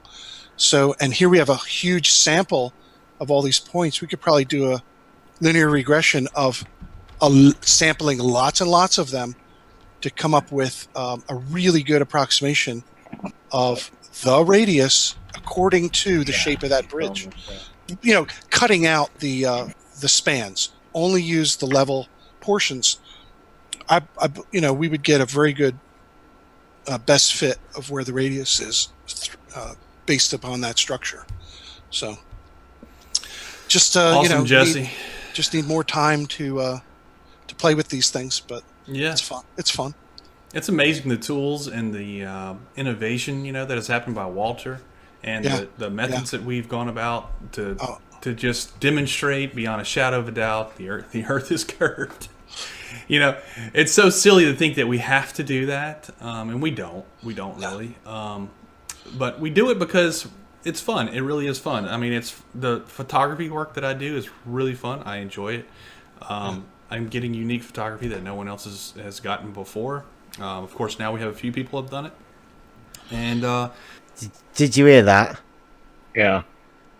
First of all, he said he goes, you know, we need to know where the radius is. Well, that makes no sense. That's what Jesse just said. Right? Come on. Listen to him about his photography. This is it. Stanley spent 3 years doing stuff. We don't. Nobody else has ever done it. But we do it because it's fun. It really is fun. It's fun. The photography work that I do is really fun. I enjoy it. Sitting in gems was fun. I bet that was hilarious. Gotten before. Of course, now we have a few people have done it. And Jesse is pursuing his hobby with geodetic surveying. He's a hobbyist. Jesse's doing what? He's pursuing his hobby. Yeah. Science. He's a hobbyist. Nice. It's just a hobby now. Wow, that was a big stuff up. His hobby, huh? Might have slipped up and told the truth right there. Yeah, just like before when he said, when you asked him, do you have a code of ethics? And he said, yes, when I'm doing my job. And then he said, yes, I'm here representing the field as an individual. Yeah. So he's just separated himself from being in his job. Wow, Paige, good catch there. Yeah. Yeah, it got me cross when I heard him say that as an individual. So yeah, you lying bastard, you're trying to make people think you're being in your job when you're not, you're being an individual. Oh, last 30 seconds. And so we are having a lot of fun doing it, but at the same time, I think this type of information is something that it's so obvious and so ironclad now, and we've avoided the final hurdle that they like to throw about with the optics. That I really hope that everyone in the stream first will like and subscribe to my channel, and second, me too. Yeah, and Jesse's channel, and go to Walter's blog. And Absolutely. Walter has a channel as well too, though he doesn't do very much as far as the flat Earth stuff on there. Okay, well done. Walter doesn't do much flat Earth stuff. Whereas that only I took suppose 4.5 hours. Yeah. That was a long one. I got one picture that Gleam popped into the chat. Oh, I see he joined us. Maybe he wants to talk about it. But let me share my screen now, and just show you this because it's related directly to what we were just looking at, and then we can have a discussion or do whatever we want, call it a night or whatever. We have been going for 4.5 hours, which is awesome. Okay. You guys see my screen? Yeah. Yep. Cool. Yeah, so Gleam popped this in chat. Gleam, if you... he's on deafen. So what he said was not his official data, merely showing the perspective lines to a single point, and it only starts to curve halfway. If you'll notice, this line follows the bridge, and then it starts curving. I mean, it follows pretty damn closely here, no curve, and then all the curve starts rapidly right there. And he says, which is the same effect you get on perspective compression, which I think, Bev, you mentioned. And the Globers use this same effect when answering, why does America look twice as big in the two blue marble photos? It's the same thing happening. So that may explain why we get this effect here in this image. In the blue marble photo? The composite? You ever seen that where you can zoom in on, like, there's one floating around on somebody's face where you zoom in and out, and it changes the way things look. It compresses certain parts. And yeah. I think perspective compression was made up when Mick West went over there to talk to these people about how they actually did it. And the best that they could tell Mick West was that it's perspective compression and it's like looking down a pool cue. Because Mick West went to do it and he bent a pool cue slightly and got a picture of it. to bend, but the bend in his pool cue was at the tip. But the picture of the pool cue that had bend in it went all the way down the shaft. The bend that he'd manufactured by this photographic technique actually puts a bend all the way down the pool cue. I'll try and find it for you. That'd be interesting. Yeah. Because I seen it originally on Twitter. I'll put it in the general chat. Just try and find it. Another thing that happened while we were on was Blue Marble Science said that if you measure A to B and then you measure B to C, it will be different if you add those two lengths together than if you measure from A to C. If he's saying if, it's something he has not done apparently. Where's A, B, and C? Where are these points? I mean, are they in He's the talking middle? about three coplanar points. And if you measure from A to B, Three and then B to coplanar C, points on the vertical. on the horizontal. Sorry, on 3 horizontal points on a line. Yeah. Excuse me. 3 horizontal points on a line, A, B, and C. And if you will get a different total if you add A to B to B to C. If you add those two values up, and then if you measure A to C, the whole length of it, that will be different than the addition of the two segments. Wow. What's They that based can't on? be on the same horizontal plane, right? Well, I think he's kind of talking about this. Like if I take a flat piece of paper and then take another piece of paper and I cut out a triangle and I stand it vertically on that flat piece of paper, right? So in between A and B, and C is over there on my flat piece, but then I create a new point called D, which is up, right? So I have two planes. They're coplanar, right? I have a horizontal plane and a vertical plane. However, where do you get the arc, Big Blue? I gotta go, guys. All right. I appreciate it. I'll see you later. Well, we'll have to get him to explain that a little better. I got a completely different interpretation than you did, but maybe that's me. Coplaning means it's like two planes that are perpendicular to each other, right? No, coplanar means they are on the same plane. Not always. Yes, that's what coplanar means. But the concept is the same, so we're not going to argue. But I can stand up a piece of paper on another piece of paper as long as they're perpendicular, right? And I have two planes, one horizontal, one vertical. Yeah. But there is no arc. Right? Yeah, but those points wouldn't be coplanar if one was on one plane and one was on the other plane. But why wouldn't they? Because coplanar means they are on the same plane. Does not mean that. Yes, it does. Go and have a look. Hey, I'm going to read the definition here. In geometry, a set of points in space are coplanar if there exists a geometric plane that contains them all. In space, yeah. Not just on one plane, but even in a planar space. In surveying, they would all be on the same plane because they're all taken on the state plane coordinate system, which is just a horizontal. Yeah. Sure. Because we're not looking for the zenith angle. You're not looking for angles up to another. No, we're talking about plane. Right. Yeah, I'm not saying you're wrong. Is this a hill? What are you talking about, Aaron? Is this a hill to I'm just saying that in the context, it would all be on the all same I'm plane. saying is Big Blue has no arc when he brought up the comment to Brandon. That's all. There is no arc still with coplanar. Oh yeah, you're right about that. I think we can all agree on that part. Okay, anything else, Bev? Yeah, check those two pictures. Initially, on Twitter, I saw that picture, right, of Mick West's pool cue. And I went, Mick, what the hell are you doing with a pool cue that's bent like that? I mean, who would have a pool cue? And he went, no, it's straight.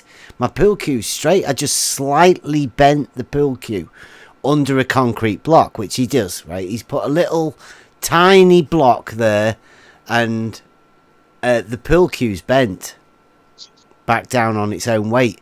But if you look at the curvature that's actually in the pool cue, it goes all the way down to the butt. It's obvious if you look at that perspective compression is a photographic technique that is used to magnify that curve. I mean, look how much curve you could possibly get in a pool cue bending under its own weight. And how far do you reckon you could bend a pool cue? Past that midpoint? Do you reckon you could even forcefully bend a pool cue? Yeah, that's something. Yeah. Interesting. What is this? This is just a little... I'd like to know how high this is. It's like he jammed it up under there. It's like about 1/8 of an inch. A tiny little piece that has been used. They've used that to tell Mick West how they got the pictures to do that. They've purposely told Mick West that is how they did it. Now, he shouldn't have gone out and said that, because that to me opened it all up. As soon as I saw that, I thought, Mick West is just purposely, he's told everyone how they do it.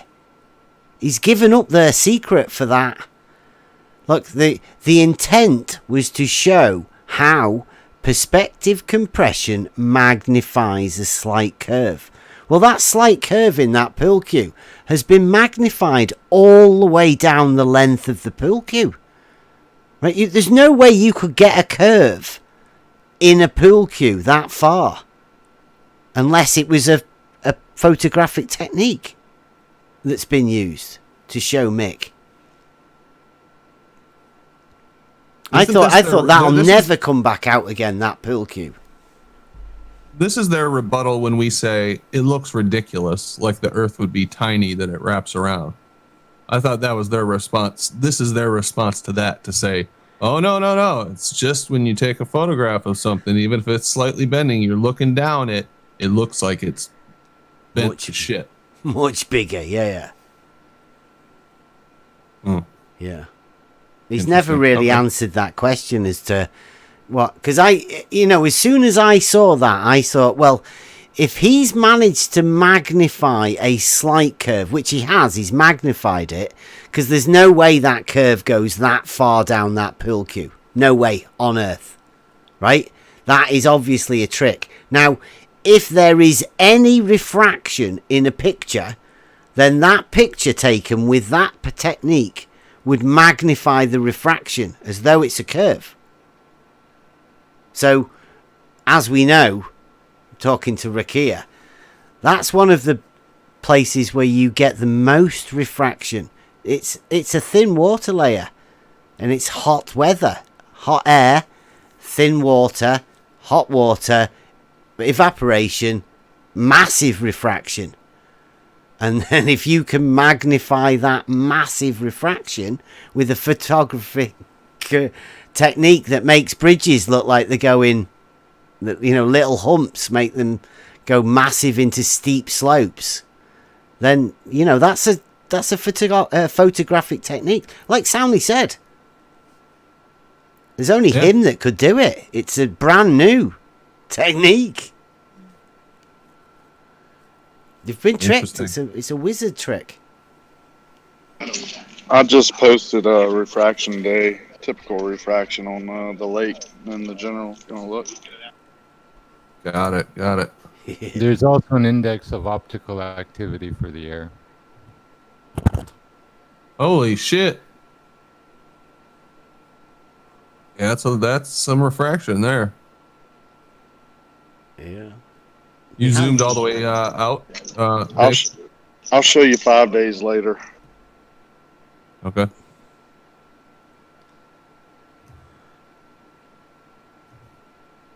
And Divergent Droid says, I'm an avid pool player, and I can tell you if that cube bent like that under its own weight, I'd throw it away. You could never break with such a stick.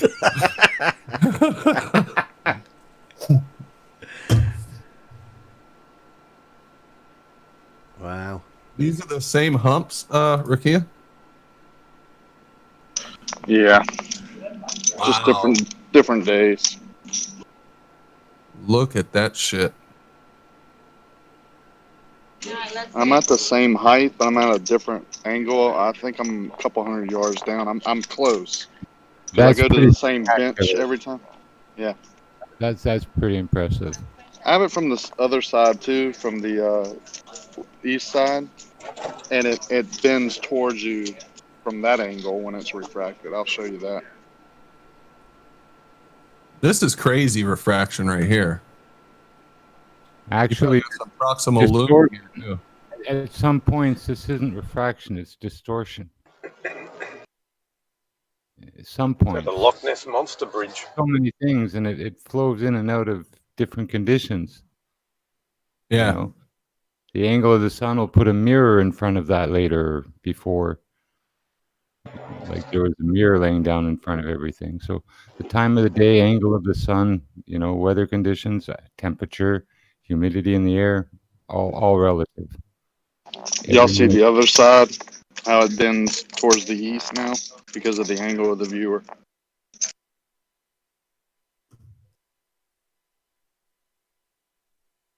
Wow. That's about 8 miles.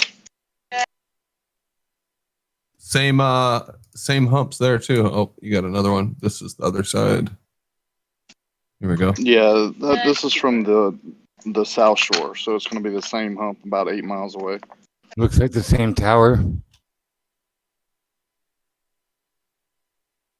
Oh, that's something there. That's the same hump, yeah, just from east side and west side.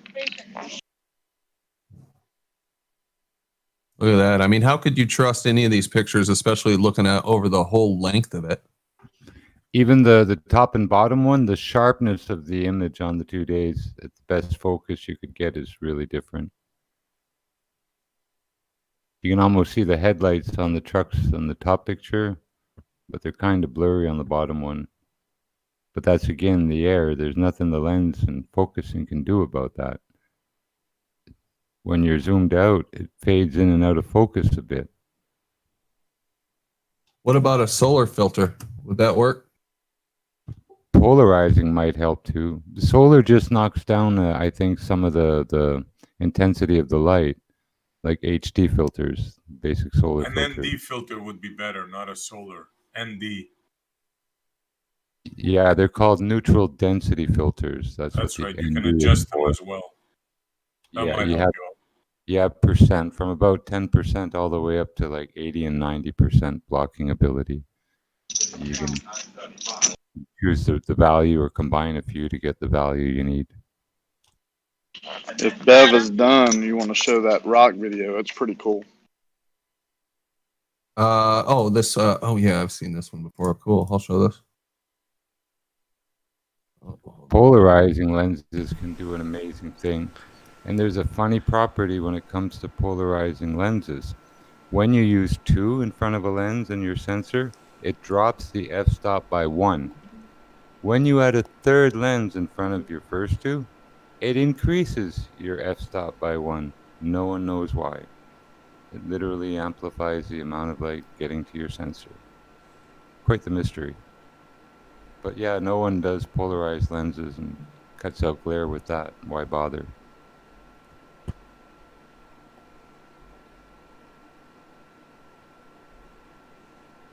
Right through the rock. It does look like you zoom right through that rock. You guys see that in the Discord? Or do I need to change the window? It's, I've got 2 flashing. Yeah, I think you got to lights. refresh or something. Oh, there you go. There we go. Yeah. Yeah, I'll start it over. It's a pretty short one.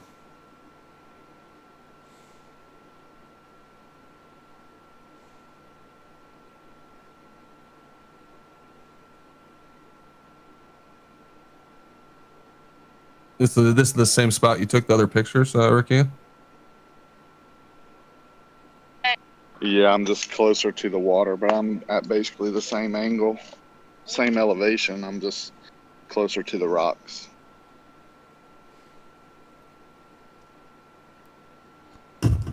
There's a bench right there, right behind me, about 30 yards, something like that, that I sit on and set my camera up on.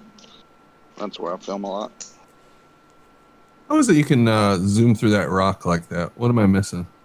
I think the lens, the top portion of the lens is barely over the rock, so when you zoom in, it captures the info that's above the rock. You're not that close to it, though, are you? No, I'm 4 foot, 5 foot from it. So that rock is still in the way.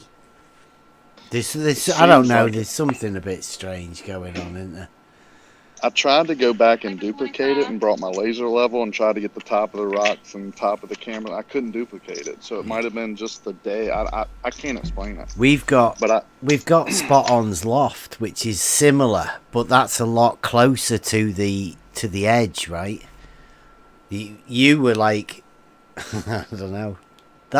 Yours is the only other time I've ever seen that happen, but we have got a similar effect. For showing how you can make things disappear on a flat plane. Yeah, the only way I explain it is if the top of the lens at a certain zoom is taking in the information, taking in the light. Yeah, that makes sense, I guess. But I'm definitely most of the camera is below the rock. Because when you're zoomed out, you can see the rock. The rock is definitely in your way of your view. Yeah. All right, guys. Well, do you guys want to do final thoughts, or do you want to? We've been going almost 5 hours now. Do you want to skip it and? Well, I'll record the after show if anybody's sticking around. Yeah, I'm gonna have to go and get some kip. 5 more hours. 5 more hours. I'll give you a good. No need for final thoughts. I think. Yeah, I want to cap it off. What are you gonna do? It's been a good night. That was like the end of us saying that we're done with these people. It's no point us talking to most people. The ones that disagree that level is horizontal, they just say it's curved, but don't ever give you any numbers or anything. It's negativity and arguments that we just don't need to have, because we're not progressing anywhere. We're not getting anywhere talking to these people, so we're going to have to go elsewhere. But we're done with the YouTube curveyors from now on. Not worth talking to them. That was the best final thought, I think. That wrapped everything up. All right, I appreciate it, guys. I'll be back and I'll record the after show. Thanks to the entire panel. Thank you, Bev. Thanks to the On the Level crew for coming over and giving that excellent presentation. I'll be back.